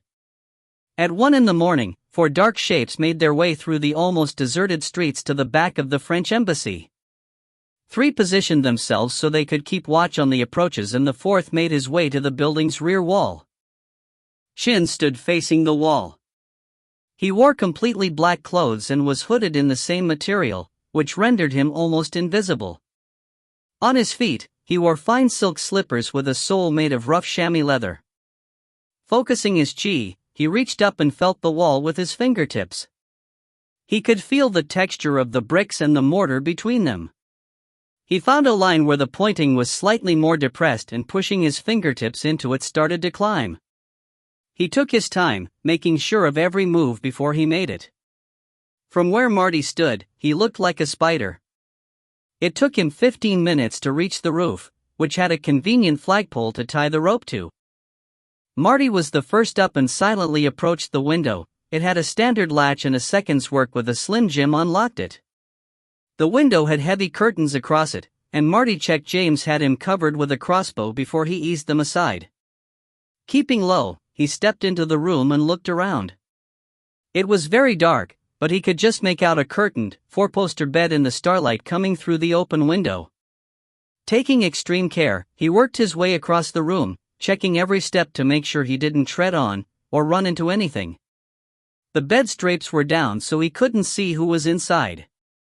He stopped and listened. There were definitely 2 people from the sounds of breathing and gentle snores. James unclipped a shuttered lantern from his belt and opened it, allowing a weak beam of light to shine out. Marty signaled Matai to go to the other side of the bed, then gently pulled the drape aside. The faint light of the lantern revealed Dupree in the slender form of the governor's wife. Marty smiled. He wasn't such a cold fish after all. They knew the governor had been in Madrid for the last 2 weeks and wasn't due back for at least another week. He nodded to Matai, who took a pillow that was lying on the floor and placed it over her face. Marty simultaneously stepped up to Dupree's head, placed a pistol barrel in his mouth and clamped a hand around his throat. Dupree woke with a start and was immediately aware of the hard metal barrel and the hand around his throat. The governor's wife was struggling, but Matai held her down while she slowly suffocated. "Will you behave?" Marty asked. "If you do, we will let her live." Dupree nodded, and Matai removed the pillow, allowing her to take one big breath before clamping a hand over her mouth. "Sho, if you want to live, do not make a sound," he whispered in her ear. She relaxed, but her eyes were wild and as round as saucers. Now, if you would be so kind as to get out of bed and move over to the window, Marty instructed Dupree, removing the pistol so that the man could swing his legs over and get out of bed. He stepped back and gestured for Dupree to move past him. Slowly now, any sudden moves will get you shot somewhere that hurts a lot but won't kill you, by my friend with the crossbow. Once his back was turned, he followed him to the window, then rapped him under the ear with a kosh he took from his pocket. Put her to sleep, he instructed Matai, who put the woman in a sleeper hold and squeezed. She struggled briefly, then relaxed. He held it on for a few more seconds, then gently laid her on the bed.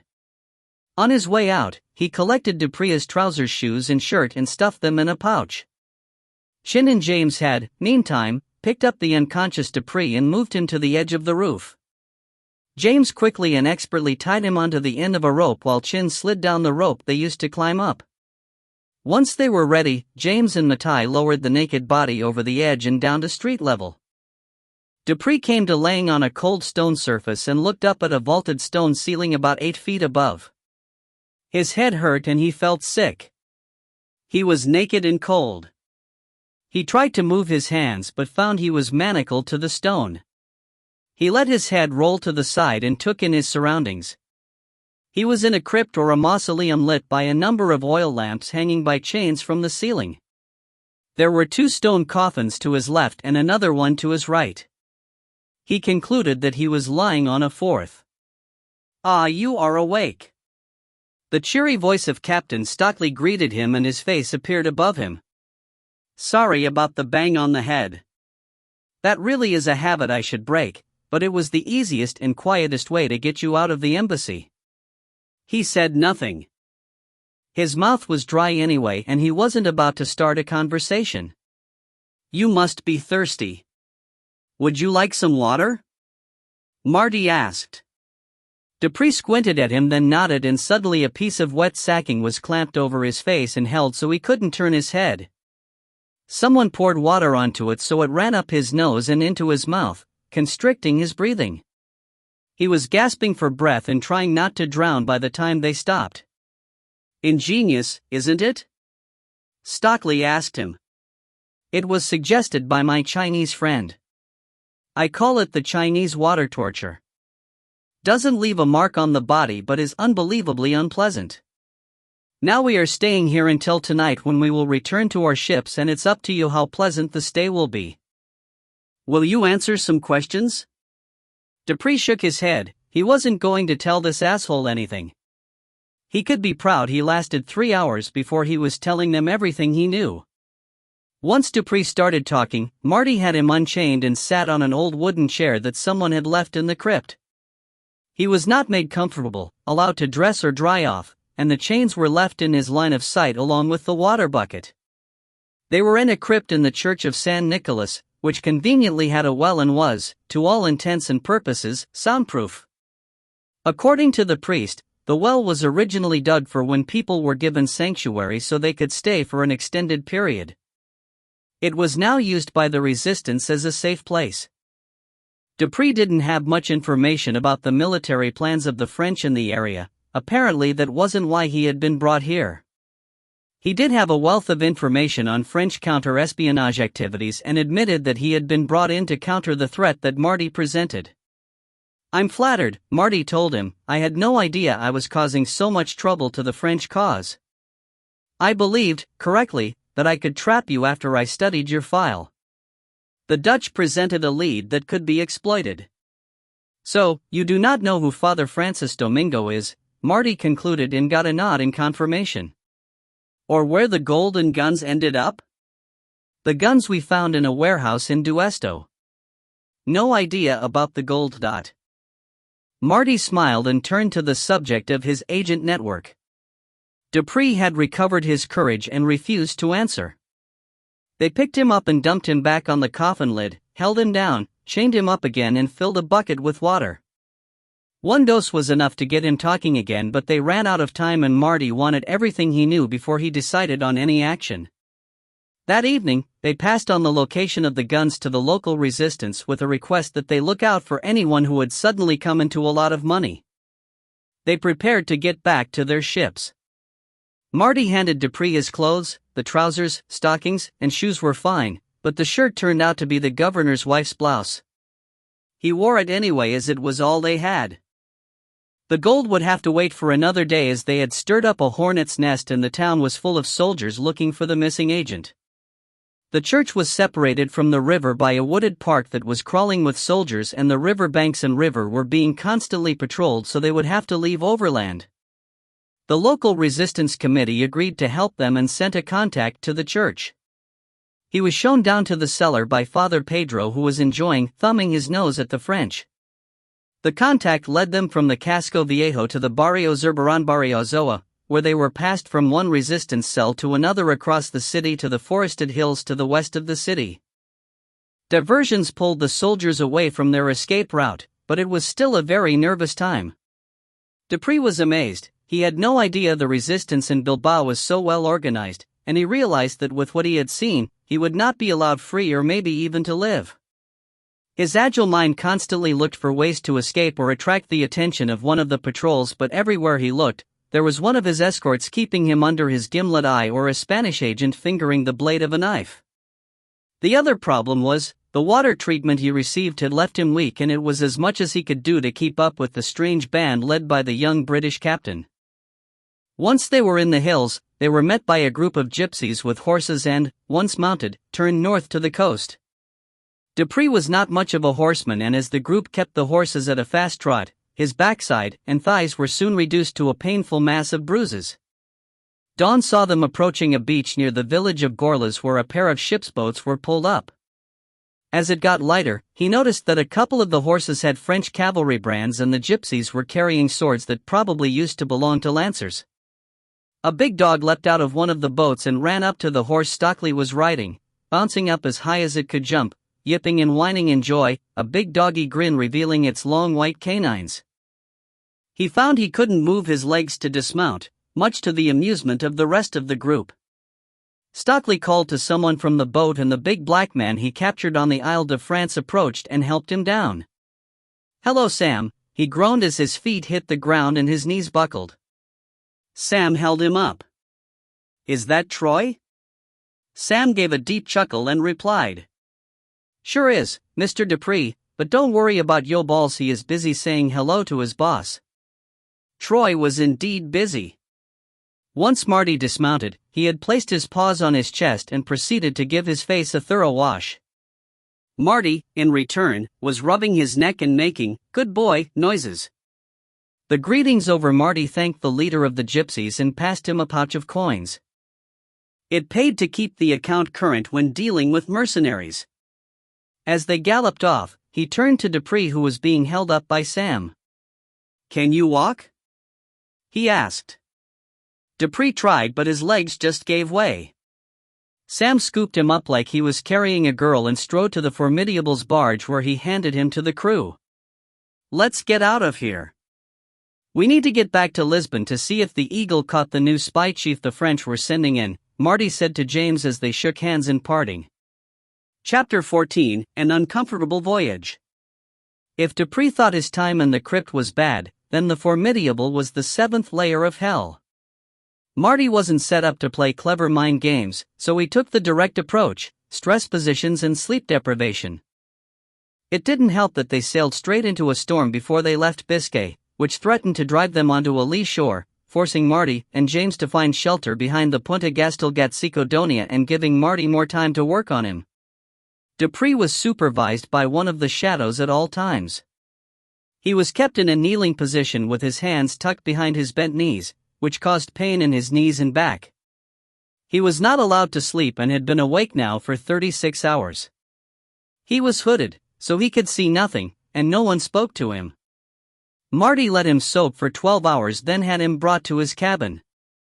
Troy was laying on his blanket and watched curiously as he was brought in. Marty and Paul LaPierre were the interrogating team and started by asking his name, where he was from, his parents' names, and where he had been posted. This confused him. He couldn't think why they were asking this and started answering truthfully. They kept questioning him for half an hour, repeating the same questions in different ways, then returned him to the brig. 4 hours later, he was brought out again. They started with the same questions, then Marty asked, "What is the name of your superior?" "What? What is the name of your superior?" "Stefan Janout." "You're lying," shouted Paul, causing Troy to stand as he reacted to the tension in the room. He walked over and growled at Dupree. No. It's true. My superior is Stefan Janout," Dupree sobbed, terrified. "What is your mother's name?" "Marie, I told you already, Marie." "What are the names of your agents in Spain?" Before he knew it, he had told them the names and where they lived. He wanted to please them. He didn't want to go back to the dark. He wanted to sleep. They questioned him for 2 hours, then he was returned to the brig, which now had a cot and some soup for him to eat. The next morning, he was brought to Marty's cabin again. He was still exhausted. His legs and ass hurt from the ride and from being in the stress position for so long, and he had a headache. "Good morning, would you like some breakfast?"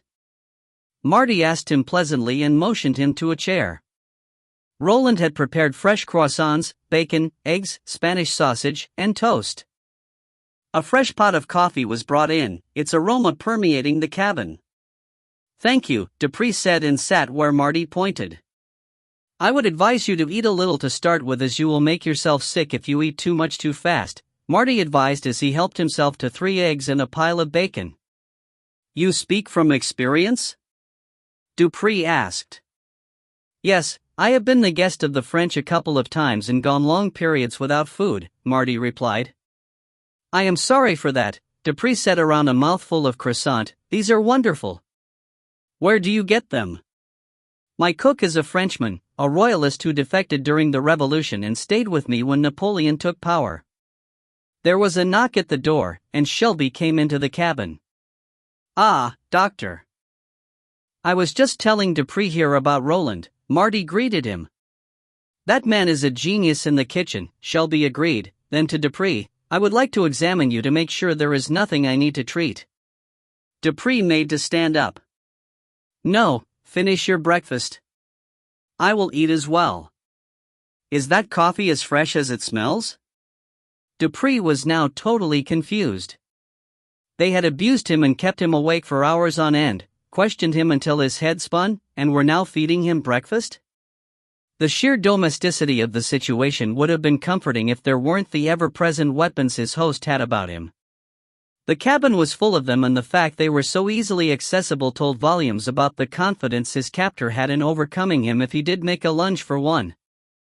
The doctor and Captain Stockley chatted about mundane things: a crewman with a broken arm, sustained in the storm, another with an abscess under a tooth that would require extraction. He gradually came to understand that the ruthless intelligence officer cared for his men but would not hesitate to use them in pursuit of his duty. "All finished?" Shelby asked cheerfully. When Dupree nodded, got him to stand up and take off the blouse he was still wearing. He listened to his heart using a wooden device with trumpet bells on either end, took his pulse, tut-tutate over an open sore. "You are in surprising good health," he declared. The door opened and 2 of the evil-looking Basques came in with the dog behind them. "Escort Mr. Dupree to the deck pump and allow him to have a good wash, then bring him back here," Marty instructed and handed Anton a bundle of clothes. Dupree returned to the cabin dressed in a pair of nankeen trousers and a shirt from the purser's slops. His hair was still damp, but he had a healthy glow about him. "Do all your men bathe under that pump?" he asked. "Once a week. Cleanliness is important on board a ship," Marty informed. "Always in salt water?" "No, if we are in port, they get to wash themselves and their clothes in fresh." "Interesting, that is something our sailors could learn from," Dupree said thoughtfully, then asked, "What will happen to me now?" "You will continue to be questioned, then you will be incarcerated for the rest of the war." "In a prison, It depends what you call a prison, Cedric," Marty replied, using his Christian name for the first time.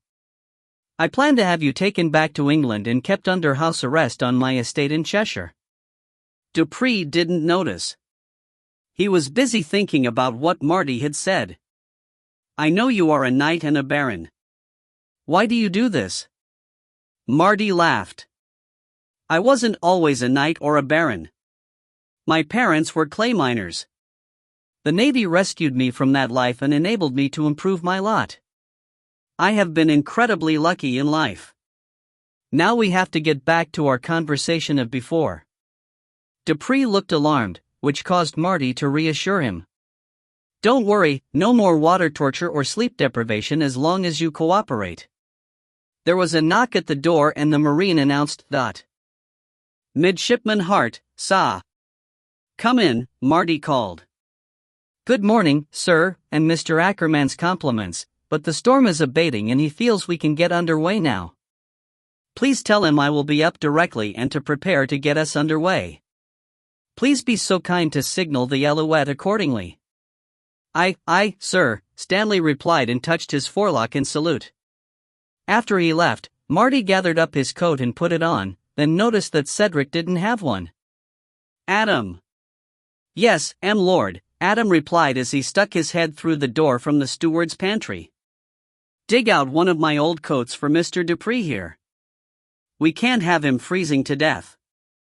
Suitably attired, Marty escorted him onto the quarterdeck. He wanted him to see the hopelessness of his situation and the absolute lack of any way he could escape. The crew was busy, the men at the capstan stamped and heaved, the nippers ran back and forth securing the anchor hawse to the messenger, topmen ran up the shrouds to get ready to loose the sails and landsmen positioned themselves to haul. It all looked efficient and well organized.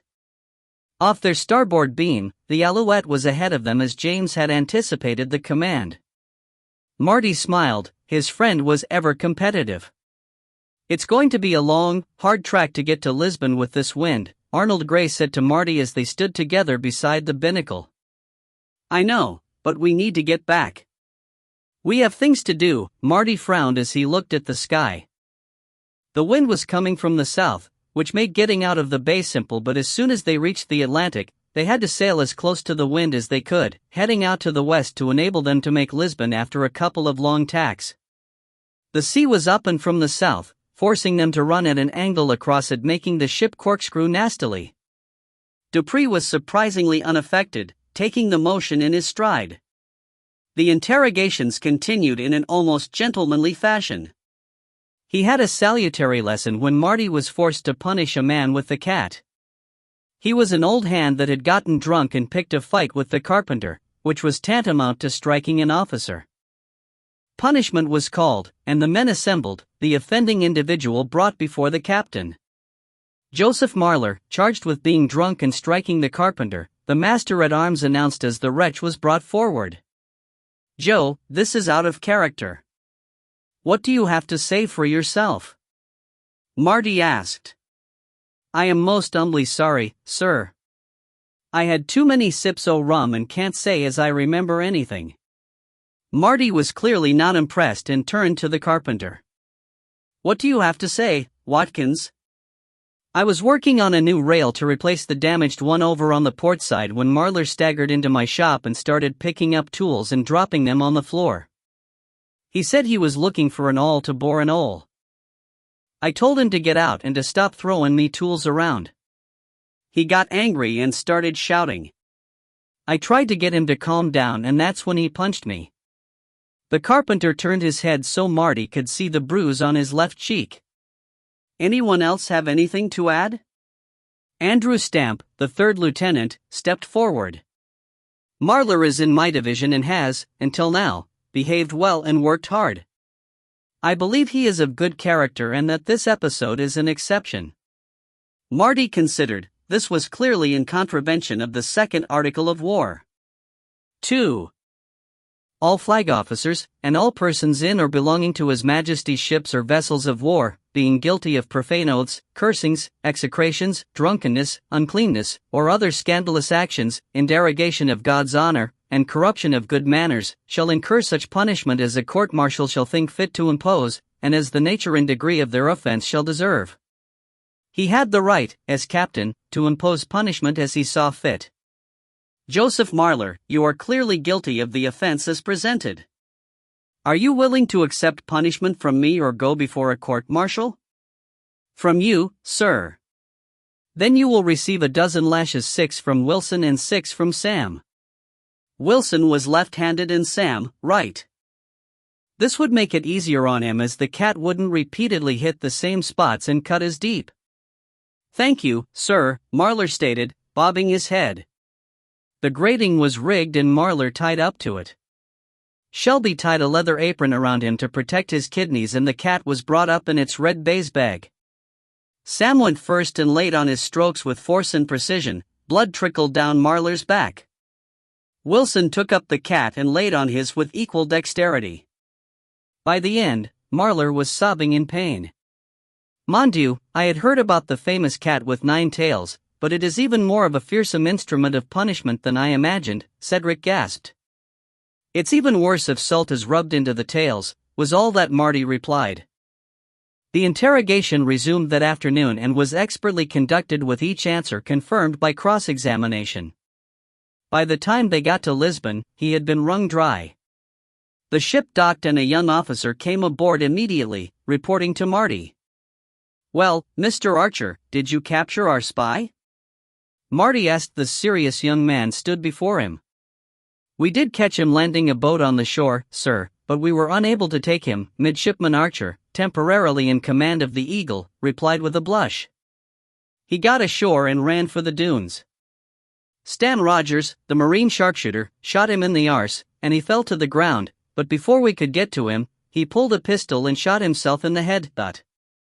Unfortunate, but not a bad result, Marty reassured him. I trust you have made sure you have covered all the details in your written report? Yes, sir, Archer replied, visibly relieved. Now, any word from Lieutenant Thompson? Archer passed a sealed packet of papers over. He also sent a verbal report that the French were pulling out of Cadiz. Marty murmured as he read the report from Ryan and Lynette. That doesn't surprise me. After they sent 10,000 men to Messina, they only had a token force left there. The report from Ryan detailed the strength and makeup of the forces in Badajoz, which had fallen after the first salvo from the French guns.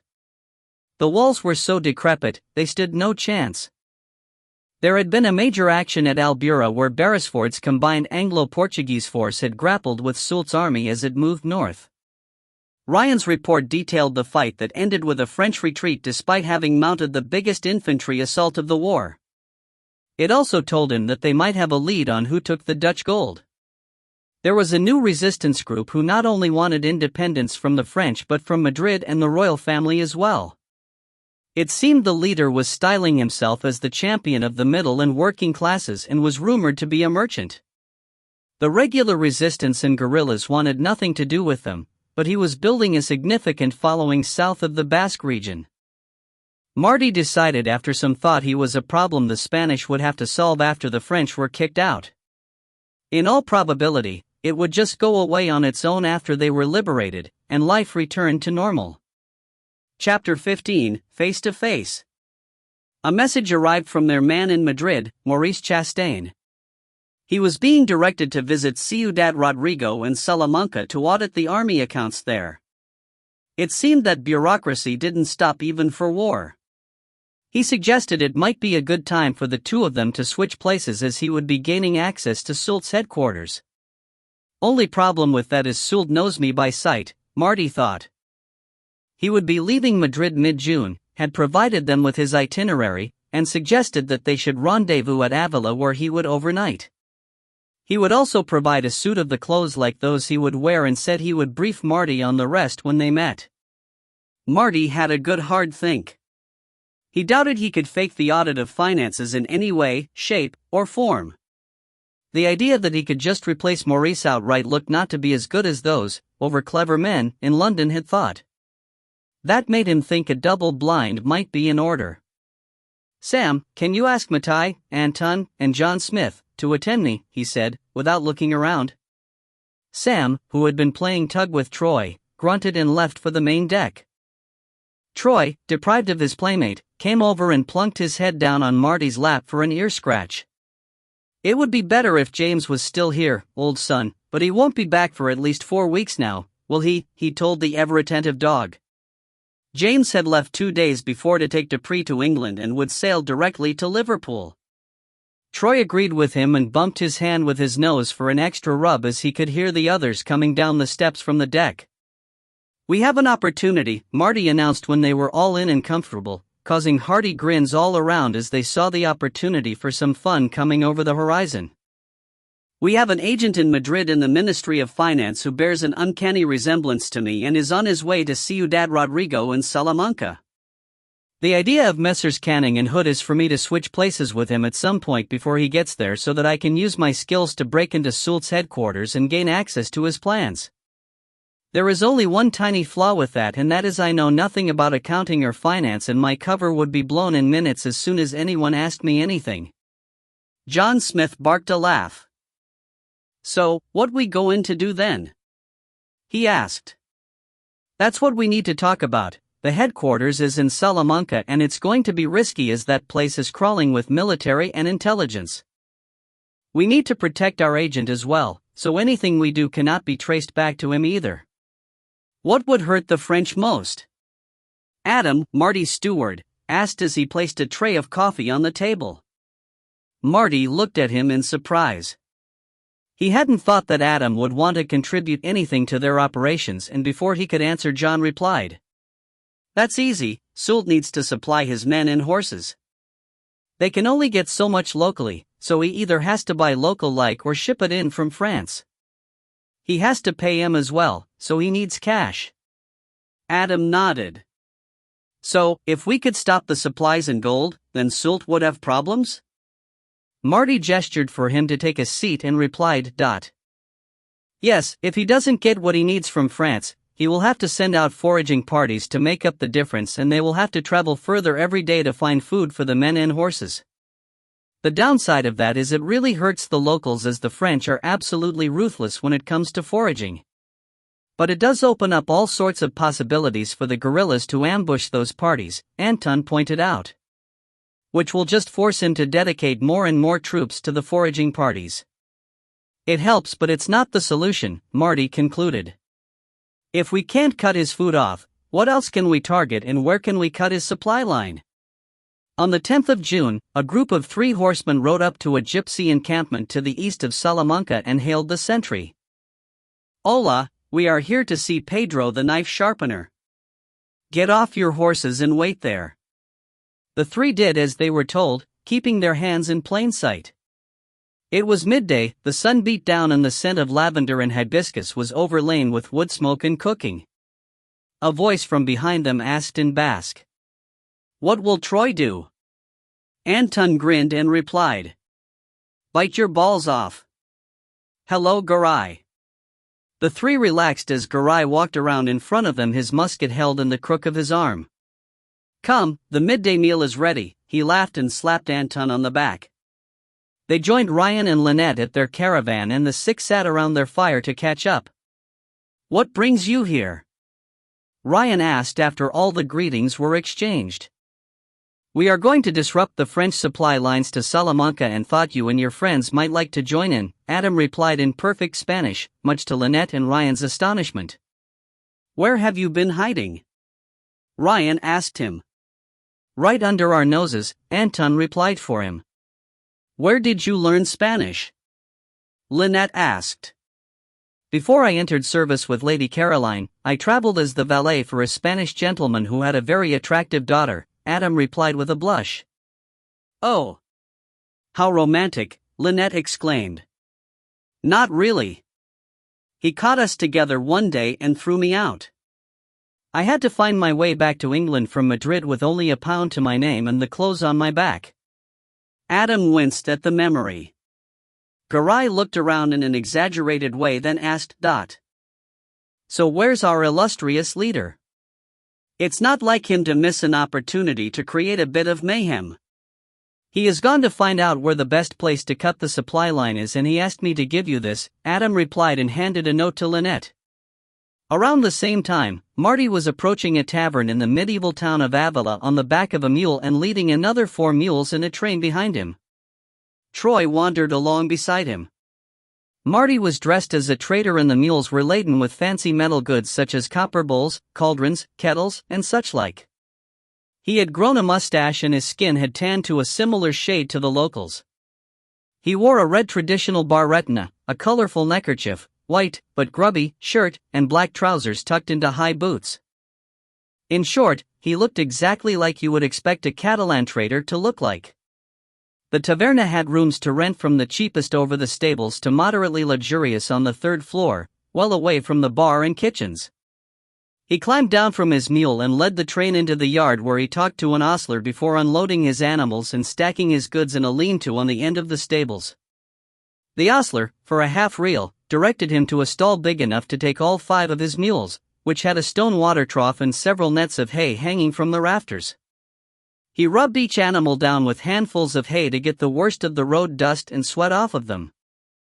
Once satisfied that his livestock and goods were all safe, he headed into the taverna to haggle with the owner over a room. This required a protracted and noisy exchange, which resulted in him getting a medium-quality room on the second floor over the kitchens for the night for a hefty discount. Once settled, he returned to the bar to get an evening meal. It was full of French officers and a smattering of Spaniards. Troy followed at his heel.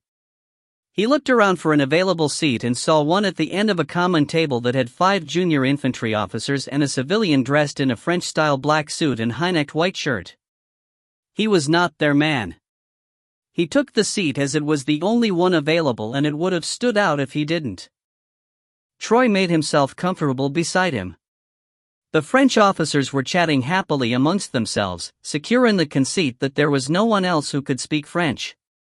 He gathered, as he waited for his meal to be delivered, that they were part of a relief force from Madrid that would replace troops that had been part of the siege of Cadiz.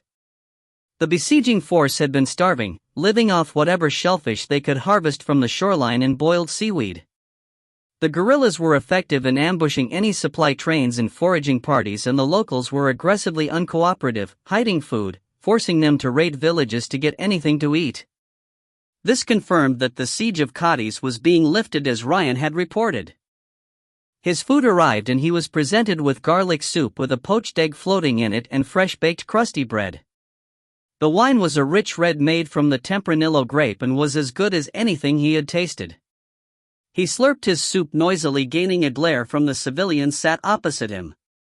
The soldiers changed the subject and were speculating on what they would be doing once they got to Salamanca. They obviously had no clue, as their speculations were wild and extremely diverse. The main course arrived, a spicy sausage and bean casserole, wholesome peasant food flavored with thyme and chile. He ate in silence, quietly observing the room. As well as the infantry officers, there were hussars with their fancy uniforms and bangs and lancers in green uniforms with a red bib. Both sported spectacular mustaches, which had been waxed and twirled to perfection. From the talk he overheard, they would all be moving out in 2 days. The French civilian opposite him saw him looking, leaned forward and said in terrible Spanish, "They look magnificent, don't they? They are the pride of France." Marty shifted his gaze to him, remembering he was a Spaniard in this guise. "Si, senor, they are very handsome. If they fight as good as they look, they must be invincible." The Frenchman frowned as he tried to decide whether Marty was being genuine or sarcastic. Marty continued to eat his casserole. "You are a merchant?" the Frenchman asked. "Si, I trade in pots and pans," he replied shortly. "Where did you come from, Dot?"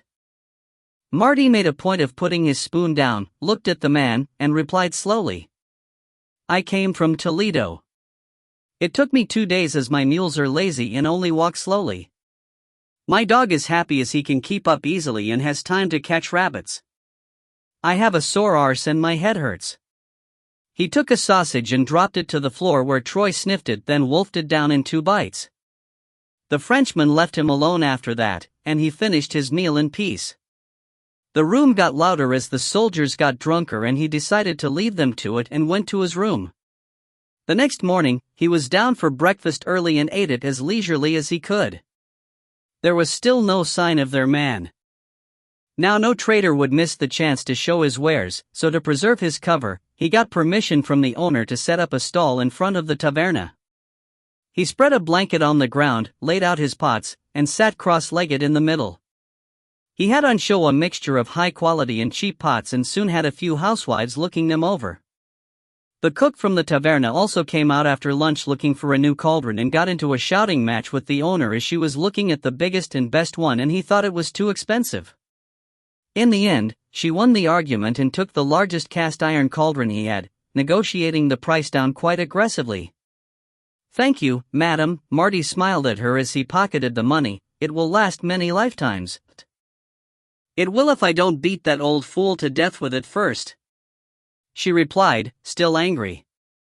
"Is he your husband?" Her look softened.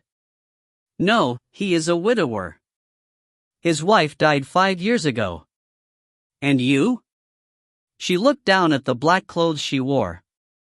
"My one was killed by a bull that escaped from the ring.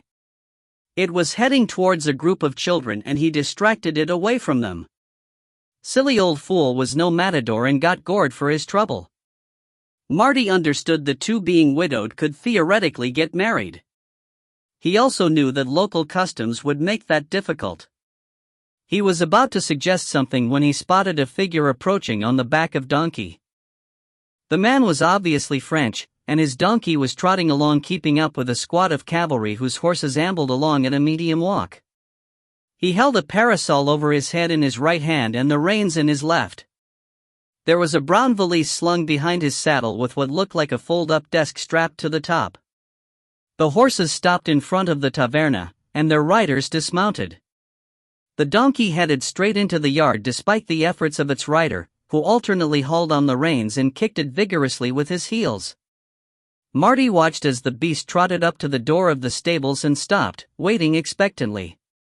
The rider threw his leg over its neck and slid the few inches to the ground, took off his hat and wiped his brow. Dark hair, brown eyes, face tan from exposure to the Spanish sun, it was his contact. The ostler came out and saw the donkey waiting by the door and let out a hearty laugh. "Ay bajo, you are back." He looked at the Frenchman, who just stood there looking annoyed and explained. "This is his second home. He is waiting to go to his stable and get his hay." Maurice Chastain looked like he wanted to kick the beast but instead folded up his parasol and retrieved his valise and table. He turned to go into the taverna. The pot trader, who had gathered up his unsold goods and blanket and made his way into the yard to put everything back into the lean-to, staggered as he tripped over the trailing end of the blanket and crashed into him. The two ended up in a tangle surrounded by pots and pans. The trader was the first to his feet, bowing and apologizing as he helped Maurice to his feet. "Clumsy oaf." Maurice swore and pushed him away. He gathered his belongings and stomped into the taverna. This day couldn't get any worse. Maurice finally made it to his room, a cheap one on the first floor over the kitchen as that was all his allowance would run to. He was unhappy. His arse was sore from riding that damn donkey. He was bruised from the collision with that stupid costermonger and his contact hadn't showed up. "It is typical of the English to be late," he muttered to himself as he put his bag on the bed, then took off his coat. A piece of paper fell to the floor, which was odd as he couldn't remember having put any papers in his pockets. He bent, picked it up, unfolded it and read. "Greetings, I will come to your room at midnight. S." Then it dawned on him. Maurice sat by the fire facing the door, waiting. He was very nervous. His visitor's reputation had preceded him and not all of what he heard had been complimentary. He tried to sit still but his nerves made him want to pee. There was a scratching noise. At first, he thought it must be a rat. He expected there were many in this excuse for an hotel. Then he heard it again and it sounded like it was coming from the window. He got up and walked slowly over and peered through. He nearly had a heart attack when a face appeared and mouthed, "Open the window, Dot." Getting over his surprise, he unlatched the window and pushed it open. The costermonger was hanging by a rope and quickly maneuvered himself through the opening into the room. "I thought I was going to have to let myself in," he said in greeting. "Martin Stockley, how do you do?" Maurice shook the proffered hand and realized it was like looking in a mirror. Marty had concluded that climbing down from his room was a lot less likely to be spotted than sneaking around the corridors. Now Maurice was in a state of shock at his appearance at the window. He smiled his most friendly smile and guided him back to his chair. "Relax, no one knows I am here, you are quite safe." The resemblance between the two of them was amazing. There were minor differences, but they could easily be brothers. He estimated that dressed the same, he could pass for Maurice even close up. "I am sorry, I am forgetting my manners." "Maurice Chastain at your service," Maurice stuttered in a high-pitched voice. The pitch of his voice surprised Marty. It was at least an octave above his and kind of squeaky. "Will you take over from me here?" Maurice asked. "No, there has been a change of plan," Marty replied. "I want you to continue to carry out your duties as you have been ordered by the Ministry of Finance with a small exception. When you get to Sult's headquarters, I want you to make a floor plan and identify the offices of the Supply Corps, Sult's office, and his secretary or aide's office." He let that sink in, then added, "Once you have done that, I will take your place for one afternoon if I can find what I need. If I need a second afternoon, we will work that out at the time. Can I help find what you are looking for?" Maurice asked. "No, the less you know the safer you will be," Marty replied, then asked, "Did you bring the clothes for me?" Maurice went to his valise and took out a package wrapped in brown paper and tied with string. "These are identical to mine from the same shops," he informed Marty. "Are they new?" "No, I wore them for a week and had them washed." "They do not look new anymore." "Where will you be staying in Salamanca?" Marty asked. Maurice dug out a piece of paper from his valise and passed it to Marty. It had an address in the Plaza de las Cigüeñas written on it. "They have allocated me an apartment there. It is relatively close to the Palacio de Monterrey where Sult has his headquarters. We will need a place to exchange information. Find a cafe or taverna near to your apartment and I will contact you there." Marty spent the next half hour explaining how to encode a message and found Maurice a quick study. It was time for a change of persona. Marty sold off the mules and stock to a trader in a Rio Cabada and transformed into a Spanish gentleman scholar. He thought this was a particularly apt disguise as Salamanca was a university city. He wore a fake goatee beard and a pair of blue-tinted eyeglasses which were very fashionable and hid his eyes. His hair was pulled back in a ponytail as was fashionable amongst Spanish gentlemen. He dressed in the latest fashion and exuded personal wealth.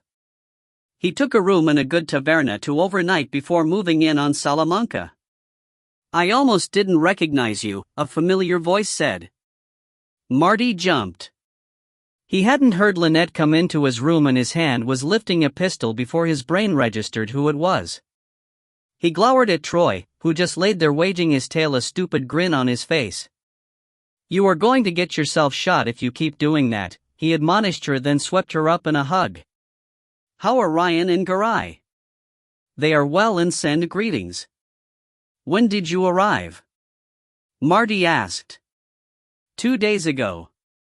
I let them know I was waiting for my husband." Lynette smiled. "I am staying at a hotel down the road. You had better move in here. It would seem odd that we are staying at separate establishments." The two were used to working together and their respective partners trusted them, so cohabiting was not a problem. Soon, Lynette had moved in and Marty was surprised at the number of trunks she brought with her. It took 2 servants and a carriage to move them from one hotel to the other. He had her leave all of them except the one she needed for that night in the carriage as they would move on in the morning. They left for Salamanca in the morning after coffee, the carriage, and for making good time. Lynette revealed that 2 of the trunks were for him. She had been shopping. The trunks were stacked on the roof and Troy shared the cabin with them. He would have happily run alongside, but it was a 5-hour trip and that was too much even for him. As it was, they arrived before it got too hot. Lynette had contacted their local agent and he found them a house to rent. It was near the university on the Calle Tavera. It was furnished and was just the kind of house a couple like them would take. Once installed, Marty set about making himself as unexceptional as possible. He established a routine where he left the house and walked to the university every morning. He varied his route, but he just happened to pass through or near the Plaza de las Cigüeñas every day.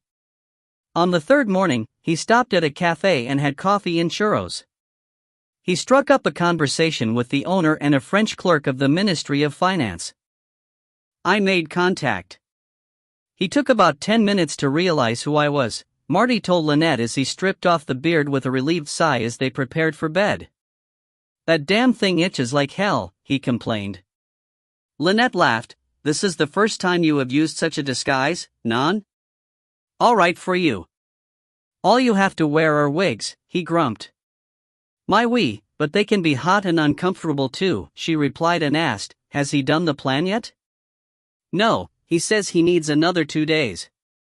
He told me Sult is here at the moment but plans to leave for Ciudad Rodrigo on Friday to inspect the garrison there. Maurice is scheduled to go with his entourage. If that is true, I will assume his identity on Saturday and pay the offices a visit, Marty explained. Ah, so he will have, as you say, a cast-iron alibi. Yes, I just hope I can imitate his voice. He sounds like he's been kicked in the balls. On Thursday, Marty picked up a newspaper that had been left on the chair that Maurice vacated as he walked up to the cafe. He made a show of reading it as he drank his coffee, but what he was really interested in was the detailed floor plan of Sult's headquarters concealed between its pages. That, however, would have to wait until he was somewhere much more private. He walked to the university as usual after finishing his coffee and went to the library where he picked a book at random from the antiquities section. He found a spot in a corner with clear views of all approaches and settled down to study the map. It seemed that Sult had taken over a room called the Salon Principal on the top floor. His secretary had an office in an anteroom. He memorized the map, then folded it and slipped it into the spine of the book, which he returned to the shelf, just in case he needed it at a later date. Sult left the city on Friday with a huge escort that made his departure unmissable. Their exit out of the town and across the Puente Romano, Roman bridge, was noisy and designed to make an impression. Maurice was visible sat on a baggage cart at the rear of the column eating the dust kicked up by the horses ahead of him.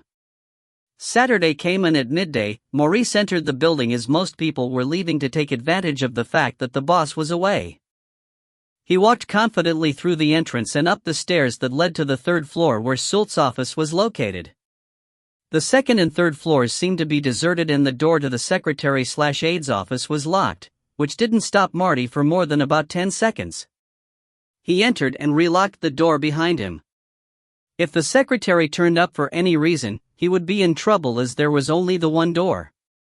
He started his search from the bottom up, that is with the bottom drawer of the desk, then the next up and so on. He found some interesting orders, which he copied, but nothing on logistics, so he moved on to the cupboards.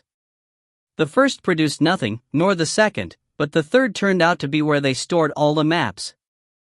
The clerk or Sult was a methodical type and all the charts were annotated with the region and date. He selected the ones for the regions north of Salamanca and the border region. Routes were highlighted with notes on the strength and location of garrisons at key points.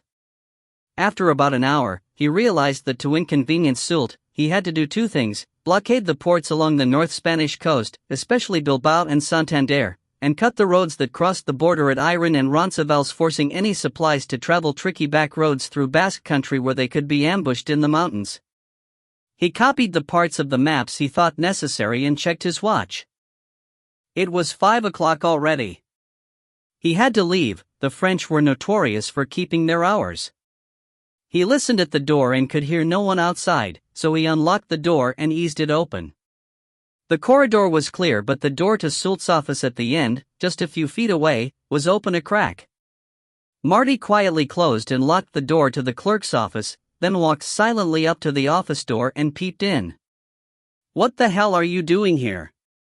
he hissed as he recognized the figure in an infantry uniform. Murd! Do not do that. I nearly wet myself. Lynette whispered back, clutching her breast in shock as she jumped.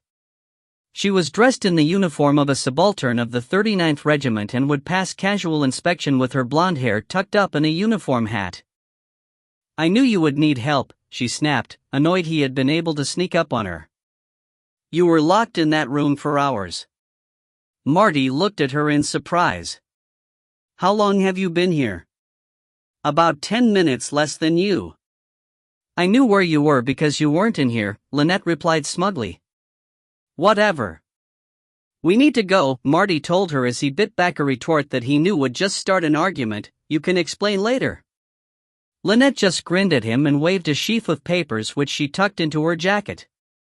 Well, come on then, and don't forget to lock the door behind you. She smiled as she swept past and out into the corridor.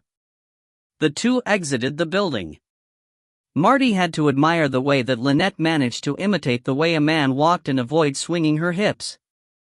Considering the differences in the male and female anatomy, it was an accomplished piece of acting. Especially as she normally had, what a French officer once described as, a 7-jewel movement, referring to the movement of an expensive watch. She led him to a deserted stable at the back of a large empty house and produced a change of clothes for both of them. They quickly changed personas and emerged as the gentleman scholar and his wife through a different door in a different street. Back in the house, Marty pulled out his copies of the maps and Lynette her papers and they started to compare notes. Sult keeps a lot of notes and I made copies of some I thought would be useful. See this one, he is concerned that his supply of powder can be disrupted by guerrilla attacks and orders his supply corps to stick to the main coastal route from Bayonne. The only other way they are getting powder or any other supplies from the north is from the ports. Marty pulled out the applicable map. They come over the border here at Iron, then cross the river Bidasoa via one of these two bridges, he surmised as he studied the map. If they are destroyed, then they would have to route via Barra or Landabar, which puts them into the mountains in Basque country. Well, they are very well defended. Sult has realized that the bridges are a weak spot and has detailed a battalion to defend them, Lynette added. From an attack by land, Marty pondered, but what about an attack from the sea? If we can destroy the bridges, then they will have to take the other route and then Ryan and his gypsy friends can have fun ambushing the convoys in the mountains. Lynette looked at him, knowing that he had something in mind but decided to give him the bad news anyway. There is a battery guarding the entrance to the bay and river. Any ship you sent in there would be blown to hell, and in any case, there is a boom across the river to stop anyone from sailing up it, controlled by the military. Looks impossible, doesn't it? Marty grinned. Chapter 16, Bombastic. In Gibraltar, Marty had all the flotilla gathered for a briefing and sat on the edge of the table at the front of the room where his officers of ship and marines were gathered. He looked at his watch. He was expecting 2 more people to arrive. Bill and Adam were serving coffee and churros when there was a knock on the door and a Marine sentry announced. Commander Cox and Captain Fairmont of the Engineers saw. A middle-aged commander stepped into the room and bowed to the assembled worthies. He was followed by a short, stocky army captain in the uniform of the Engineers. Gentlemen, welcome, please take a seat and grab a coffee. Marty smiled. Commander, it's very good of you to divert from your return to England to help us, but I saw your flotilla with Cochrane at the Basque Roads. You were a credit to the service. If I can help in any way, then I will, sir, Cox replied, dipping his head in salute. He refrained from criticizing Admiral Gambier, but the fact he didn't mention him spoke volumes. For you who do not know Captain Cox, he commands the Thunder, an 8-gun bomb ship. Captain Fairmont is on General Wellesley's staff and he and his men are demolition specialists, Marty said by way of introduction, which just increased the anticipation in the room.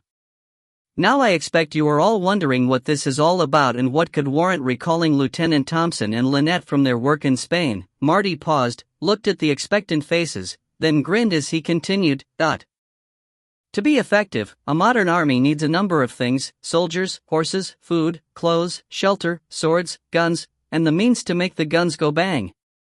Take anyone away or reduce its availability, then you reduce the effectiveness of the army. Hungry troops don't march or fight well. If they have no clothes, they get cold and sick. Take away the horses, and cavalry are just infantry that doesn't know how to march. That got a laugh as all sailors held cavalry in some contempt. Marty let it run for a few seconds, then continued, but take away their weapons or the means to fire those weapons, and you don't have an army but a large crowd of civilians. James raised his hand, and Marty nodded at him to speak. Could we even hope to cut the food supply to the French army? They are expert foragers, and cutting the food supplies just means they will steal it from the locals, who will be the ones to suffer. Exactly, Marty agreed. We made that mistake with Messina, thinking that we were starving his troops, but they were far better foragers than we gave them credit for. So, are we going to steal their clothes? Paul Lapierre, the captain of Marines, joked. That would certainly be fun and probably entertain the locals, but no. We are going after their powder supply. Boom! Midshipman Trevor Archer of the Eagle laughed, setting off the rest of the room. Marty stepped over to a large easel covered in a sheet and pulled the cloth aside. On it was a reproduction of the map he had made in Salamanca that had been redrawn at a much larger scale by John Smith. It depicted the Bidasoa estuary and the Bay of Hondarribia, the river and the bridges at Iron and Behobia. Marty gave them time to look at the map, then continued. Our friend Soult is no fool and is well aware that if these bridges are cut, he will have to route his supply columns through the mountains over here. Marty pointed to the border, which curved around the mountains near Barra. And that is our country, grinned Anton, who, along with the rest of the shadows, sat at the back of the room. If they go through there, we will cut them to pieces. And if he tries to bring it in from Madrid, the guerrillas will do the same, Marty concluded. I can imagine then that the good Marshal has taken steps to protect those bridges? Captain Cox chipped in as he realized that comments were encouraged. Yes, he has a battalion of infantry and 2 batteries of artillery defending them, Marty revealed. So, a land assault will be difficult, Paul concluded, his head on one side as he expected Marty to have a plan. Quite, Marty agreed, which is where Captain Cox and the Thunder come in, but before we go there, let me fully explain the defenses around the bridges in the bay. He went on to describe the defensive force around the bridges and their disposition as they knew it from the notes that Lynette made in Soult's office and information from their spies. He described the location and strength of the battery positioned on Puntas Axiari that dominated the bay and entrance to the estuary. Finally, he told them about the boom that was strung across the entrance to the Bay of Tsinguti. It was in 3 parts. Fixed booms were strung from the shore on either side out to pylons that had been driven into the bottom in the middle of the entrance. The pylons were 100 feet apart, creating a gateway that was closed by a movable boom that was opened and closed by a rowboat that towed one end out of the way of any incoming ships. The local fishing fleet moored in the outer roads and did not enter the bay that was reserved for the occasional French merchant ship that called in and was currently home to 4 Spanish hulks that had been requisitioned by the French and were used as storeships. As I see it, we need to complete a number of tasks to blow these bridges up. First, we need to neutralize the battery on Puntas Axiari. Once we have done that, we can bring the formidable Thunder and Hornfleur into the bay, Marty explained. Then the Thunder can barrage the bridges and blow them up? Angus Fraser piped up.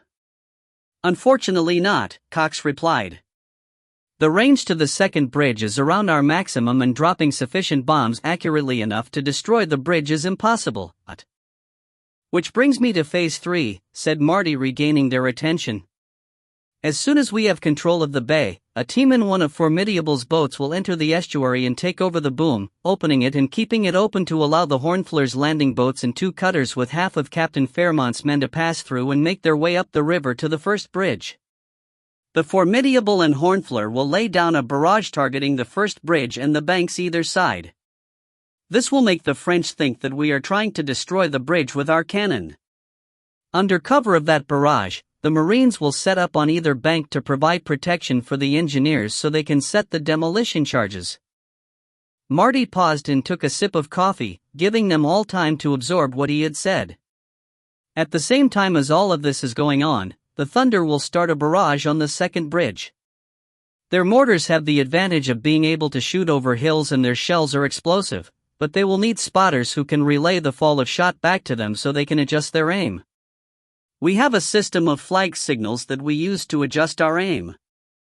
I need at least one man in sight of the target and as many relay stations as needed to get the message back, Cox informed them. It is not practical to get boats all the way up to the second bridge, so the demolition team will have to come in overland from Paia, where we will drop them off on our way to the bay.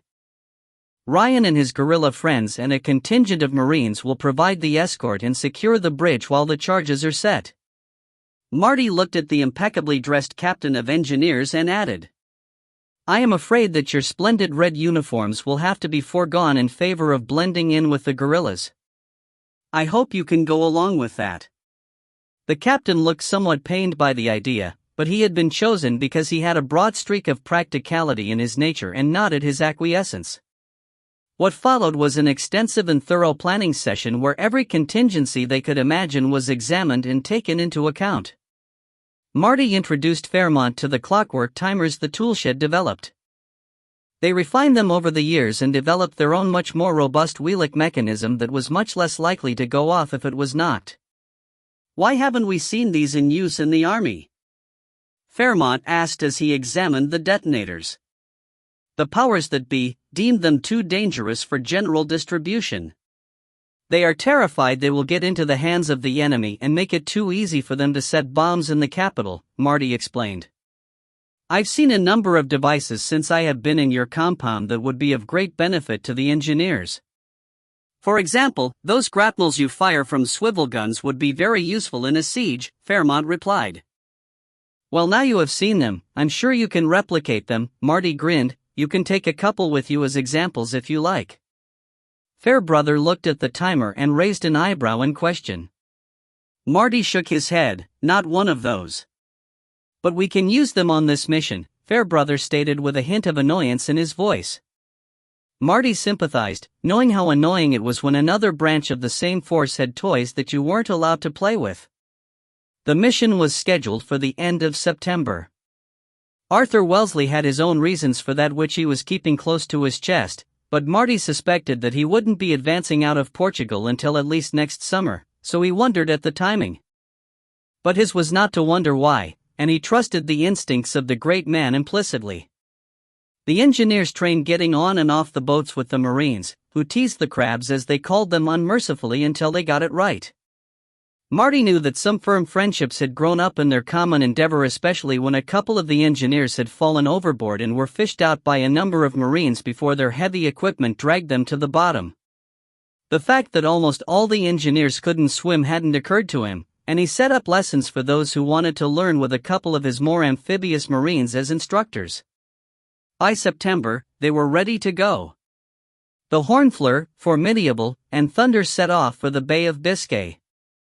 The Eagle and Alouette left earlier and would range up and down the coast from Santander to Bilbao to intercept any French merchant ships with orders to take, sink, or burn everything they saw. The Eagle would drop Ryan and Lynette near Bilbao so they could rendezvous with the guerrillas and gypsies. The wind was from the northwest, which meant the journey north took longer than they expected, as the Thunder couldn't sail anywhere as close to the wind as Marty's ships. However, they eventually reached their turning point and swung around into the bay as the wind picked up. An autumn storm was approaching. Marty stood on the quarterdeck, wrapped up in his waterproof canvas coat with his hat tied to his head. The spray and rain combined to make life miserable, and no matter how good the coat, it still ran down the back of your neck, but at least now they had made the turn. The wind was on the larboard quarter. He looked around at the Hornflower, which was 2 cables behind, and he could just make out the Thunder behind her. It was lucky that the Thunder wasn't one of the old bomb ketches, which would have had a terrible timekeeping station, but a custom-built merchant ship with a reinforced hull. Paul Lapierre appeared at the steps to the quarterdeck, and Marty beckoned him up. "How are our engineers holding up?" Marty asked. "Let's just say we are running out of buckets," Paul grinned in reply.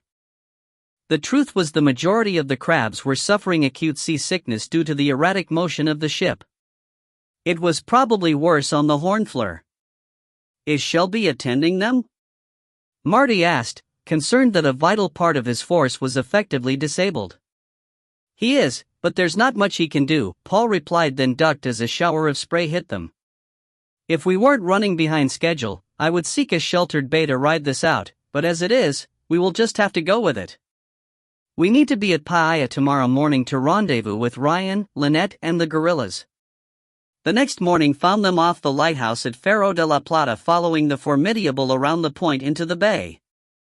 The intention was for the Formidable to heave to off the Puntas de San Pedro and ferry her marines and engineers onto the beach at San Juan.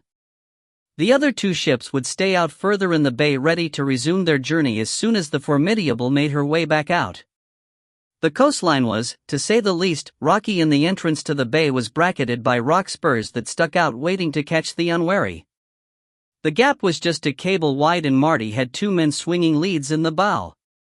Under just spanker, foretopsail, and jib they crept in. Getting out with the wind from the northwest would be harder. "Back the foresail," Marty ordered, and the ship slowed but didn't stop. "Damn, bring her into the wind and drop anchor," he ordered as he watched the rocks at Puntas de San Pedro creeping closer. Wolfgang was ready for this, and the anchor prepared as a precaution. A glance to the north showed the other two ships emulating them. "What's the holding like?" Marty asked as he watched all the sails being taken in. "Rocky with patches of sand," Wolfgang replied. "The hook is holding firm for now." "Men on the shoreline," called the lookout. "It's Mr. Thompson," he added as he recognized the lieutenant. "Get the boats alongside and manned. Assemble the shore party," Marty ordered. "Wolfgang, you have command. I will go ashore and speak with Ryan."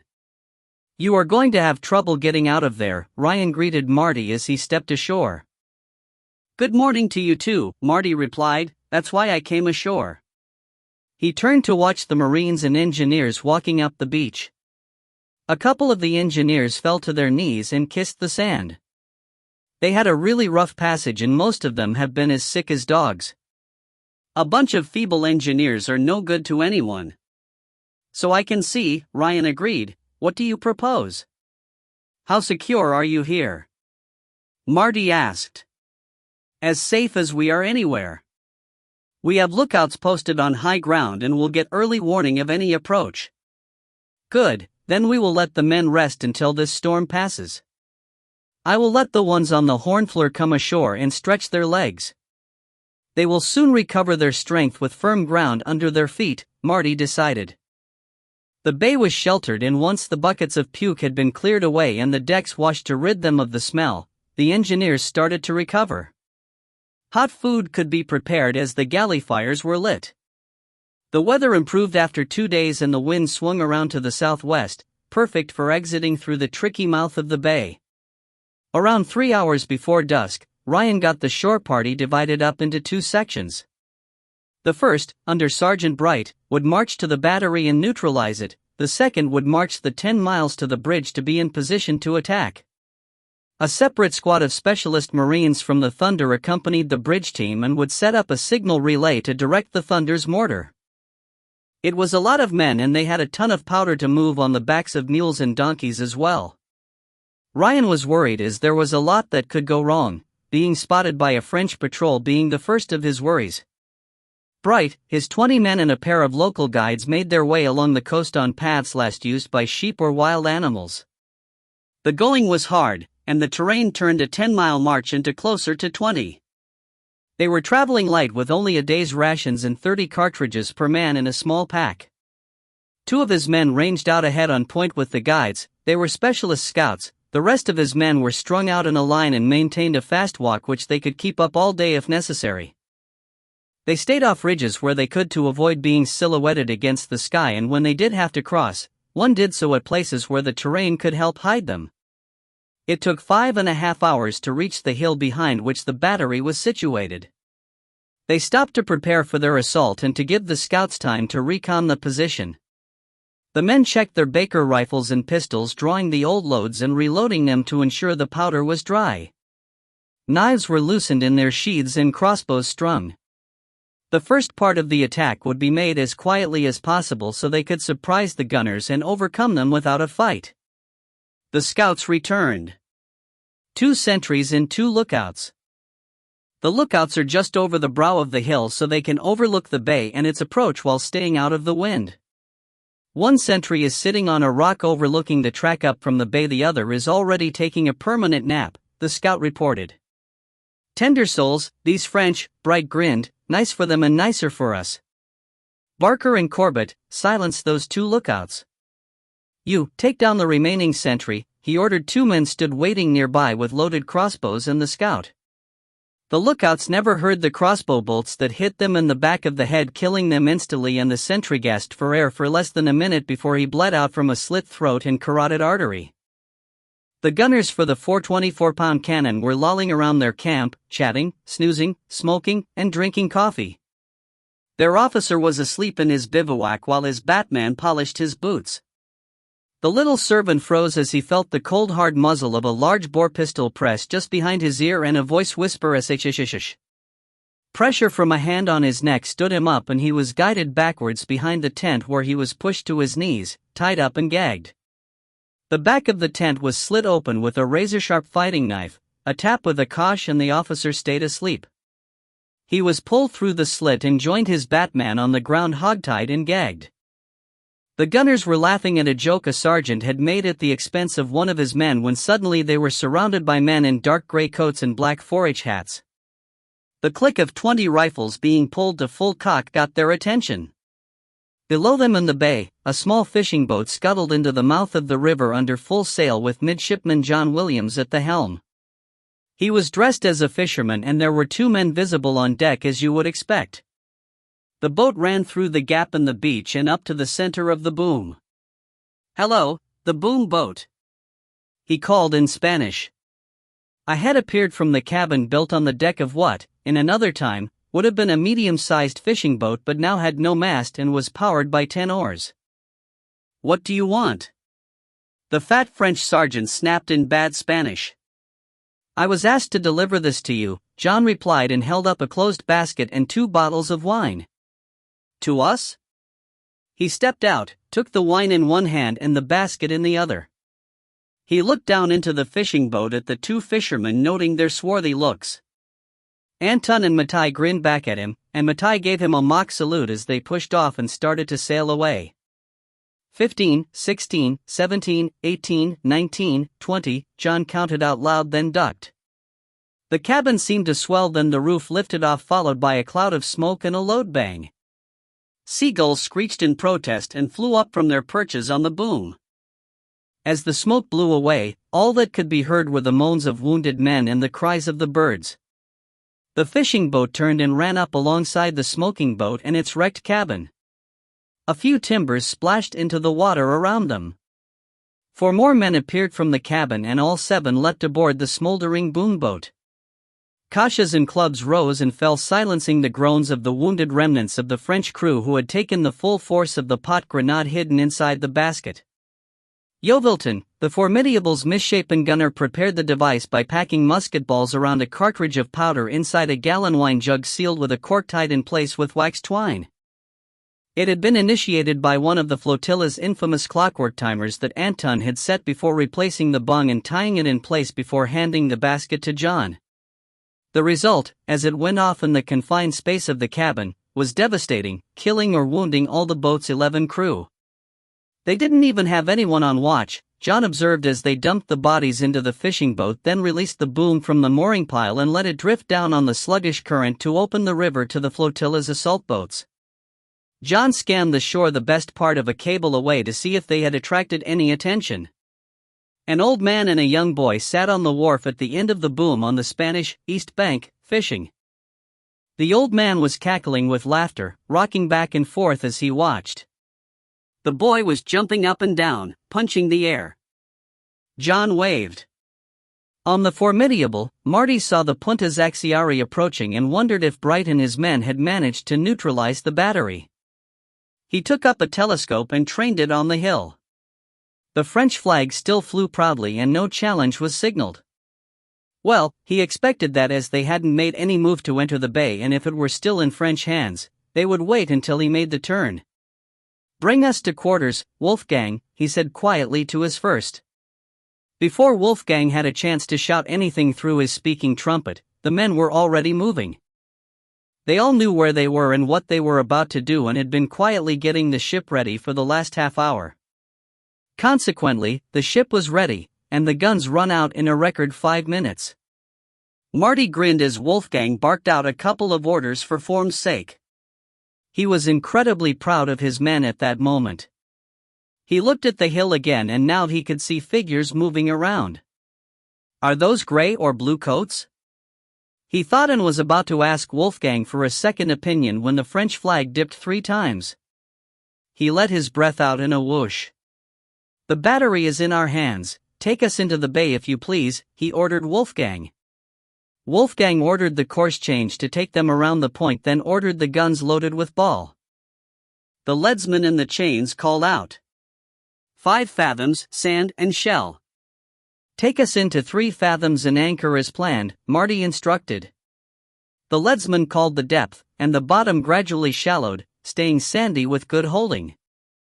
3 fathoms. Hard to port. Prepare to anchor. The bay had a sandy beach through which the river emerged. Behind it was an inner bay and river with the town beside it. According to their intelligence, there was only a small garrison in the town as most of the local troops were defending the bridges. There were no French country ships in the inner bay and no one came out to the beach to take a look at them apart from a few children. The Thunder anchored 50 yards behind the Formidable and the Hornflower 50 yards behind them. The Hornflower's boats were being lowered into the water from their davits even as their anchor splashed into the water. The Formidable's cutter and barge were brought around to the side and the risky business of loading a ton or so of powder commenced. Marty scanned the beach and saw that the children were waving. He waved back and had a momentary pang. He missed his children. James was about the same age as they were and had started school by now. He hoped he was coping with being away from home. Wrenching his attention back to the job at hand, he looked down the deck. The hands were hoisting a net full of powder casks over the side into the cutter. Once they were down, the net was unhooked from the tackle and the deck crew started on the net for the barge. It was up to the boat's crew to organize it once it was down, and they worked quickly and professionally under the command of the midshipman. He was sorely tempted to jump into a boat and go with them, but he had to let his men do their job. With a huge effort, he forced himself to relax and put on an outward show of confidence. This was by far the riskiest mission he had them undertake without him being physically in the lead. Shelby, the ship's surgeon/physician, came to the foot of the quarterdeck steps and looked up expectantly. "Come ahead," Marty said by way of invitation, and Shelby took the few steps up to the hallowed ground of the quarterdeck. "All well?" Marty asked. "Yes, the engineers are mainly over their seasickness and we have an unusually small amount of sick men on report at the moment," Shelby reported. "The prospect of an action will do that more times than not," Marty smiled and then lapsed back into introspection. Shelby eyed his captain thoughtfully. "They will be all right, you know. You have trained them well." "What?" "Oh yes, I know, but it's hard to stand and watch them go into action without you. Young Williams has good men with him." Yes, the Shadows decided they would go with him as his crew. They were a little put out that they wouldn't be part of the main event. Marty smiled.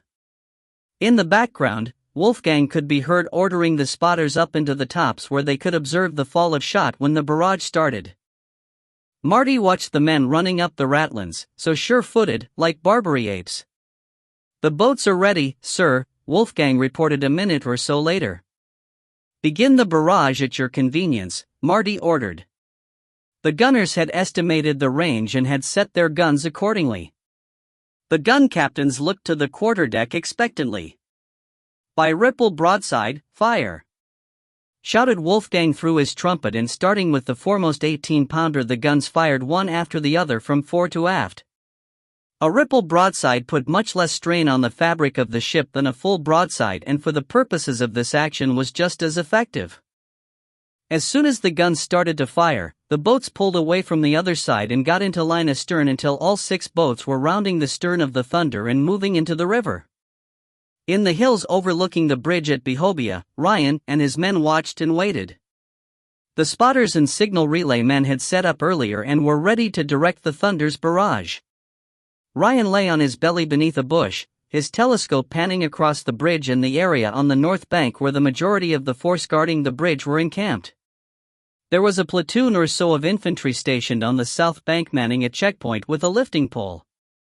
A squad of cavalry patrolled the road around the wooded hill where the guerrillas, Marines, and engineers were hidden. Ryan detailed a man to keep an eye on them, and just as he left there was the sound of distant cannon fire. A few men in the camp stood and looked towards the coast, but there were hills between there and the camp, so they saw nothing. If they had looked up, they would have seen the black dot of a 13-inch mortar shell arc up into the sky from the bay, grow larger as it approached, and descend to explode 200 yards upstream from the bridge. The signalmen relayed the fall of shot and the required adjustment. A minute and a half later, a second shell exploded just 50 feet from the bridge and level with its parapet. The French soldiers dove for cover. The third exploded right over the middle at around 20 feet. The blast radius of the shell was such that it destroyed the checkpoints on either side, killing many of the men. The shells started coming in around every 82nd after that. The Thunder had two teams of gunners working the one gun, and by its nature the mortar didn't heat up its barrel as much as a cannon.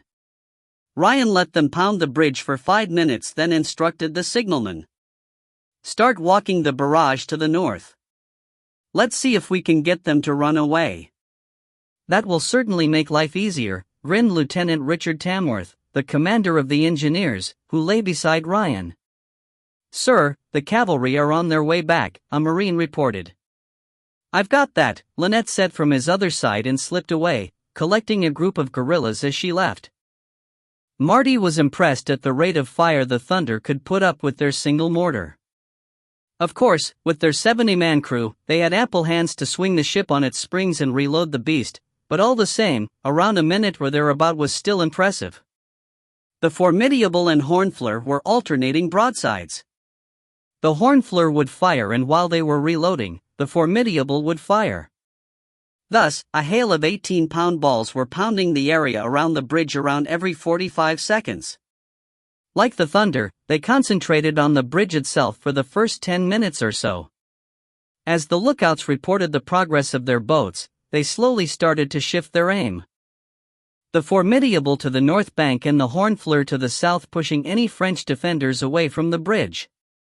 By the time Paul Lapierre and Captain Fairmont's joint force of Marines and engineers reached the bridge, it was looking ragged, with most of its parapet knocked away and chunks missing from its deck where balls had gauged it. However, the basic structure was still intact, the piers undamaged. They had work to do. "Ready the Marines!" he called out, and 3 of the Hornfleur's boats swung towards the north bank and the other towards the south. The Formidable's 2 boats with the majority of the engineers on board and the powder headed straight for the bridge itself. Marty was surprised when Fairmont told him how long it would take for them to set the charges. He assumed they would just pile or tie the casks around the piers and set them off. But Fairmont, backed up by his own gunner, told him that wouldn't even scratch them. They had to drill the piers and get the charges inside so the explosive would force the masonry apart. If they just strapped the casks around them, all the force would go outwards. The casks contained long cartridge bags of powder that would be fed into holes the engineers would drill using iron bars and sledgehammers. This was exactly the same technique used by engineers to blast tunnels through mountains. The charges would be linked with fuse to a central point where it would be ignited by a timer. Fairbrother planned to have a slow fuse set as a backup in case the timer didn't work. This all meant that the Marines and the gunners had to keep the French away from the engineers for as long as the 3 hours Fairbrother and his men estimated they would need to do the job properly. Lynette and her band of Spanish cutthroats were set up either side of the road leading to the bridge from the south. The Thunder's 1 mortar was concentrating on keeping the main French force away on the other bank, so it was relatively peaceful there. They heard the horses coming at a canter that was perfect. They had set up where the road was bracketed by a pair of good strong trees on a bend in the road. As the cavalry rounded the corner, they ran straight into the thin, strong rope that was strung between them. The first 2 ranks and the officer were swept out of their saddles. The following 8 ranks pulled up in confusion, horses rearing and men fighting to stay in their saddles. Muskets barked and more men fell. A second volley of pistol shots and the Spanish rushed from the trees, long knives glinting wickedly in the sun. Lynette was in the thick of it. She ran from cover straight at the officer who was getting to his feet. He saw her coming and pulled his sword but hesitated as he saw it was a beautiful woman. Lynette had no such doubts. She shouted in French, "Help me!" which confused him even more.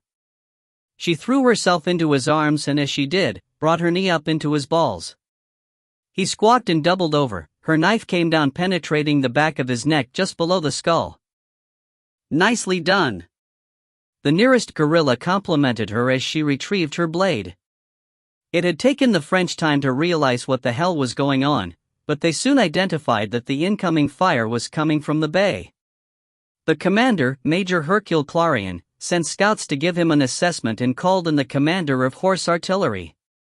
"Captain Ravel, get your guns away as quickly as possible and set up to respond to those ships." Ravel saluted. He was a veteran, knew that he had to keep his guns out of direct line of fire from the ships and far enough away that their secondary armament couldn't be brought to bear. He had 3 16 cm, 6.4-inch howitzers, which would be ideal. They were parked away from the main camp with the rest of his guns and he took off at a flat run to get there as soon as he could. He reached the compound. "Sergeant Bantegny, get the howitzers and caissons hitched up immediately, as much ammunition as we can carry." He ordered his sergeant major, who spun on his heel and started bellowing orders. He ran to his tent and dragged a map of the local area out of his campaign desk. It had been created by his own cartographer and had the contour lines drawn in as well as all the roads. He drew an arc around a point in the bay where he estimated the British ships were anchored. The arc described the maximum range of the howitzers and he soon identified a low hill near the hamlet of Dongoxenborda, the rear side of which would put him within 3 kilometers. Cannonballs were landing amongst the infantry's camp, sending men running for their lives when he emerged and headed over to the guns. He mounted the forward left-hand horse of the lead train and spurred it forward, leading his men from the front. Ryan led his men down the hill to the bridge. They met no resistance and the mortar was maintaining a screening fire at Cable to the north. The Marines rushed across and set up defensive positions in an arc, digging holes and piling the earth up in front for cover. The guerrillas took up positions on the south bank. The engineers started work on the piers. Of the 2 bridges, this was the narrower and slightly shorter of the 2, having just the 2 piers as opposed to the 4 of the other. The plan, however, was the same, and that was to take down 2 piers and open up a gap that wouldn't easily be bridged. Men stood in the water, up to their waists in some cases, and started drilling. One man would hold a yard-long iron rod and 2 others would take it in turn, smiting the end with sledgehammers. In between strikes the drill man would rotate the rod a quarter turn. They would keep this up for an hour until they had a hole deep enough for the charge. All the time that was going on, Ryan, Angus, Fairbrother, and the Marines waited for a French probe or counterattack. Marty looked at his watch. "Almost 2 hours, Wolfgang.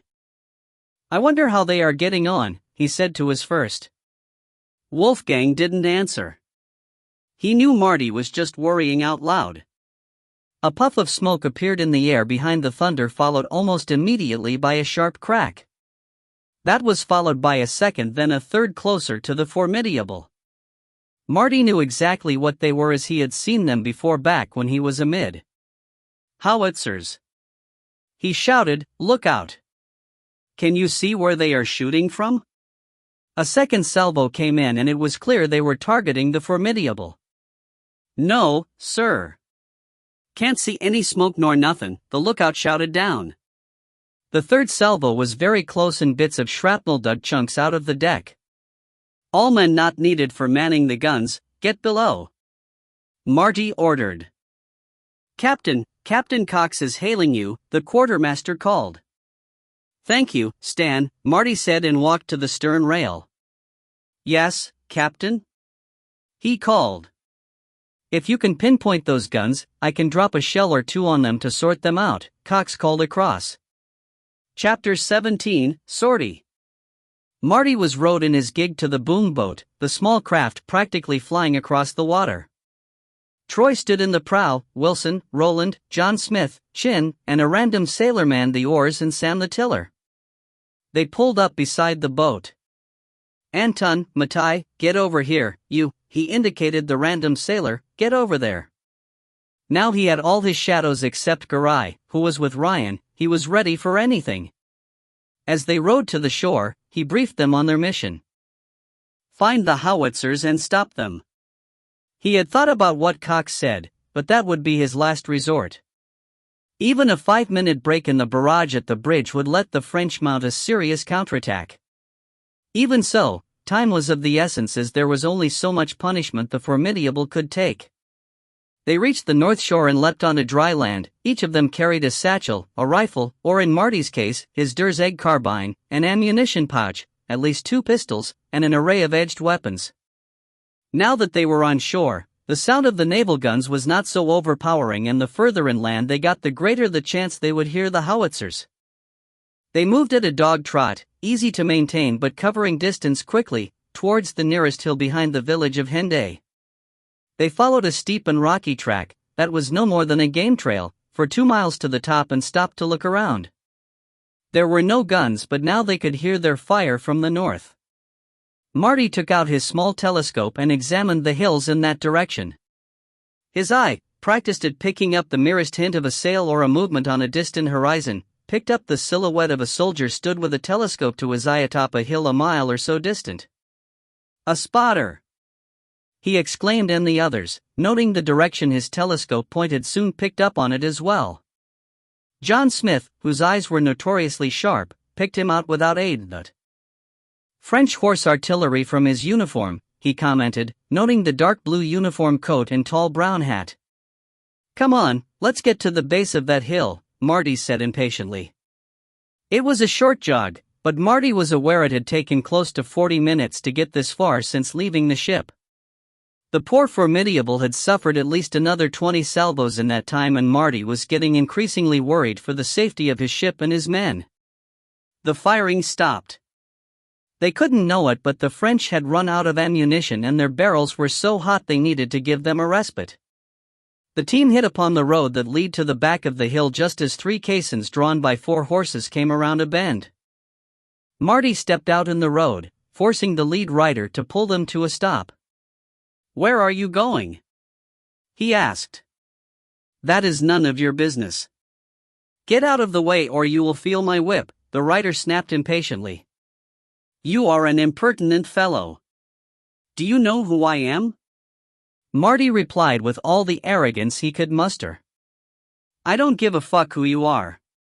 If you don't get out of the way so I can deliver this ammunition to the battery, the captain will shoot you himself," the rider shouted and spurred the horses forward, causing Marty to have to dive into the ditch to get out of the way. "Impatient fellow," John commented as he helped Marty to his feet and handed him his gun and packs. "Yes, very rude," Marty grinned. "Did you do it, Anton?" They jogged up the road until they could see the guns set up in a paddock just behind the hill.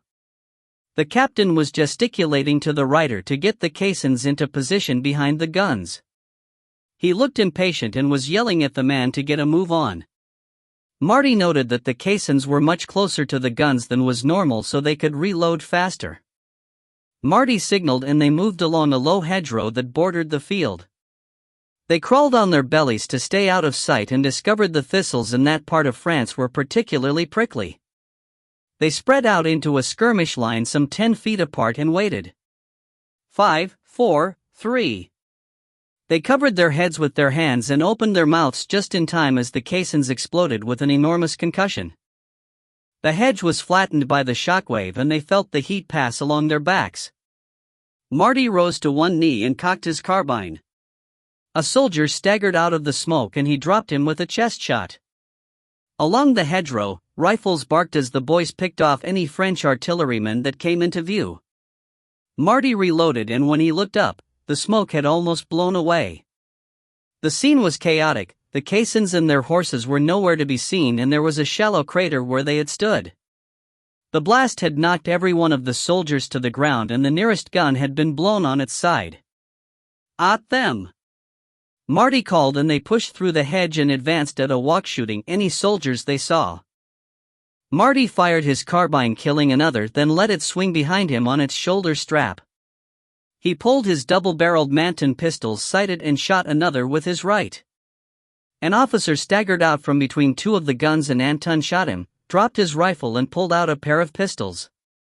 Sam was suddenly confronted with a huge sergeant brandishing a pike, screaming madly and intent on killing him. He dropped his spent rifle and grabbed his Icklewa short spear from where it was slung over his shoulder, crouched and prepared to meet his man. A brown blur came in from the side and grabbed the pike in its jaws about 2 feet from the point. The weight of the 75-pound dog on the end of the 8-foot pole turned the sergeant around, allowing Sam to deliver a killing stab with the Icklewa into his side. It was all over. Any soldiers that weren't dead were wounded, and John and Wilson were busy spiking the guns and setting charges to blow their trunnions off. Shin had taken off up the hill to deal with the spotter and was last seen pursuing the man in a roughly northern direction. Marty walked up the hill to see what was happening in the bay, and as he climbed, he got the impression that there was a smudge in the sky. The higher he got, the more that fear gripped his heart, as the smudge became a column of smoke, and he scrambled in a panic, as fast as he could, to the peak. As he crested the hill, the awful truth was laid out before him. There in the bay, his beautiful ship lay burning, her guns silent. Small boats surrounded her, and the beach was full of men, but there was no doubt the Formidable would burn to the waterline.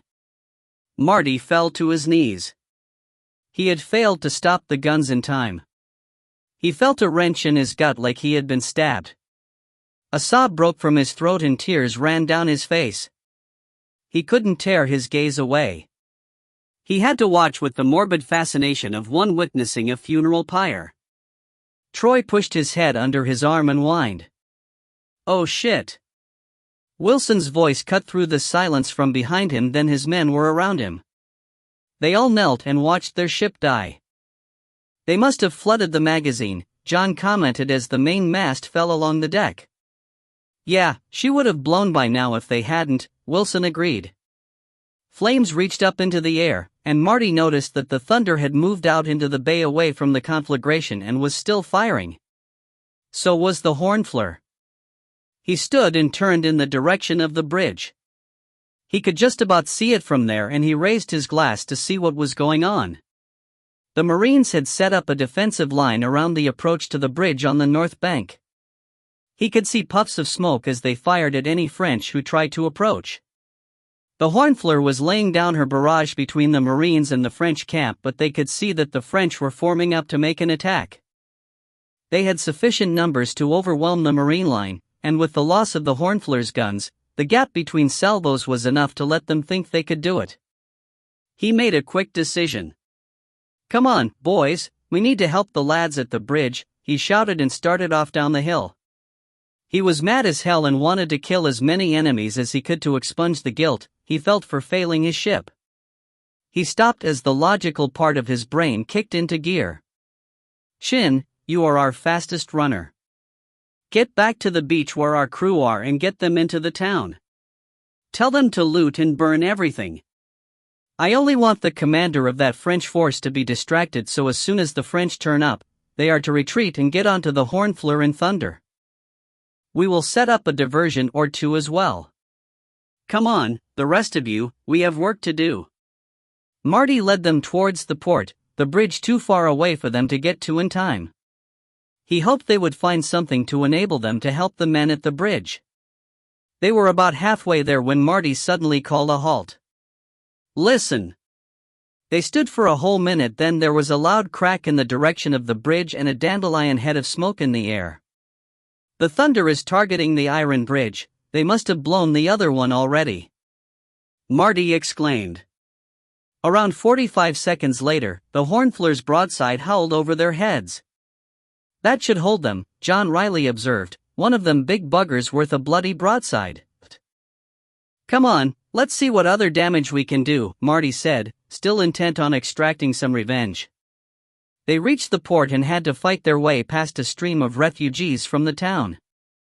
The civilians were carrying what they could and looked terrified. Marty had a pang of conscience. He didn't like waging war on civilians, and he had unleashed hell on them in his grief. Well, there wasn't anything he could do to stop it now, he just had to live with it. They finally reached the merchant docks and started searching the warehouses. They mainly held trade goods, wine, hams, leather goods, cloth, timber, stone, and finally one that was full of military supplies. Nothing explosive but things that made life bearable for the foot troops: uniforms, boots, blankets, tents, cooking equipment, and so on. They started a healthy blaze and soon flames could be seen breaking through the roof and coming out of the few windows. Unfortunately for the owners of the other warehouses, the wind was from the east and soon the next warehouse along was burning merrily as well. They turned their attention to the hulks tied up alongside the dock. They were moored abeam of each other so you could walk from one ship to the next. A swift charge and the guards either fled or died. A smashed lantern in the right place in the middle ship was soon burning, and with them being tied alongside each other, the fire would soon spread to all of them. "We need a ship to help get the crew back to Gibraltar," Marty told them, and the men spread out along the dock looking for a likely candidate. The Formidable had a crew of 300 including the Marines, and if they were split between just the Thunder and Hornflower, would make the ships very overcrowded. Even a moderately sized cargo ship could carry 50 to 100 men and relieve the crowding. "Skipper!" Matai called and waved him towards the eastern end of the dock. Marty ran down towards him. There was a V-shaped notch in the harbor where ships could be pulled up to have work done, and sitting right there was what looked like a corvette. She was old, probably built around 1790, was armed with a half-dozen puny 6-pound cannon but looked well kept and ready to sail. She flew an odd pennant, but Marty didn't care, she would do. He pulled a pistol and fired each barrel in turn into the air. That was the signal to the men to gather. Within 10 minutes, the whole team was there. They boarded and quickly searched her from one end to the other. There was a solitary watchman on board. "What is your name, sir?" Marty asked him politely. "Jerome Galette," the man replied. "Tell me, I am intrigued, what is this ship and what is she used for?" "She is the Jacinth. She was a corvette of the Serpent class. Her crew has been taken up by the army." "You seem to know a lot about her?" Marty observed. "Naturally. I was on her when she was commissioned in 1792. She was a privateer for a few years and then part of the Navy. Now she is or was the guard ship for the port," Jerome replied and gave a very Gallic shrug. "She is my home." Marty's conscience kicked him in the heart. He had done enough to civilians today. "Jerome, we need to take her to get my men back to Gibraltar." "I don't want to kick you off if you want to stay." "Gibraltar, you say?" "Well, I've never been there, but you know this old girl has a flat bottom and will roll like a pig on wet grass." "If you can take it, I'm sure we can," Marty grinned. They soon had her cast off and heading out into the estuary. 6 of them could get a couple of sails set and keep her moving as long as Marty kept it simple. "Boat approaching from upstream," shouted John, who was manning the tiller. "Looks like the barge." Marty ran to the stern. It was indeed his barge, and as it approached, he hailed and stood on the rail waving an arm to attract their attention. Midshipman Longstaff had the tiller and swung the barge alongside. "Get everyone on board and tie the barge off astern," Marty ordered. "This would make life much easier." "The cutter isn't far behind us, sir," Eric reported and asked, "Is she a prize?" "Not much of one, but we need her to get the crew home." "The Formidable has been sunk," Marty told him. Eric looked shocked, then tears sprang into his eyes. Marty put an arm around his shoulders and said quietly, "No time for that now, son. You need to be strong in front of the men. Now take over the foredeck and get the men organized for sail handling." Eric sniffed, nodded, took a step back, and faced his captain. Aye, sir." he said and saluted before turning away. Marty smiled just before hearing an enormous explosion. The bridge had gone up. Cutter and Hornfleur's boats approaching. Get the cutter here and send the Hornfleur's boats home, he ordered. They were back in business. With the extra men, they soon got the Hyacinth out of the estuary into the bay. Marty ordered the Hornfleur to signal the recall and fire a cannon to get his men back. The beach was already piled high with loot and things that had been rescued from the Formidable. Adam came aboard in the gig along with Marty's weapons and sea chests. He had a couple of bandages around burns where he and a crewman had lowered the chest from the transom gallery and burning rigging had fallen on them. Marty was about to ask about the ship's secret books when Adam volunteered. The signal and code books are locked in your weapons chest. If we were going to be taken, I couldn't think of anything on board that would sink faster. Thank you, Adam, Marty said with all sincerity and shook his hand. Wolfgang was among the second wave of men taken off the beach, many of whom were festooned in baubles that they had acquired in the sacking of the town. We can get 200 on her comfortably and 250 at a squeeze, Marty told Wolfgang. If they bring all that loot on, they will be cramped anyway, Wolfgang replied, nodding to the beach where teams of men were industriously loading loot into boats. All such activity was curtailed when a lookout hailed that a large column of French soldiers was approaching from the direction of the bridge. Get all the men aboard now. Leave everything that they haven't brought on already, Marty ordered, quietly relieved that the dilemma he had been struggling with was resolved for him. At least some of the civilians would get their belongings back even if their houses were smoldering ruins. The lookouts reported that the bridge was destroyed and Marty went to the top of the mainmast to have a look for himself. 3 of the 4 arches were missing, and 2 of the 3 piers were reduced to stubs. The butcher's bill for the action was 6 men killed on the Formidable and 14 wounded, 2 Marines and 3 engineers wounded from the bridge party. The loss of the Formidable would be answered for in a court-martial. Marty and Wolfgang would have to face that later, but right now, getting the men back to Gibraltar was the main priority. Chapter 17, The Reckoning. Jerome hadn't exaggerated. The Jacinth rolled and gave up leeway like a barge. She was as unseaworthy a ship as Marty had ever sailed. But she got them back to Gibraltar, where they disembarked gratefully to the comfort of their base.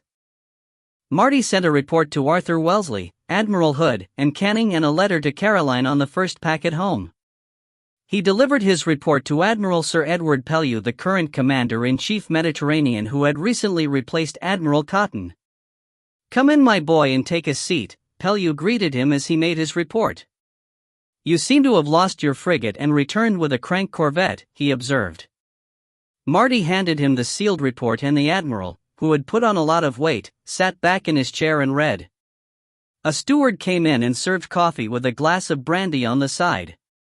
Marty waited and watched the Admiral's eyebrows rise and fall as he made his way through the report. Marty drank his coffee but didn't touch the brandy.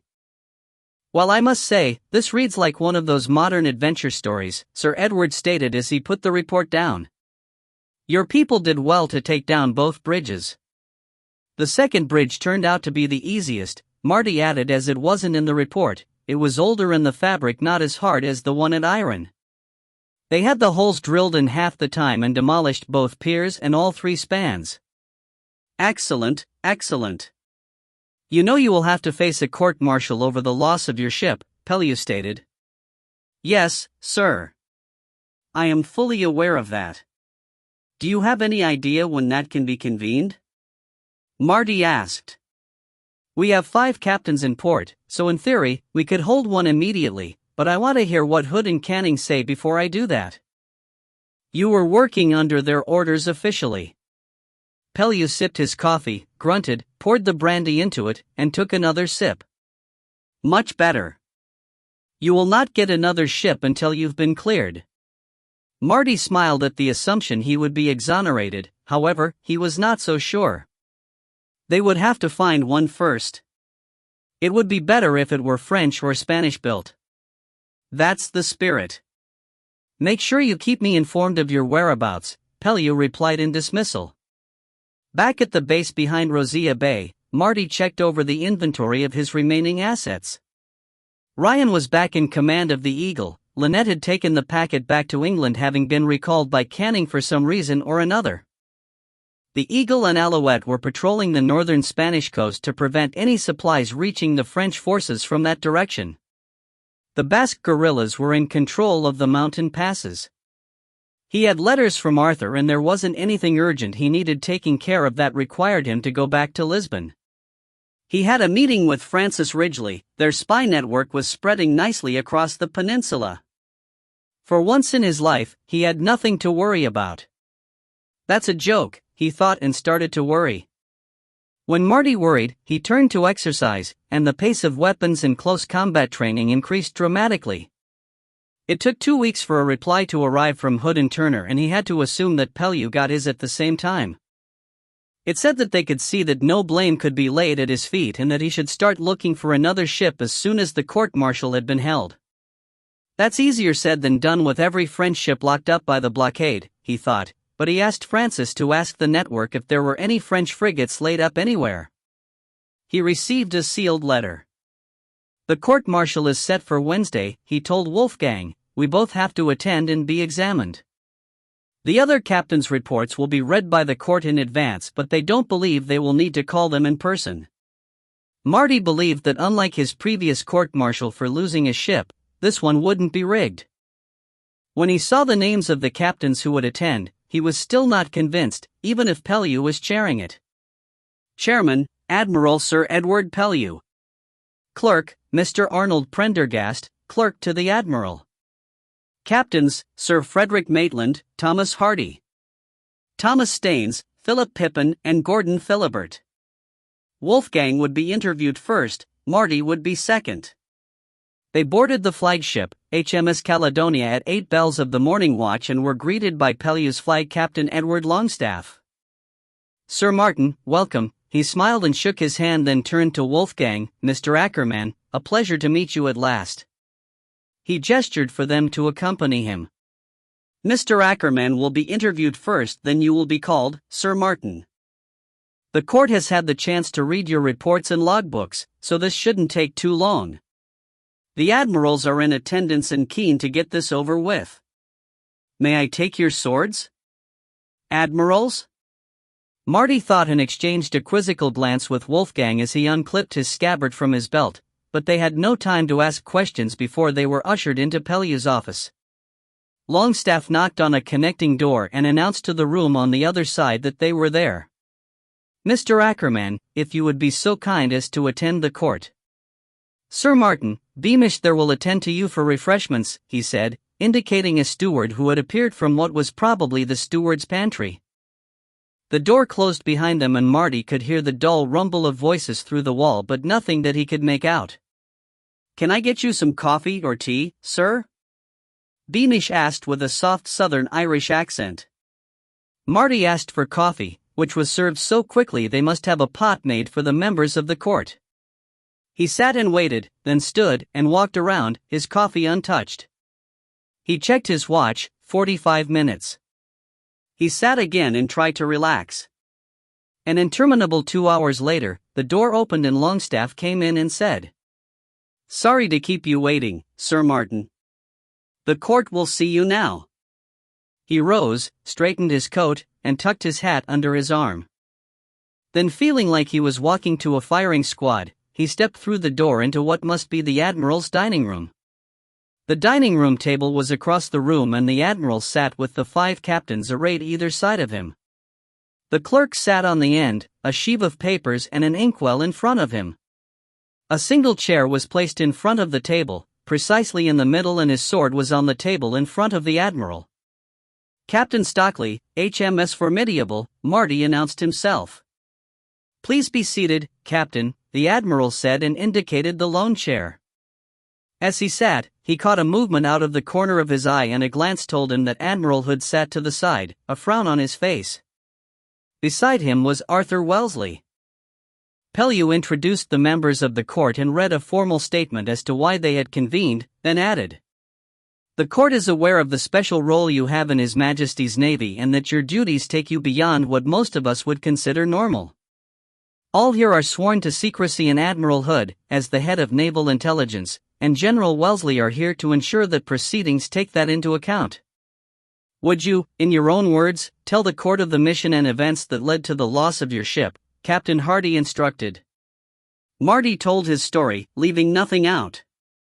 He didn't explain his decisions, just described the circumstances and what he did as a consequence. When he finished, Maitland asked, "Why did you not move your ship as soon as the howitzer bombardment started?" "If I had, we would have to stop our supporting fire for the men at the bridge. Given the number of French infantry in the camp, they would have been overwhelmed in short order. That would have led to the failure of the mission." "You put the mission before the safety of your own ship?" Hardy asked. "Yes. The mission was to stop or at least seriously restrict the French army in the west and north of Spain's supply of powder and other supplies, and thus their ability to fight." Hardy looked to the clerk, who went through his papers until he found something and nodded. "What is to stop them just shipping it in through Bilbao or Santander?" Staines asked with a sneer. "I expected that from him. He has an unsavory reputation and is a follower of Gambier," Marty thought, but replied. "I have ships of my flotilla patrolling the north coast. The blockade by the Channel Fleet doesn't come down that far since Porto was retaken." Pellew hid a smile behind his hand on the pretense of covering a cough. He was well aware of Marty's dislike of Admiral Gambier, who was in command of the fleet. "You were at the Basque Roads," Staines commented. "You exhibited recklessness there. Now you seem to have, again, behaved in a reckless fashion, resulting in the loss of your ship." Marty took a deep breath and controlled his anger. "If you mean that I supported a brave man whose only aim was to destroy the enemy while others stood by and watched. Yes, I did. In this action, my decisions and conduct were driven by the requirements of the mission. They were neither reckless nor spontaneous." Staines looked angrily at Martin as his reply stung, and he attacked again. "According to your first, you are working with a French woman, several Basques, and gypsies. These do not sound like the allies of a man of honor. So how are we to trust your judgment as an officer?" Marty's expression turned to stone and his eyes went flat, but Staines didn't notice, and he continued scornfully, "How, in fact, can we trust the judgment of one who habitually associates with people like that?" Marty took a breath, but Pellew beat him to the reply. "Captain Staines, you are treading on very thin ice. This is an investigative court and offers you no personal protection if you offend Captain Stockley's honor. The Admiralty forbids dueling amongst officers," Hood added from the back of the room, "but I could always ask the First Lord for an exemption in this case, as this mission and Captain Stockley had his blessing." Staines' look changed from contempt to worry as he realized he was indeed sailing into a potential storm and had no support from anyone else in the room. Marty, however, had enough time to get control. "Thank you, Admirals," he nodded to them in turn and made as politically correct a reply as he could manage. "I don't expect regular Navy officers, especially ones who are performing long-term and necessary blockade duty, to understand the intricacies of the intelligence service. We make decisions and choices that must look strange to those outside of our community.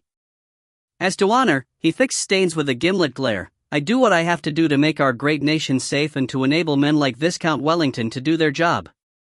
Honor is a poor excuse to avoid getting one's hands dirty, and there is as much honest honor and loyalty in a gypsy as I have seen in some who should have more. I owe my freedom, if not my life, to those rogues, and yes, they are rogues, but if you earn their respect and friendship, they will die for you, but..." The comment about honor was as close to calling Gambier a coward as he could get without saying as much, and Pellew stepped in before it went further. "Quite, now the question here is, did Captain Stockley lose his ship through negligence, cowardice, or incompetence?" He looked around at the captains. Hardy asked for the part when he decided to leave the ship to be read back. "Can you take me through your decision process at that point, please?" he asked. Marty nodded. "The first howitzer shells came in, and at first, we thought they were targeting the Hornflower. I immediately asked the lookouts who were not monitoring our own fall of shot to look for their spotters." Hardy interrupted. Why not look for the guns? They would make smoke when they fire a dot. The French are well aware of that and know that if their gun positions are spotted, we will lay a broadside or two on them. Howitzers can fire in a high trajectory, so can hide behind hills out of sight and still target something on the other side. It's the same technique that our ship-based mortars use, and their gunners are well versed in it. Most often, you will only see their spotters who observe the fall of shot and signal changes to the crews. The other thing here was with the almost constant noise of our 3 ships firing, we couldn't hear their guns either. I see, Hardy nodded. Pray continue. When they reported they couldn't see any, we checked the chart and worked out the maximum range they could be firing at. There were 3 hills big enough in that area where they could be hiding. Our lookouts were telling us that the men on the bridge were still drilling. The decision in my mind was clear. We had to keep up our barrage to enable them to complete their work. Even if we pinpointed the howitzers, Thunder had to keep supporting the team on the other bridge until that bridge was blown and the team gotten away. They couldn't stop either. I had part of my personal team on the boom boat already, so I gathered the others and we took my gig to gather them up to find and destroy the French guns. I knew we were leaving the Formidable to a beating, and it was the hardest thing I have ever done, but the mission had to come first. You are absolutely sure you destroyed the guns? Pippin asked. Yes, we spiked them and blew off the trunnions, killed or wounded the gun crews. Why didn't you return to your ship when you realized the Formidable was burning? Staines asked. We were almost 2.5 miles away, and by the time we saw what had happened, she was already ablaze from stem to stern and the crew was on the beach. I had an urge to get revenge and I gave into it, Marty answered frankly. You burnt the warehouses, Pellew commented. Well, we only intended to burn the one with the military stores in, but the wind picked up and the blaze spread to several others, Marty replied. We did intend to burn all 4 hulks though. Pellew called a halt to the proceedings, saying they needed to conclude and make a judgment. Marty was taken from the court. Longstaff took him to his quarters, where Wolfgang had been waiting, and invited them to luncheon with him. Arthur joined them with Hood. While I think that went rather well, Arthur reassured him when he saw that Marty and Wolfgang still looked worried. The captains will discuss what they have heard over lunch and decide if they need to call any other witnesses, Hood informed him. That captain, what was his name? Staines? Didn't seem to like you, Martin, Arthur observed as he got stuck into a bowl of chowder. Ha! That's because he is a follower of that dolt Gambler, Hood barked with a laugh. Ah, I recall something about a court-martial brought over accusations of cowardice, by Cochrane, wasn't it? Arthur mused, mopping out his bowl with a heel of bread. Well-founded ones, the man's shy, Marty growled.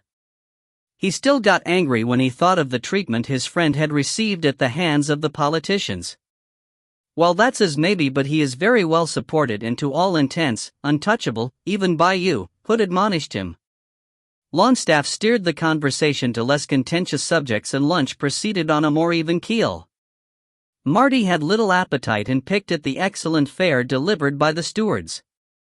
His stomach was clenched with nerves. No matter what had said, if this board found him negligent or incompetent, he would be placed under arrest and face a bigger and much more public court-martial back in England. He told himself if they did, he would resign his commission. He could still help Arthur in a private capacity. Longstaff left them over coffee and went back into the room where the court was held. What is keeping them? Marty fretted as the others sipped coffee. Even Wolfgang looked reasonably relaxed now he had eaten. He got up to start pacing when the door opened and Longstaff announced. Sir Martin, Mr. Ackerman, would you both please attend the court? Lord Hood and General Wellesley, if you would be so kind as to wait here. Hood's eyebrows went up at that and Arthur looked annoyed, but they respected the wishes of the court and stayed seated. When they entered, there were no chairs set in front of the court, so they stood side by side in front of Pellew.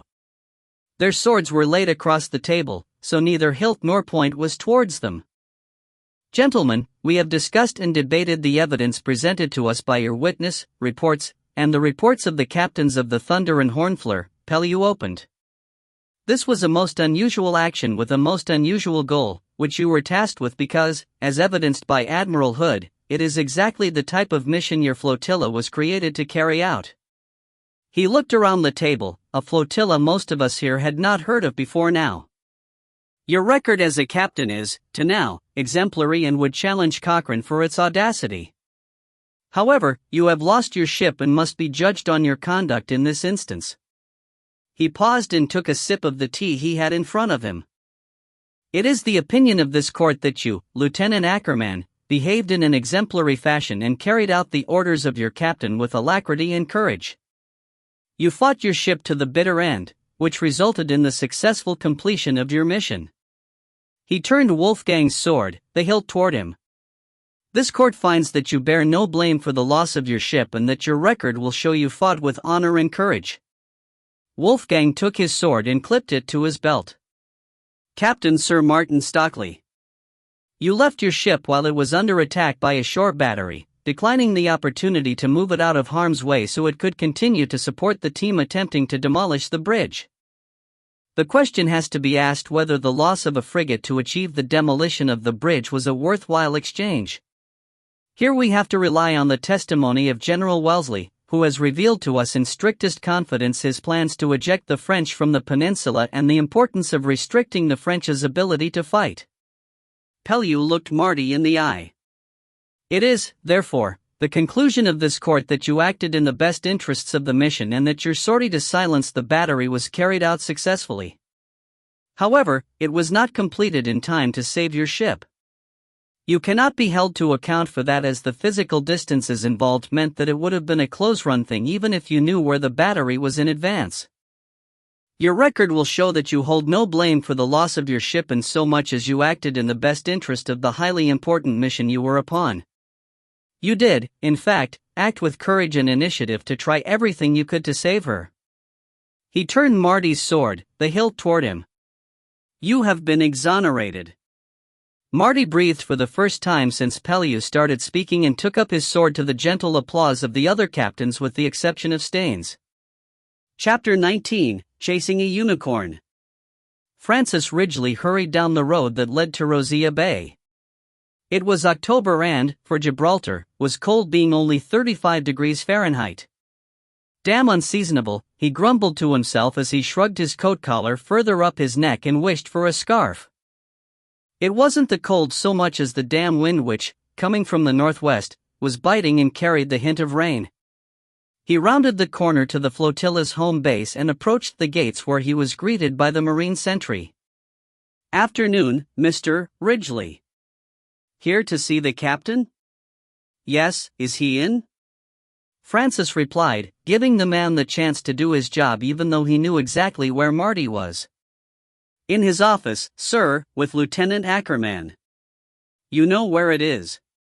The guard opened the gate and let him in.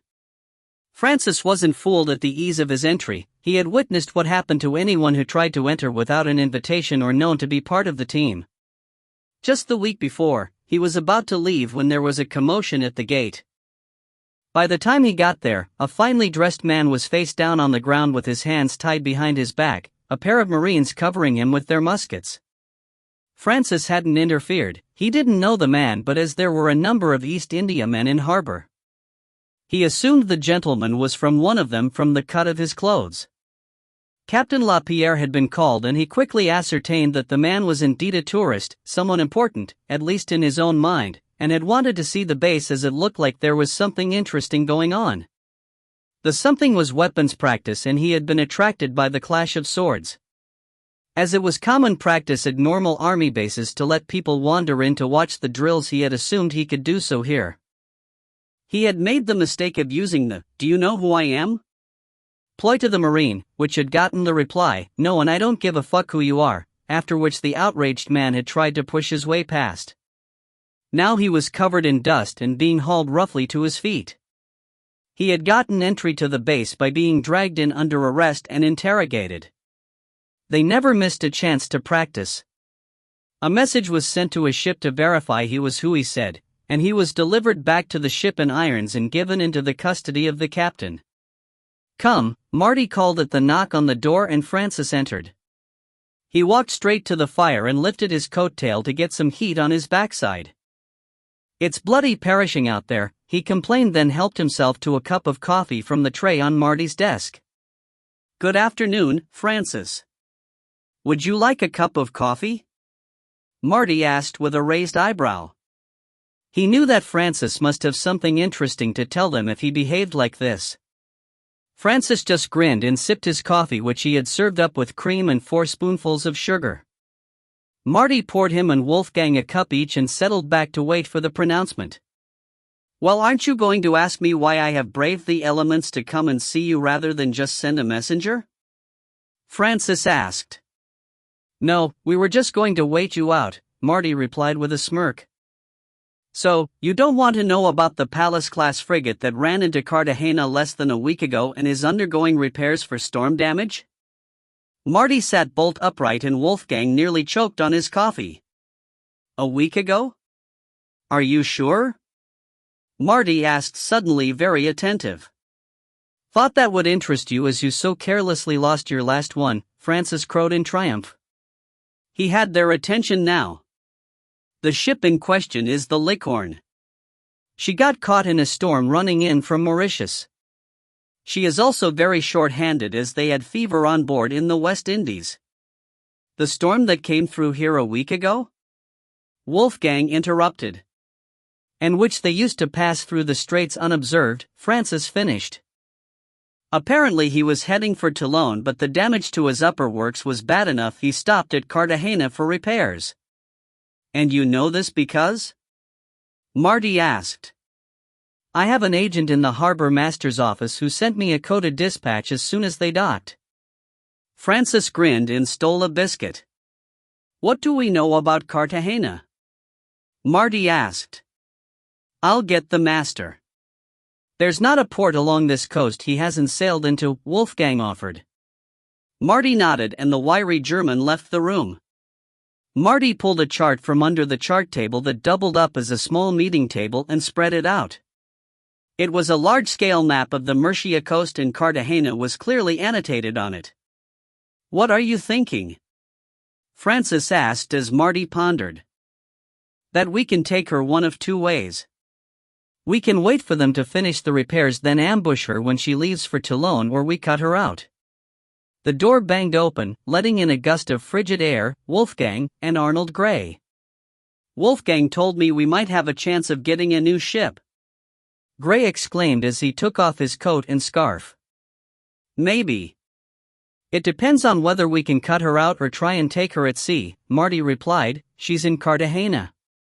"Oh, that makes cutting out a problem then," Arnold frowned, and when everyone looked at him expectantly continued. "Cartagena harbor is one of the best protected in the Mediterranean. The entrance has 7 batteries and 3 forts or castles covering it, which you have to get past to get in and out it." Marty raised his eyebrows. He knew Cartagena was a tough nut, but this was something else. Arnold was busy marking the batteries and forts on the map using drawings and notes from his logbook as a reference. Marty looked at the map as more details were added. It was obvious that they could never force entry to the harbor or crash an exit. He thought about the problem. He was rich in men but poor in ships. The Eagle and Alouette were patrolling the northern Spanish coast, which left him the Hornflower, and she wouldn't fool anybody. He needed to get at least 100 men into Cartagena, steal the ship, and sail her out past all those guns without getting blown out of the water. He had an idea. "Do we still have those prizes James sent in?" he asked. "Yes, Fletcher is still negotiating with the agents." "Why?" Arnold replied. Marty didn't answer but asked Wolfgang. "Do we have a current code book for the semaphores?" "Yes, the one we took last month hasn't been replaced yet as far as we know." "Are you thinking of trying another Trojan horse?" Wolfgang asked. "Not exactly." Marty smiled. 3 days later, 2 of the prizes and the Hornflower sailed out of Rosia Bay and headed east into the Mediterranean. Once out and away from land, they flew French flags. The day before, a cutter, borrowed from Admiral Pellew, had left with Midshipman Hart in charge and had also headed east. When Marty told Pellew what he intended, the old boy was amazed at the audacity of the plan, but as Marty filled in the details, Pellew converted to a believer and willingly given up the cutter to the cause. Mind you, there would be hell to pay if they didn't bring it back in at least reasonable condition. Stanley was having a great time. He had a command of his own, a team of good men that included Wilson and Roland from the captain's shadows, and a mission that was vital to them getting a new ship. His destination was a signal tower on a point just to the north of the fishing village of Benidorm, and he had just 1.5 days to get there. Luckily, the wind was fair and came in over his quarter, enabling the cutter to make its best speed. The sea was choppy, which was normal this time of year, but at his current speed he would be at his destination on time, if a little shaky in the knees. It was his birthday the day before they left, and the captain had gifted him a new telescope as a present. He was incredibly proud of it, and that the captain had even remembered his birthday. They approached the narrow beach at the foot of the cliffs at the Playa de Mina before false dawn lit the eastern sky. Their way lit only but the waning moon. "Are the Marines ready?" he asked Sergeant Bright. "Sah, ready and raring to go," the older man replied, phlegmatically looking down his nose from under the brim of his hat, which wasn't difficult as he was about a foot taller than Stanley. "Ready the boats," he called, refusing to let the sergeant intimidate him. They dropped anchor in just 2 fathoms of water. The shore party got into the boats and rowed the short distance to the beach. The cliffs rose vertically up either side of them and at first glance looked unassailable, but Stanley had been briefed that there was a path that zigzagged up to the ruin of the ancient castle where the signal station was located. Like his captain, he led from the front and, like his captain, he had thought out in advance what his force needed to do. "Scouts, get up there and make sure there are no sentries still breathing by the time the rest of us arrive," he ordered, and 2 men slipped away into the gloom. He waited 2 minutes, then moved ahead, barking in a low voice, "With me, men." If he could have seen the faces of the men, he would have seen grins and looks of approval. The men liked an officer who led by example. The climb was longer than he expected. The path that zigzagged up the cliff was worn smooth by generations of feet traipsing up and down to collect seaweed and shellfish in the bay, but there was still the occasional loose stone to catch out the unwary. They stepped carefully, making as little noise as possible. They got to the top to find one of the scouts sitting on a rock making a show of waiting for them. The sun was just peeking over the eastern horizon and he was nicely backlit. "All clear, sah," he reported, "the sentries all taken care of. There is a barracks set up in the ruins and the tower is intact. Sims is keeping an eye on the barracks." "Good, Sergeant, take all the men except the signalers and neutralize the garrison. Wilson, Roland, you are with me." The 2 prizes in the Hornfleur also made good time towards Cartagena. The prizes were taken less than a month before and had come complete with their signal books, which was a major bonus. 150 men were packed into them and another 75 in the Hornfleur. Add to that the crews of the prizes, the ships would be burnt, and Marty had almost a full 250 men with him. "This is probably the craziest thing we have ever done," Arnold Gray grinned at Marty. "No risk, no reward," Marty replied, and looked to be relishing the prospect of pulling off the heist of the century. "If young Hart and his men have done their job, we will stand a good chance of pulling this off. It will all be in the timing," Arnold mused, as they went over the plan for the 100th time. They had taken a course that would allow them to swing around in a wide arc to approach Cartagena from the east as if they had come from Toulon, time to arrive at or just before dusk. If all had gone well with the young Hart's mission, they should be able to enter the harbor without a fight. They chose the signal tower near to Benidorm as it was around halfway between Valencia and Cartagena and the most isolated on that stretch of coast. Hart had to take it and hold it for a whole day at least. This was so they could keep it operating as if nothing was awry, inject their messages, and answer any questions from Cartagena that resulted. Their timing was almost perfect.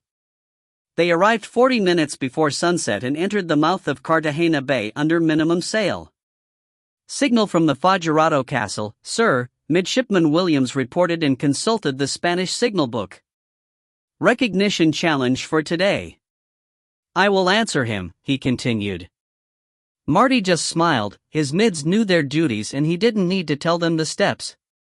Flags flew up the masts of all 3 ships in answer to the challenge, and Marty was a little relieved they were all the same. Response acknowledged, Williams reported after he saw the flags dip on the castle rampart. Marty scanned the shore while they still had a little light. There was the Palatera battery, built into the solid rock, more of a fort than a battery, with the black muzzles of her 48-pound cannons staring out at him. As they crept in, Marty wanted to reach the anchorage after dark. He saw the lighthouse of Dique de Navidad, its light just beginning to glimmer.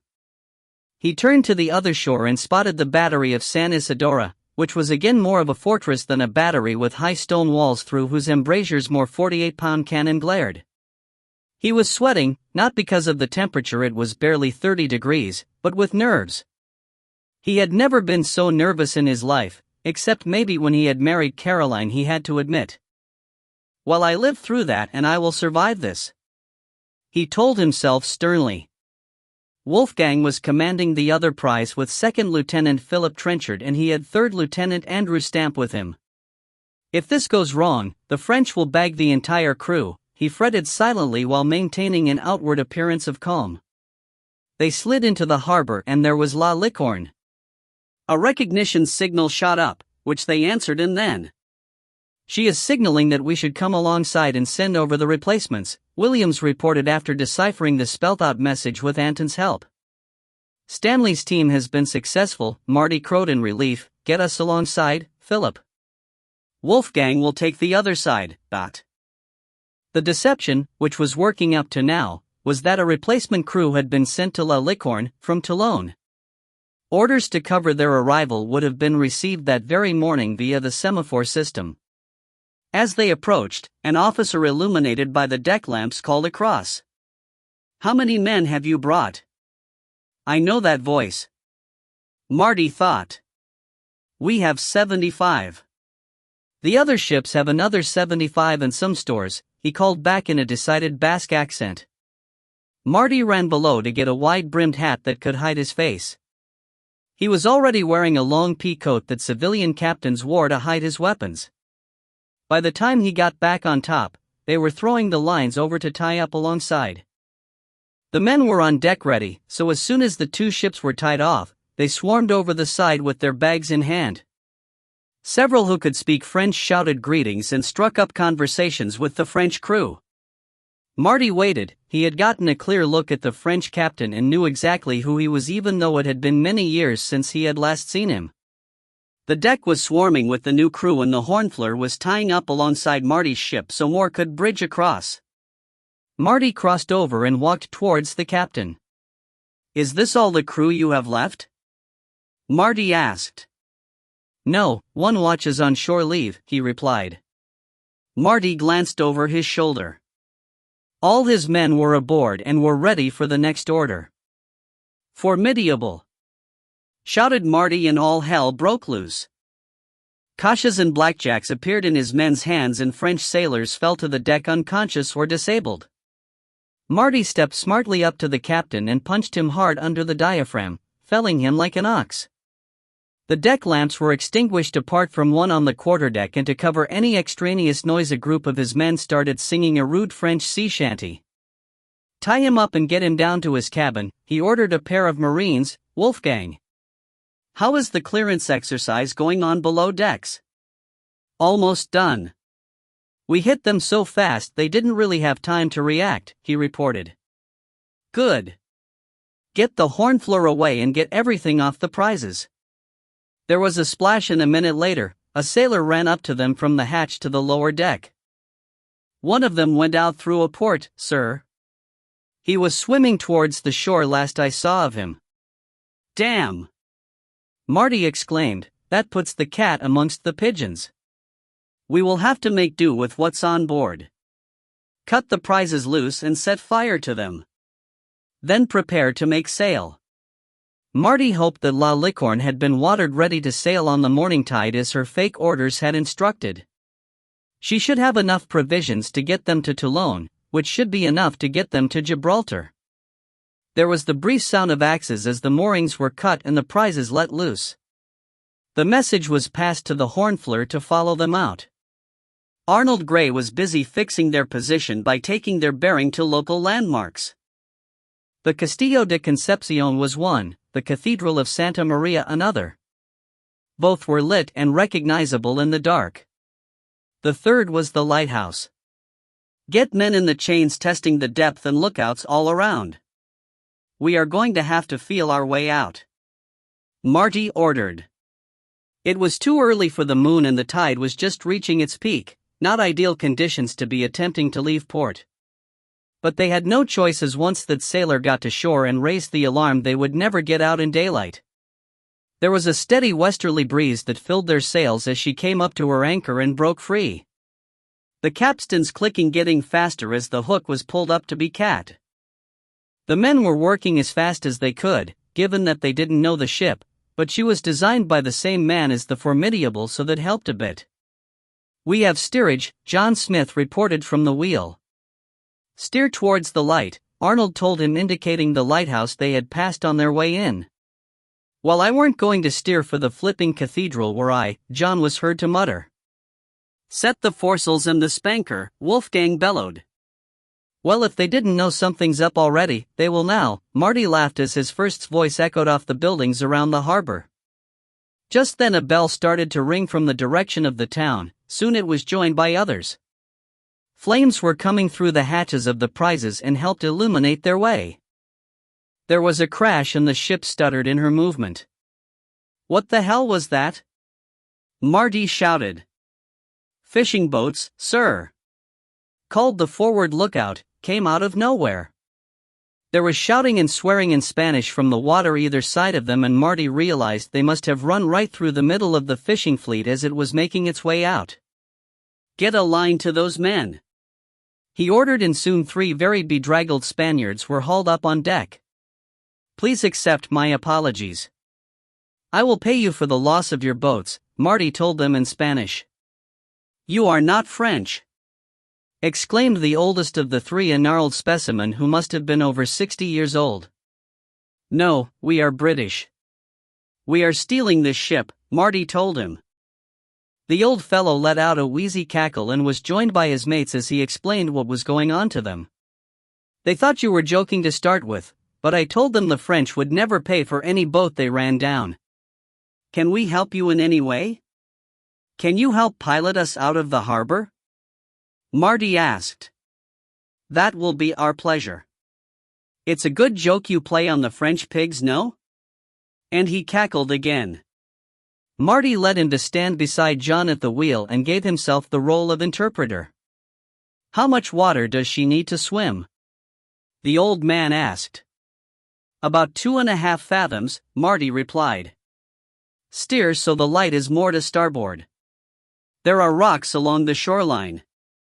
But now every bell in Cartagena was ringing the alarm and the prizes were well ablaze. Marty could see the Hornfleur silhouetted against their light, a cable behind them. "You are being followed, Senior," the old man said. "It's okay, it's one of ours," Marty grinned in reply. "We might just make it yet," he thought, relaxing for the first time all day. They passed the light and the old man asked them to steer due south. A salvo of guns was fired from the battery up on the hill. Marty had no idea what they were shooting at because none of the shot came anywhere near them. Then the battery at Podadera on the point fired and Marty saw splashes near the Hornfleur, the balls creating phosphorescent fountains. "If you could go a little faster, we would all be very grateful," the old man said, looking fearful. Marty agreed. "Make more sail.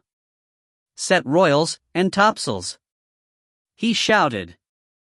The men were ready, and it took scant minutes for the sails to be set and the ship to pick up speed. The Hornfleur sped ahead as they piled on more sail as soon as the first shots splashed down. She came up beside them and Angus Fraser waved at Marty as they started to overtake them. "Set the mains," Marty called, laughing at the men's audacity. He stepped down into the cabin, where the former captain was under guard by a pair of evil-looking Marines. "Hello, Anton," Marty smiled and took off his hat. "They gave you a frigate." How long did they take to forgive you losing a corvette to a prize crew? Captain Anton Rosier looked in astonishment at the man he had last seen as a 17-year-old midshipman sailing away in a ship in the Mediterranean before the Battle of the Nile. Seems like you are destined to keep losing what is yours to me now, doesn't it? Marty laughed. It was turning out to be a very, very good day. At the signal station the next morning, they were just preparing to burn the whole thing to the ground when a signal came in from Cartagena. Wilson decoded it and passed the message to Stanley, who read it with a beaming smile. Send to Toulon. La Licorne fully remanned and in all respects ready for sea. That should set them thinking. Chapter 20, The Trouble with Politicians. Christmas 1811 and His Majesty's ship Unicorn, a, now, 42-gun frigate newly acquired from the French, was in dry dock at Chatham having her bottom cleaned and repaired ready for a layer of extra thick copper to be applied. Her crew, those who wanted it, were on shore leave and she was under the command of 4th Lieutenant Stanley Hart. Newly promoted as this ship warranted a 4th lieutenant. He only had a harbor watch of a crew but carried a fat purse given him by Captain Stockley, which enabled Fletcher, their purser, to bribe the yard into carrying out exemplary work ahead of poorer ships in the fleet.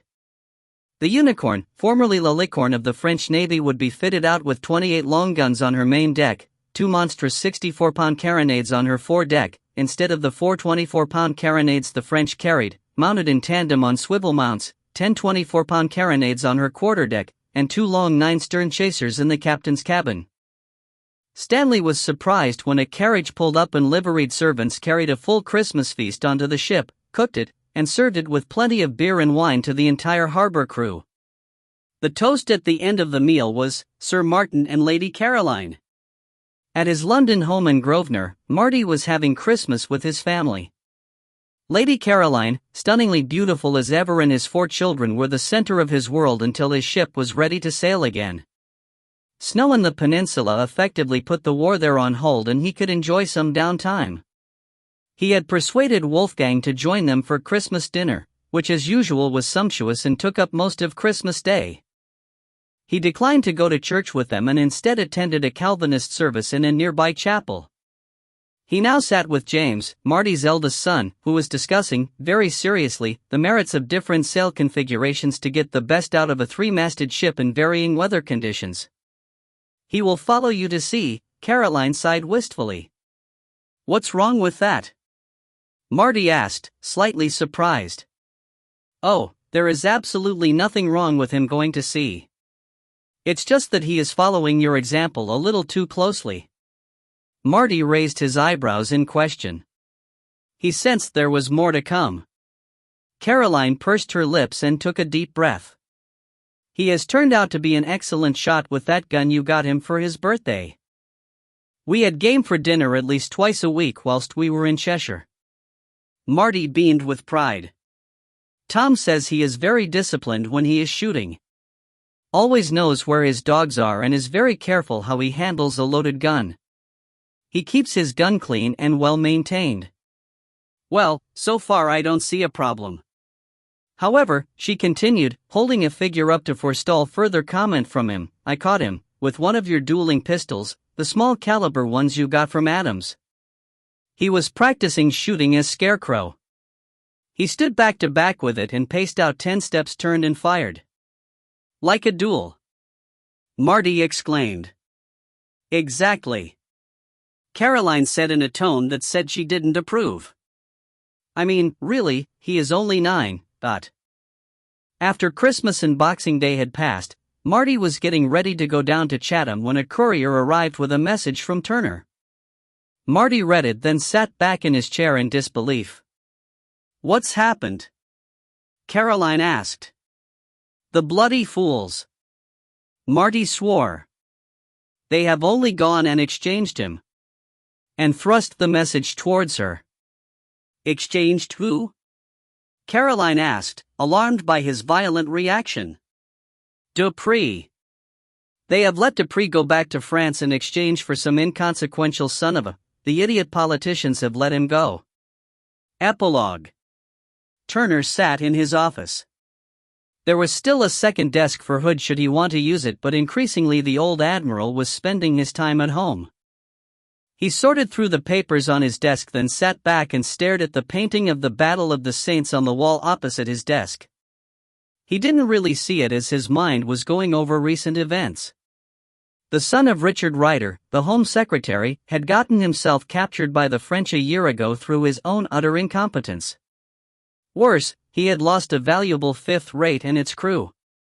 His father had initially bought him his commission, and the fool hadn't learnt a thing in the 2 years he had spent as a lieutenant aboard a second rate. A senile old admiral had promoted him to captain and given him the ship to flatter his father. It took just 6 months for him to lose it and get himself captured. Spencer Perceval was the current Prime Minister and Ryder was his Home Secretary, and given the current unrest in the country, needed all the support he could get. So, when the French asked for Dupree in return for the idiot son, Perceval handed him over despite the protests and warnings from both Naval Intelligence and Canning's Foreign Office intelligence people. James sighed. The country was almost in open revolt, international trade had collapsed, the price of staples like bread had gone through the roof. The people were agitating for the vote, and the Luddites were rioting and smashing machines. His mind turned to his protégé. Marty had lived up to the potential he saw in the young shrimp of a boy all those years ago. From the day Martin had saved his life to his induction into the Secret Service, he had grown in every way.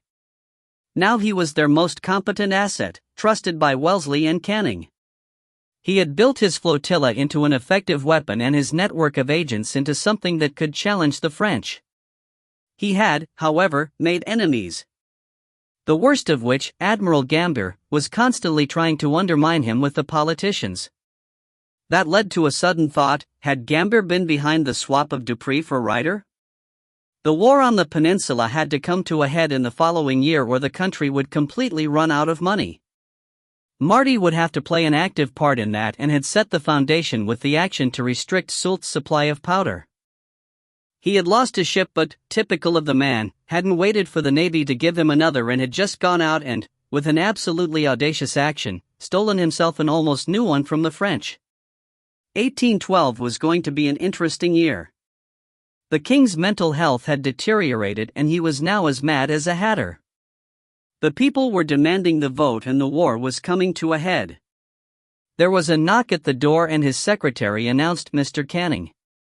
"Good morning, George," James greeted him and asked the secretary to bring coffee. Canning settled himself and after he had taken a cup asked, "How did Martin take the release of Dupree?" "As one would expect. He was bloody furious," James replied. "If those two meet again, I have the feeling only one will walk away," Canning stated. My money will always be on Martin," James replied. "Mine too, but it will be a fascinating encounter," Canning predicted, then asked, "How did Lady Caroline take it?" "Percival has made an enemy of her. He will no longer be able to count on her block of votes," James informed him. "She will not do anything to hurt the service and will support any vote that we ask her to, but Percival has lost her personal support." Canning looked thoughtful. "The exchange may have cost him more than he thinks then."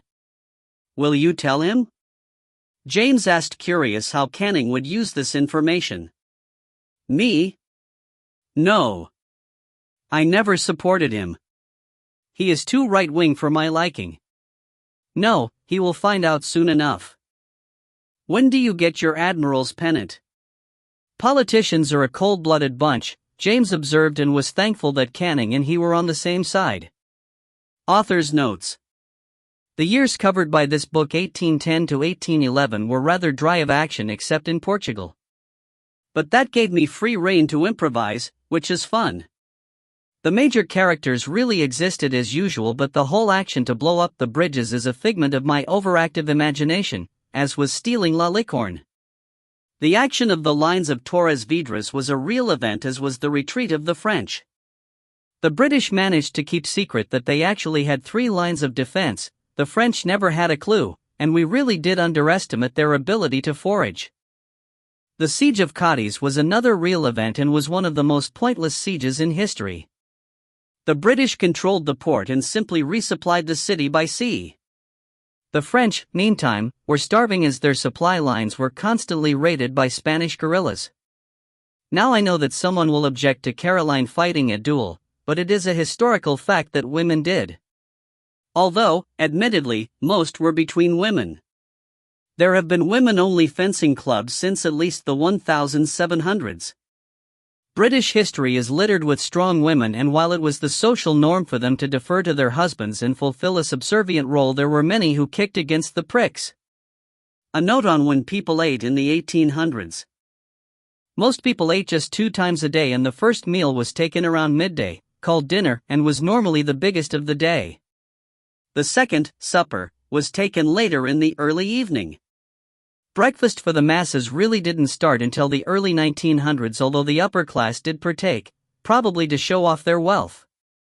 What we call lunch came about as the main meal got eaten later as industrialization took over people's lives and a lighter meal was needed to fill in at the end of the morning.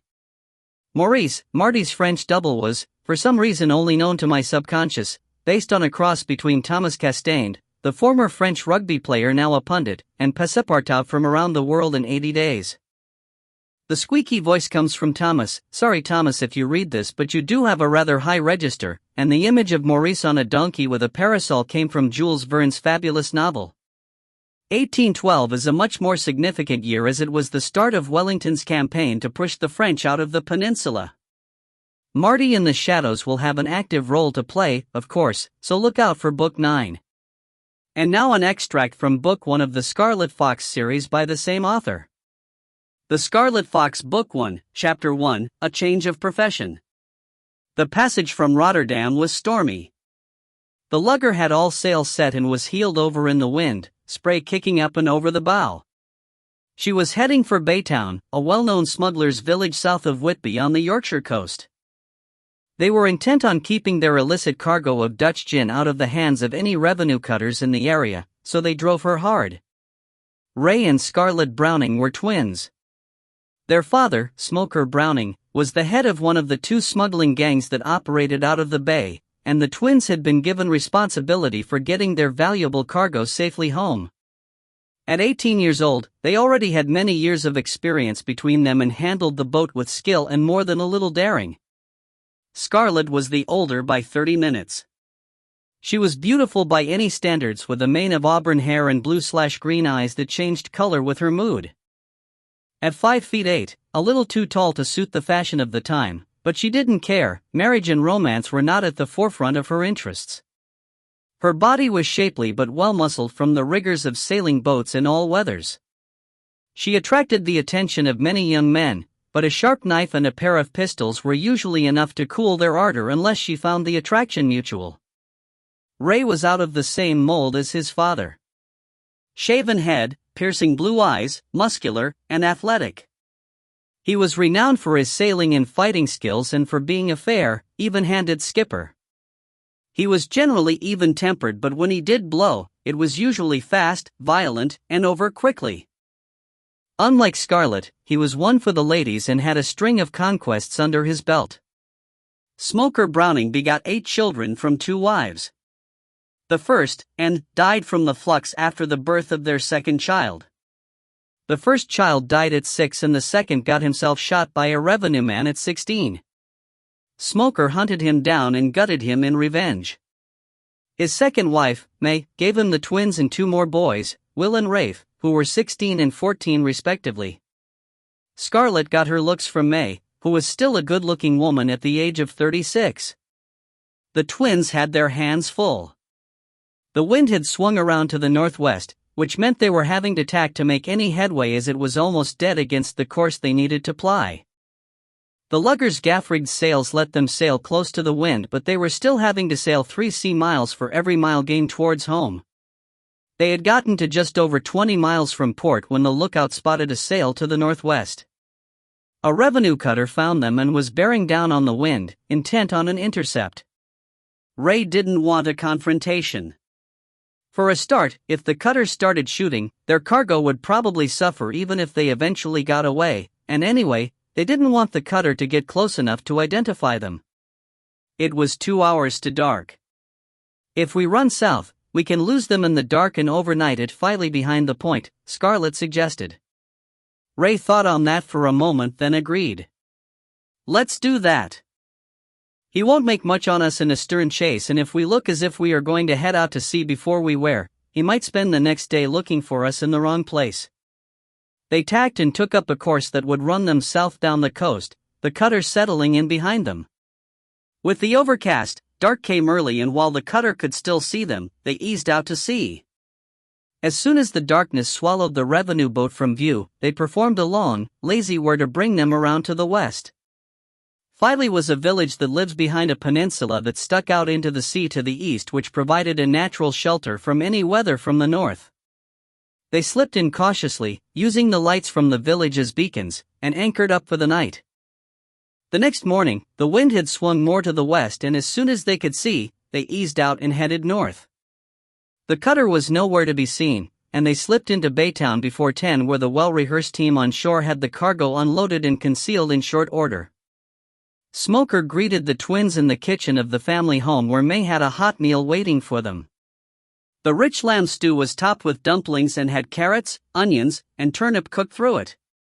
"Expected you in yesterday," he said as they were mopping up the gravy with thick chunks of crusty homemade bread. "That bloody revenue cutter jumped us about 25 miles out." "We had to hole up by Filey," Ray replied. "They are getting bolder, even sent a press gang into the village," Smoker stated with a frown. "Did they get anyone?" Scarlett asked, concern written on her face.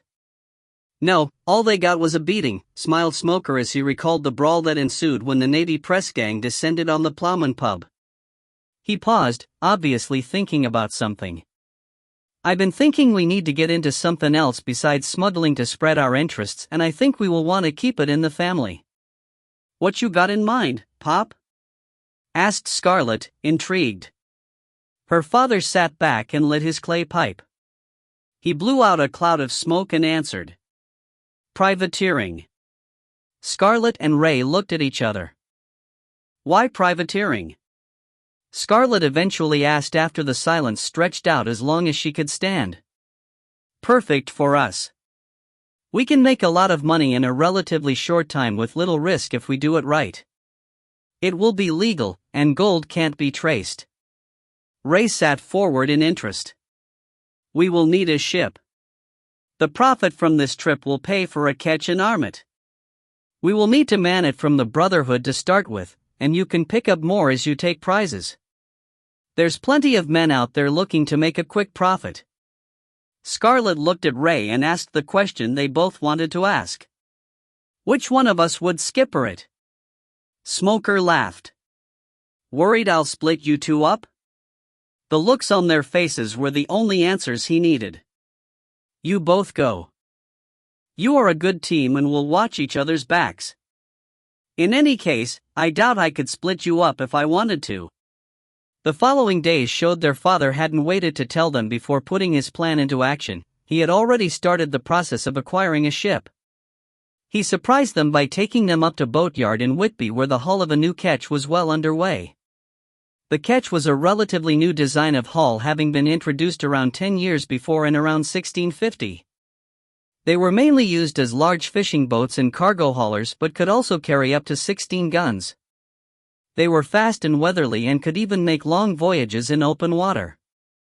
Ray paced it off. She was around 60 feet at the waterline, a little longer than the usual 55. Fully rigged, she would have a central mainmast and a short mizzen balanced at the bow by a 20-foot-long bowsprit. She would carry square sails on the upper main and mizzen and gaff sails for the rest. She would be armed with 16 8-pound demi-culverin cannon. As an armed ship, she would need a minimum of 80 men to sail and fight one side, but for the type of work they would be getting into, they would carry at least 100 so they could man prizes without affecting the efficiency of the ship. The men were busy talking about knees and ribs when Scarlett noticed someone standing on the other side of the yard, partially concealed by some crates, who seemed to be taking an unhealthy interest in them. She walked up to Ray and her father and quietly pointed him out, then she flounced off as if all this ship business was boring her. Playing the empty-headed girl, she wandered away towards the gates. As soon as she passed behind a stack of timber, she pulled a pistol from inside the hand muff she wore on a cord around her neck and circled around behind him. He was so intent on watching Smoker and Ray, he didn't hear her come up behind him until she cocked the pistol, pointing it at the back of his head. "Hello," she said pleasantly, "are you having a nice day?" The man, who she noticed had long, greasy, dark hair hanging down to the collar of his equally grubby coat, stiffened and slowly turned his head. He had a sharp-featured face with a squinty, suspicious look about him. "Now, why are you so interested in what we are doing?" She stepped back a pace to make sure he couldn't grab the gun and kept it pointing straight at his face. "Me, miss?" "I ain't watching no one," he stammered, noting that the pistol was rock steady, and despite the friendly tone, the girl had a very stony look on her face, her blue/green eyes as cold as ice. "Turn around and walk over there," Scarlett ordered, indicating with her free hand where she wanted him to go. He was surprised when he saw it wasn't towards the ship but to a screened-off area where the shipwrights prepared some of the more intricate timbers. He started to get very nervous, on the verge of panic, when Smoker and Ray followed Scarlett into the work area. Smoker signed to the workers to leave, and once they were alone, he stepped over to a workbench and picked up an adze. He made a show of examining the edge, which was razor sharp. "Well, if it ain't Michael Knight as I live and breathe," he said. "You still snitching for the revenue?" "Master Browning, I didn't expect to meet you here." "I was just watching them building ships," Knight wheedled. "Oh? A new interest of yourn, is it?" Smoker sneered in disbelief. "Last time I saw you, your only interest was in selling information to the revenue so you could go whoring. I believe you were told if we ever saw you again, you would pay." "You shouted that at him as he ran away, Pa," Ray added, hefting a heavy maul. Now Scarlett remembered the man. He had informed the revenue when a shipment was being delivered, and he even showed them where they were. 3 of their men were killed and they lost half the cargo. They only got it back after they raided the revenue compound. "Shall I shoot him, Pa?" she said, cold anger blossoming in her chest. "No, that'd be too good for this scum," Smoker snarled. "Ray." He commanded and indicated a large block of wood. Ray dropped them all, grabbed Knight by the arms, and hauled him over to the block, easily overpowering the smaller man. He kicked him in the back of the knees, forcing him to kneel and holding the back of the neck in an iron grip with one hand, forcing Knight's right hand out and down onto the block with his other. All the while, the pistol in Scarlett's hand didn't waver, even though she knew what was coming. Knight started to gibber and sob in terror as he realized that retribution was nigh. He begged and cried, but all that did was disgust the Brownings and harden their resolve. Smoker brought the adze down. Knight screamed, his right hand cleanly severed at the wrist. Then Smoker took a piece of wood and dunked it in a pot of boiling pitch, which he smeared on the open wound, cauterizing and sealing it. "There, don't want you bleedin' to death, now do we?" he consoled him, then nodded to Ray, who wrapped his hand in Knight's hair, pulling his head back.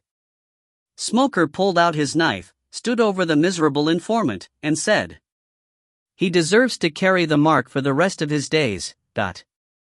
He split his nose from top to bottom and carved a symbol into his forehead.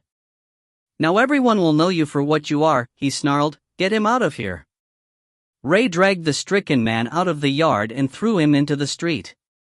The workers in the yard didn't take any notice. They knew who Smoker was and owed the Brotherhood their livings. A man stepped over the wretch as he landed at his feet and spat in his face. Everyone else carried on as if he didn't exist. He was a dead man walking. He would receive neither aid nor succor from anyone. He carried the mark of the traitor. This was the justice of the Brotherhood.